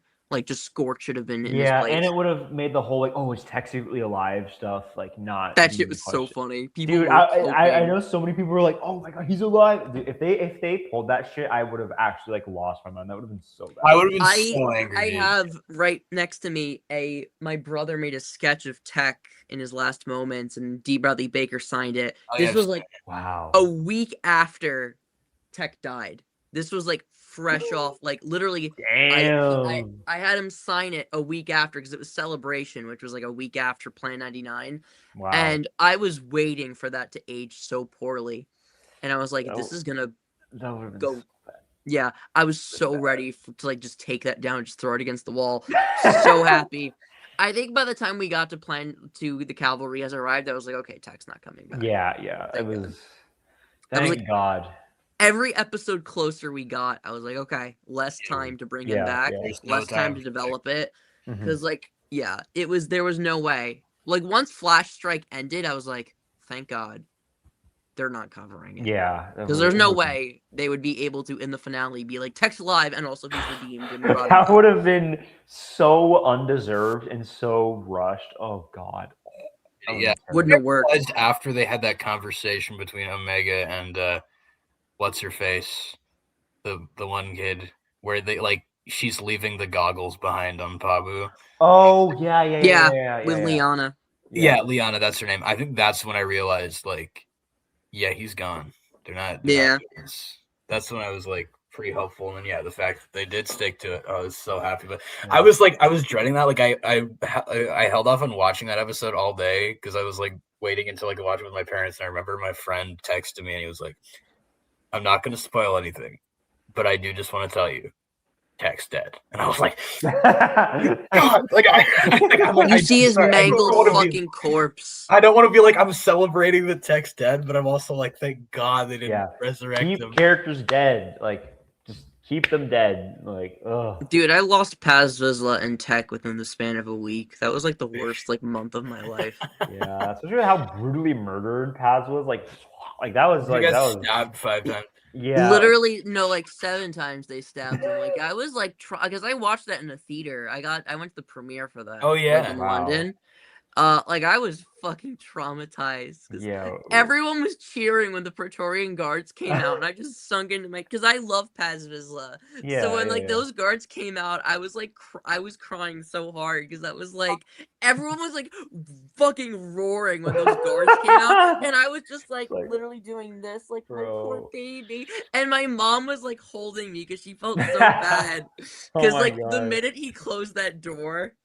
I was like, no. I was like, no. I was like, I just lost Tech. No. I was like, no. That's so I was rough. like horrified. Can't take them away from me. Yeah. And what's worse is that he had they showed his kid in like the one episode where they had to rescue him. Like that makes it even worse. His kid got orphaned. Like it's so sad. Yeah. I'd like to think that the Night Owls took care of him. Axe Woves took him under his wing. I'd like to think that because he's standing next to him at the end in the finale, so I'd like to think that they took care of him. I think we can hope. Anyway, let's carry on with Schaefer his dumb bad batch take. I think this was kind of a big step down from season 2. I actually thought that one was kind of good and emblematic of the show starting to find its footing and identity. But this season is just so repetitive and boring. It starts out with Omega being captured, so oh no, we gotta get her back. Okay, we did it. But the Empire is still after her, and oh no, they got her again. The second time in 1 season, so now we have to get her back. Again. That's the only conflict this show has. And through it all, the characters still aren't really that engaging. Omega is fine, I guess, and Crosshair does get to complete his arc, which is pretty solid. But Wrecker is as one note as ever, and Hunter is still completely flat and devoid of any distinct personality. He's supposed to be the main protagonist, and yet nothing sets him apart from any other clone, which is especially rough because so many of them do have distinct and memorable personalities. This guy is so whatever. And I like how he doesn't even mention Echo. Yeah, just forgets about him. He's like, oh, all the characters in the show aren't good. And he's like, yeah, Omega's good, Crosshair's good. And he mentions like Wrecker and Hunter, and then that's it. Like, what about everyone else? Yeah, he's Echo, every other Emery, Echo, Emery, like Rex, even like Hauser. gets some pretty good character development.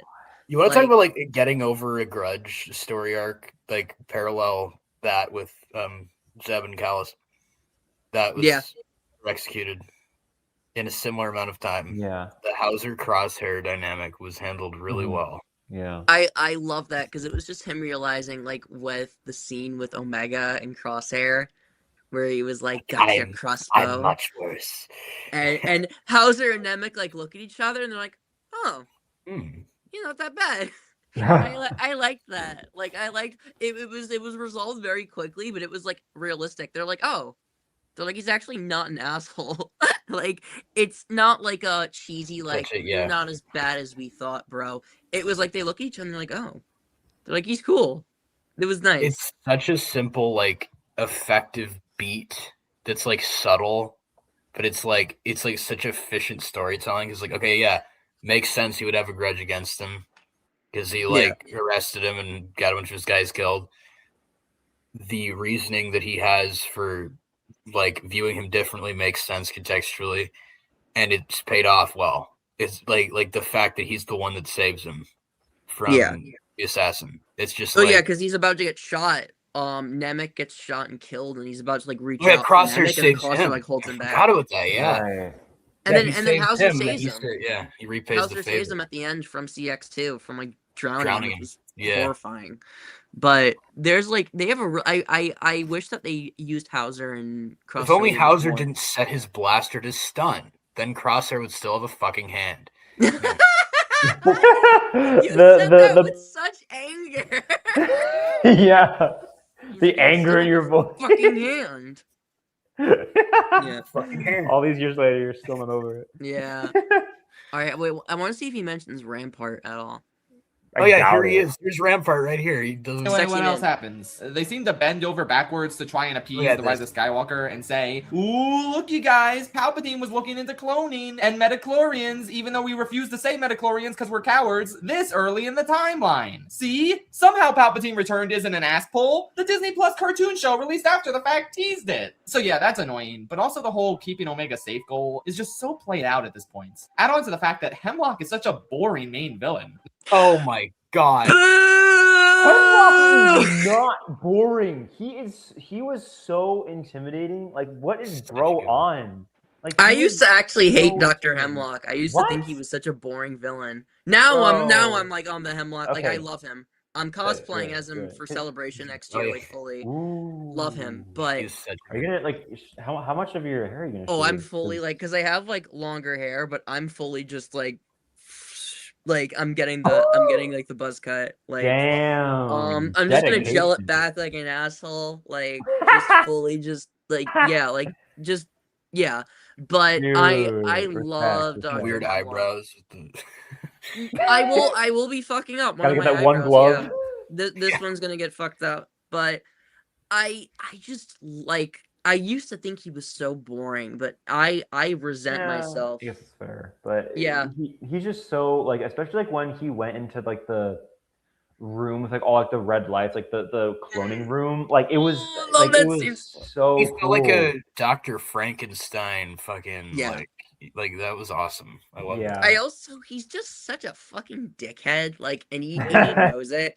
Like, Like- when he's like jailing like innocent kids, like Oh, know, yeah. force sensitive kids, like what, like a little like baby and like children and stuff. Shit. Yeah. Like it's so fucked up. the scene where he's talking about tech dying, and he's like, Throws the goggles, like Consider it a gift.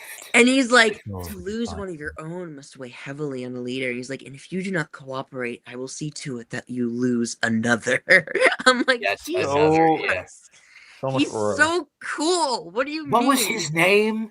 Tech? It's like, oh fuck you, dude. When he like pulled out the goggles, I was like, fucking Christ. Yeah. I'm afraid this is all I could salvage. I was like, bro. Which, by the way, I Fast. never understood what that meant. Did it mean like your friend's corpse was so fucking mangled? This was all I found. Yeah, that's probably Instant miss. Like, what did, like, I always assumed, like, I thought that was hinting at the fact that the body wasn't there and that Tech actually escaped, but I guess it meant the so body fucked was so horribly, like, mangled. Disfigured. That, yeah. Like, what the fuck, bro? That's messed up. That is messed up. It's so Hemlock is yeah. like such a fuck. That's the thing that I like. It's like he's so easy to like root against. Like it's refreshing to have, especially because people talked about in Star Wars in particular, the amount of like we gotta have the redemption, we gotta have the like everybody's redeemable. It's like no, Hemlock sucks. Yeah, we want to see him shot the fuck off a bridge. Like Bad Batch did a good job with that of just saying like sometimes people suck and you gotta let them go. Like Rampart didn't get a redemption arc, Sid didn't get one. I love that too. Yeah, they both had such good like send-offs that were like befitting of who they were as people. His death was so dude, it was just like I thought for sure Rampart was gonna get like a redemption arc. He was gonna go out like but they almost led you to believe that when Crosshair is talking about how he's changed. And I was wondering, like, when he says, "Oh, of course you have," or whatever, and I was like, "Oh, he can't see it yet, but maybe he will." But it's like they gave him like chance after chance after chance, like, and he kept ignoring it. And he does it. Yeah, it's just like what a great like character who was just like my mom hated him. We watched it together. Because she thought the reason he was alive was to. Like, she thought that him killing Nala Se was going to bridge into Rise. Like, he was going to steal the information and give it to Palpatine, which was how he preserved the cloning information to bring into Rise. But no, like, he just fucking blows up. My mom was so happy when he died. Because when every time he opened his mouth, when he was like, abort the mission, and my mom was just like, shut the fuck up! Shut your fucking mouth! Like, she hated him. But wait, I forgot what. I mean, he is pretty hateable. Like he's like such like a sniveling like little like piece of shit. Like that's pretty fair. No Sheer Dahal is such a legend. Yeah, it's I was saying like it's crazy that he was fucking Bode too. Bode Akuna and Rampart, like two very different characters. Put those two in a room. I want to see what happens. Bode and Rampart. Bode would just fucking shoot the shit out of that guy. Bode would just light him up. He shot Cordova up. Like he wouldn't need anything for Rampart. He shot up Cordova and like nuked everyone else. He tried to blow everyone else up with a freaking grenade. Poor dude, man. Yeah. Love that. Like, and the thing I like about Hemlock too is, I think I remember talking about this when it came out, but like the fact that he shows up out of nowhere, like towards the end of season 2. This guy we've never seen before, and he like instantly has a presence, instantly proves himself to like a worthy antagonist, and he is like fucking scary. Like he has like whatever the gas or whatever that he uses on Crosshair. Oh yeah, all this creepy weird shit about like the fact that like he seems totally in control of every situation, and he does succeed by the end of season 2 is just like wow. What a like way to introduce a villain, dude. Like he just comes onto the scene and instantly succeeds. It was like that was something else. And he holds it for like 7 months. Like he does a good job. Yeah. And the only reason he failed is because he was like the perfect thematic opposition to the Bad Batch. Like they like have each other and they're like united, and he doesn't even. He has like nothing. Like the only thing he had were brainwashed assassins who he tortured into submission. And at the end, he's holding the one person he needs at gunpoint on a bridge. It's like that's all you have, bro. Jimmy Simpson is so talented. I need to meet him one day because he's just such a great such a great.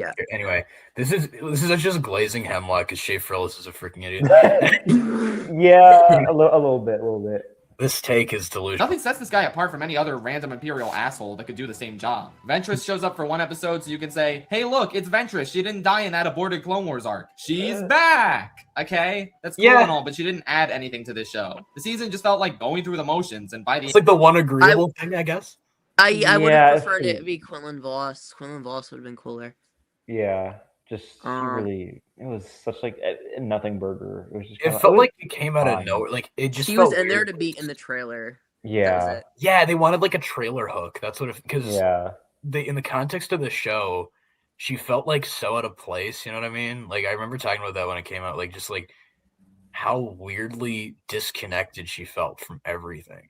Yeah, Which is like, funny because I think Quinlan Voss still would have pulled a lot of people in. People would have lost their minds if they saw him. yeah. Like, that would have been crazy. Like even the mere tried tease to of him make- being alive in Obi-Wan was like, oh my god, he might be alive. Oh. Yeah. Guys, I Like made on the a new wall, like I made a new OC. What should I name him? He's a savage and he's oppressed. He's a savage. Oh my god. These incredible names. What does he say about the epilogue? What did he And I just didn't care anymore. I will give this season credit for one thing it didn't do, though. I am so glad they did not bring Tech back. I thought for sure he was going to be one of these mysterious enhanced clones, which would have been so dumb. But no, he's just legit actually dead for realsies. And that is so refreshing because his death was a powerful and potent sacrifice that didn't get undone. So I'm happy about that. Otherwise... Base 44 super agents. Oh. Otherwise, Otherwise, Base 44. No setup. an evil say ad hello. placement. Jesus Christ. Yeah, I don't know, man. I didn't watch any of the Star Wars stuff that came out after this because I think the burnout has finally truly hit me. I just don't care about new Star Wars stuff that What was isn't Andor that? anymore. I'm sorry. What It the seems fuck? literally- Why did he edit it? Like, why did he put Star-Lord in there? No, because he's like the burnout has finally reached me because it was Oh, okay. I being, was like, I didn't snapped out of understand it. why he edited that. I Yeah, I just was gonna don't say. care about new Star Wars stuff that isn't Andor anymore. I'm sorry. It's the exact same thing as what happened to the MCU for me. I'm just getting off the train now, and I'll only hop back on when I see That's something what I'm Mission actually Impossible interested Dead in. Reckoning. Until then, I don't know. Happy Life Day. The segment was way too long. We got to keep moving. There you go. I'm like 90% sure that is behind the scenes footage from Mission Impossible Dead Reckoning. I need to look this up now. Anyway, what were you gonna say, Joe? No, I wasn't gonna say anything. It was just which is funny because I remember him being excited about the Acolyte, and he just never commentated on it.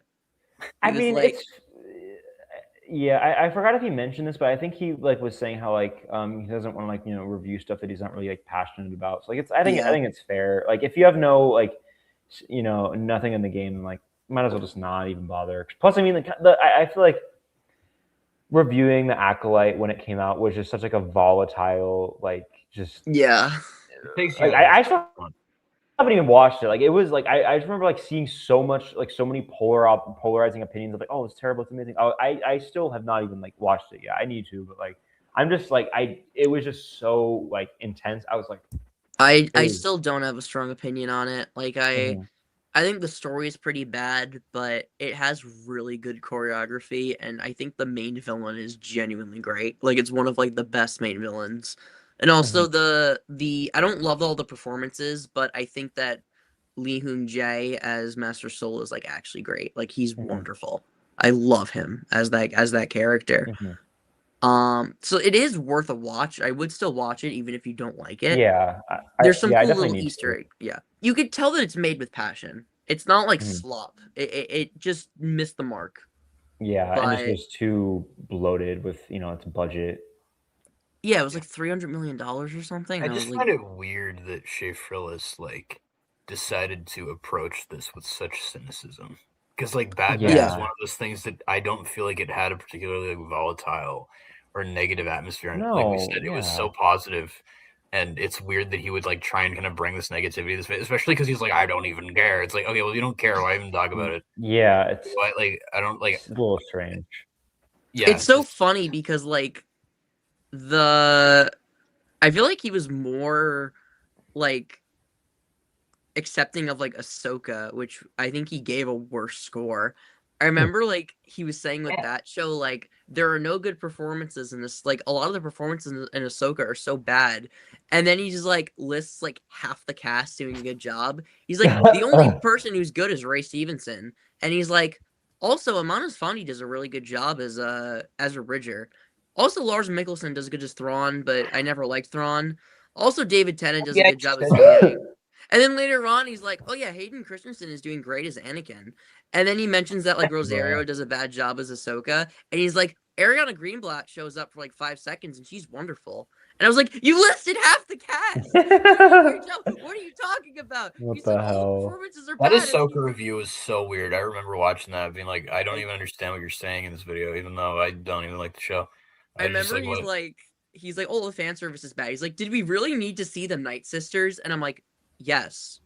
They're like integral to the fucking story. Yeah. You remove them, they make. He's like, did we really need to see Hu Yang? I'm like, I mean, no, but like, does he? I still want them to explain how he's around still, or where he went. I'd like to Yeah, like imagine how Ahsoka wasn't just. he destroyed? Like when the I'd like to when the imagine they just purge. put him in a fucking storage locker and Ahsoka just found him. Like kicks. Yeah, Kicks, probably. like- Oh yeah. It's most likely that they probably just shut him down and just threw him in a locker somewhere, and then Ahsoka just found him in a when she was looting something. Yeah. I don't think the answer is as satisfying as we think it is. I think that's why they just didn't tell it, because it probably is just something they'll tell in the comic like a year from now, where it's like, oh, she was raiding a locker with like Rex, and then she just found him there. Like, I don't think it's that interesting. But what if he was on Ilum and like he like ran out of battery or something, and like he like was like in the caves and like Ahsoka went in there and found him? Like what if they were going to if there was a gathering that was happening during the purge, like, and it's like how Cal found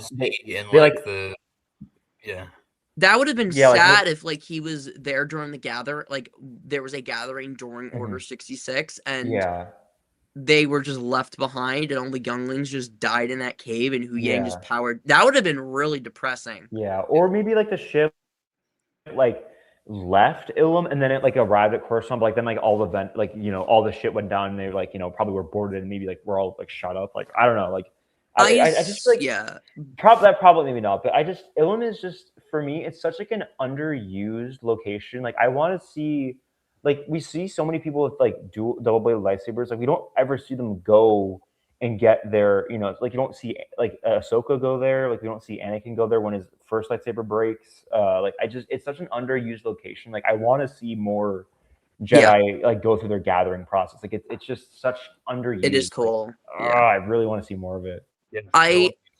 Before Ahsoka, I always assumed that Hu Yang was reprogrammed and was made like a chief architect for Starkiller Base because he knows about kyber crystals. So he was there mining it out. So maybe when Ahsoka went to Ilum, she found him and he was like an Imperial agent and she just reprogrammed him and saved him.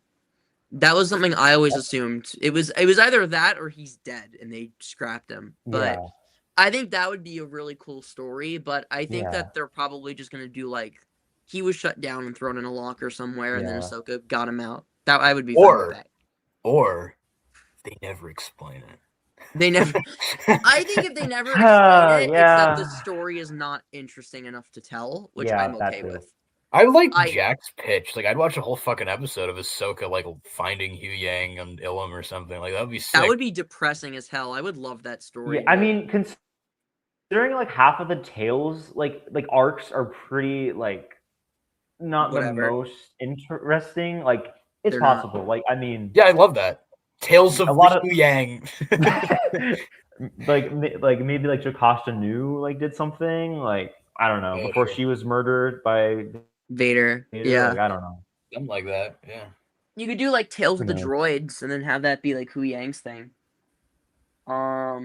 Like that would be cool. Or like just Tales of the Jedi season 2 would be fine. Yeah. Because I feel like Tales of the Jedi was like one of the like better tales the Tales segments. Because I didn't finish went through Tales of the Sith or whatever because I watched the Empire Morgan one. Empire, there you go. The Morgan one was fine. I didn't finish the Barris one. Yeah, and I haven't watched Tales of the Underworld yet. Have you guys? I'm assuming you guys watched Tales of the Underworld. Yeah, right? it's the Ventress one was bad. The Cad Bane stuff was really good. I liked Cad Bane. Yeah, that's the long and short of it. But Ventress, don't even fucking bother with the Ventress one. It's so boring. I was hoping they'd give a reason for why they brought her back in Bad Batch, and they don't give a good reason why they brought her back. Aren't they ever like going to get her character right? Like just like no. I think after Dark Disciple, it's just like come on. She has a really good send off, and they just like ruined it. Yeah, like it didn't need to be. She wasn't a character that needed like a continuation because now, and then, they do the greatest thing too. They give her an annoying kid sidekick character. Yeah, Oh my god, and it's like no. I'm starting to feel the burnout of like I'm starting to understand Marcus's like disdain towards that trope because it's the most boring version of that story. With like, I loved it Yeah. in Bad Batch and Mando, tolerated it in Kenobi, but like the Ventress version is so boring because it's just like the kid character is just so uninspired. He has no He's the most personality. bland, like Oh kid god. sidekick character you can ever imagine. Like he's just like AI generated kid character. No. Like he's not even. It's so boring and stupid. Like no one cares. And that's on top of resurrecting a presumed dead character and doing nothing with them. Like I feel like they keep trying to like redo Maul's, like, you know, like bring back a dead character and like making them like a fan favorite. Like have they really like gotten that right since Maul? Like I don't know. Like No, Maul was the only one they did right. yeah. Echo. Oh, Echo. Yeah. Echo, who else? I mean, Fennec? Like, I think Fennec was pretty nothing before they brought her back, and then Fennec's Book of nothing. Boba. Yeah. That Fennec's like just Fennec. like I like her in theory. I don't like what they've done with her. yeah, But- it was okay. But Ming Na Wen. Okay, I like fair. But also like how she didn't just like die after being shot for like, you know, like hours. I don't know. She was I out didn't there for like a whole goddamn day. Yeah, and she point didn't blank. die. How did she not? Yeah, how did she not die? Like She got shot at dawn, and Boba found her at night. She was out there for a whole ass day. didn't And decompose. then he had I to guess. go all the way across Tatooine to get her to the mud. Yeah, it was fucking stupid. Her keychain's $175 at the Lego store. That's a good deal because that's a cool ass minifigure. That's like one of the coolest Lego Dual figures. helmet, like dual or printed arms, right? Yeah, no, that's like one of my favorite Lego minifigures. I Like, still don't have that. I need to get a Fennec figure. Yeah, I need to too. But I did appreciate how like she like because Boba revived her, she was like, yeah, I will like, you know, be loyal to you. I did appreciate that instead of like doing the whole thing of like trying to kill him instantly. Like I did appreciate like there was some like they don't really expend upon her that much, but I think these having that like honorability of like I will like follow you because you saved me. It like kind of shows like she has some morals and isn't just completely bankrupt. Yeah, I think my issue is they don't go far enough into how her beliefs changed. Yeah. And like why she went along with it, because like she starts out saying like what you're doing isn't what we do. We're bounty hunters, whatever. And then at the end, there's like that one point where they're like walking through the town and Boba's like, maybe I'm not cut out for this. And she says, if not us, who else? And I'm like, when did you have this change in belief system and mindset? Yeah. Like, that was not earned. It would have been nice to it would have been nice to go a little more in depth, like get a little bit more context, like why, like maybe why she like became a bounty hunter or something. Like, yeah, she just they go a little bit deep, but not deep enough. So you're like left wanting more, but she's not like a glup shitto. Like that's how I felt in has, like, Bad Batch too. Like I felt like they could have gone more into like whether or not she was going beyond her duty as like a bounty hunter, because it seemed like she actually cared genuinely about Omega. Yeah, and she kind of called out Hunter and Wrecker for like being a little careless, and I was like, oh, maybe like they almost went somewhere with that, and then they like didn't. They just kind of dropped that. I was like, they could have talked more about that, or had like her clash with them, or like something. They like were just clawing at the surface of an interesting idea, and then didn't go anywhere with it. I wish that they had her come back for the finale. Like, I think maybe in Juggernaut, the Juggernaut episode, they called her to help. Like, I thought they were gonna have Nala Say somehow call her in. That's what I always was thinking of, because she was the one that called her originally. Oh I would yeah, have just had it so like with like after before they go to find Rampart, they call Fennec for backup, and Fennec is like, yeah, I'm not a charity service, I'm not doing that for you. And they basically are like, well, you said that Omega is safer. Your mission was to save Omega from the Empire, so like complete the fucking mission. And basically she's still like not on board with it, and they're like, well, if you break into Tantus, like that'll be great for your reputation. So then that finally gets her on board, and then she could have just been with them the whole time. I would have loved that if it was just from Juggernaut to the finale, she was with them. And if you really didn't want her like in the final bit because you wanted it to be about the clones, just have her leave with Emery. Like just have her like go with like she could just be like, I'll stay with the kids. I'll protect them, Omega. And then yeah, you can I have like that idea actually. It would have made That would have been cool. Yeah. Because I don't know, yeah. I really like Fennec. She's one of my like favorite Star Wars bounty hunters. It's just like she isn't I wish the they most did more with her. She isn't like that deep. I can acknowledge that she's not like a deep. She's just kind of like rule of cool. Like it's cool because it's Ming Na Wen, and Ming is like really like awesome, and she has a cool like samurai look, and she's named after like a fox, and she has like a sniper rifle, but she's not like a well-written character. She's just cool. Yeah, I can acknowledge that, but yeah, I don't know. I'm just like, are there? Yeah, I think that Jack's right. That Maul's the only time they really resurrected a character and did something interesting with them, other than Echo. Did I get you to change your perspective on Echo? I don't think it was you. I think it was just over time as Bad Batch. Okay. Like once Bad Batch concluded, I was like, okay, Echo finally got. Because I think this is how wasn't that how we met? Kind of. I think it was like, yeah. I commented on your Echo video. Joe made a video about Echo and how he was used poorly in the Bad Batch, and then I was like, in defense of Echo, and then I went on like a whole tangent. Yeah. And then I think that's kind of how we met. So that's actually really funny. Nice. But once we got to the finale, I was like, they cooked with him. They got him. Yeah, it definitely was a slow burn. Like season 1 was a little like, but that I think they definitely got him down. It just took a little while. Yeah. Yeah, it did just take a little while, but I loved how we got to just carry the team in that final arc. That was just great. It was awesome. And their introduction in Clone Wars was really fun too. I always love going back to that because like I really love voice acting. I don't voice act myself, but I just like really love like just listening to voice actors. And like one thing is like you can tell like going back to the Bad Batch arc in Clone Wars, you can tell D. Bradley Baker did not like have their voices solidified. But you can tell like there's sometimes like when like if you go back and like listen to like Bad Batch season like 2 or something and like go to that, like you can tell like his voice definitely like swaps a little bit. Like you can, or not swaps, but it's not fully like solidified down. And like sometimes like he changes like his cadences. Like I feel like Crosshair a lot of the time was like I was like is that really what Crosshair was like? Like it doesn't. It's not terrible, but it's just something I noticed. It's just a little bit of a difference, and I'm like.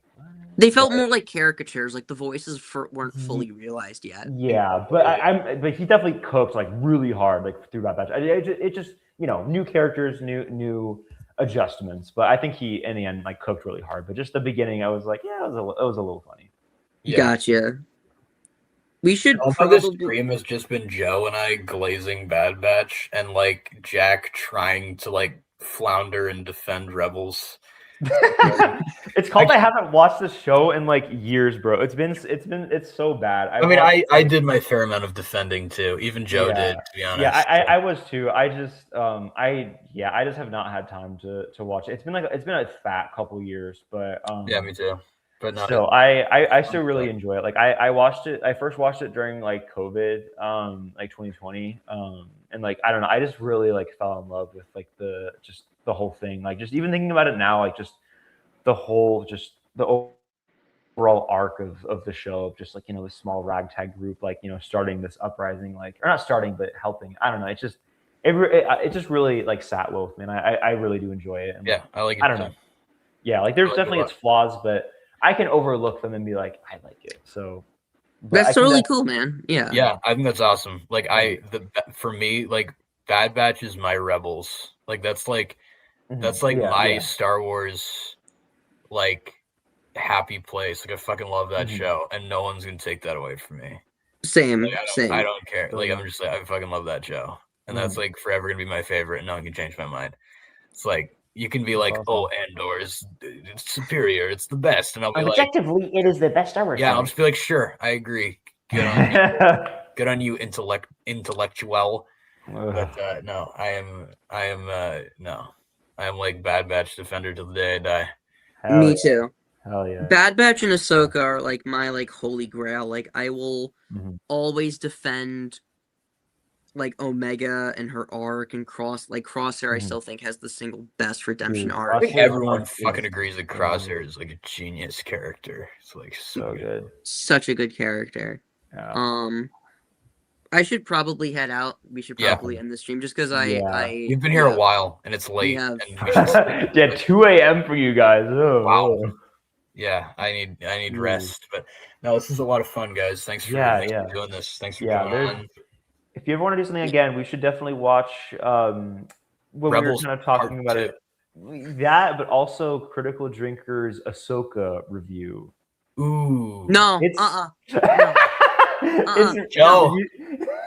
It's so bad. You would die. It's what so does bad. he talk about in it? Like It was a while ago when I watched it, but it was just classic Critical Drinker, just like saying some shit. He says like something really devious about Shin Hattie. Like it was like low key like. What does really he say bad. about my girl? What does he say about her? He said he was like being like low key like he said he was like Balin's like disabled apprentice or something. It was really bad. What? What? Yeah, it was really. Yeah, Dude. it was bad. It was bad. That's terrible. I don't even remember this video. Yeah, it was a while ago, but That's so bad. I would assume it's still up. But yeah, if you guys ever want to do that, I kind of want to watch that now, just so I could scream at him with like just rage. Yeah, that would be great. That would be so fun. That one, and we do need to watch Rebels Part 2, Cosmo. Yeah, Loki think that his I remember Rebels that. formula Oh, is sorry. worse. Yeah, I think he's. Yeah, I from what I remember, I think he wasn't like as harsh. I think he was just kind of like the show's still kind of mid. He said like the same things mostly. Yeah, he was just kind of like it justified my opinion or whatever. Yeah. Okay, I guess. Yeah. But no, this is a lot of fun. Thanks for coming on, Jack. I'm glad we were no, thanks finally for make that inviting me. This happen is really after fun. like years of talking about it. So this was great. Yeah, it's great to be here. I really this has been really awesome. I don't have you should join, like I'm sure Joe will probably follow you on Instagram. Joe is like the ultimate like planner of all these things. So if you ever want to join us and all of Joe's posse of pals that I'm now part of, please do, because we'd love to have you there. No, I'd be down. Yeah, I mean my schedule is kind of being music major is kind of all over the place. Oh, but, believe me, I know. Yeah, dude, my I Monday is like so cooked. I have like shit from like 9 to like 11 and like 1 to 3 and like 3 to like 6 and like it's Mondays are so cooked. Old 10 to 10 days. I love those. Yeah, just staying all night practicing. So fun. Yeah, no, it's crazy. I get you. So fucked. But no, yeah, this is a lot of fun. Yeah, you guys. Yeah. Thanks, Joe, for joining us here. Joe, and bye, guys. Really good to meet you, Joe. Jack. We'll talk to you guys soon. Take care. Yeah. May the force be with you. See you guys.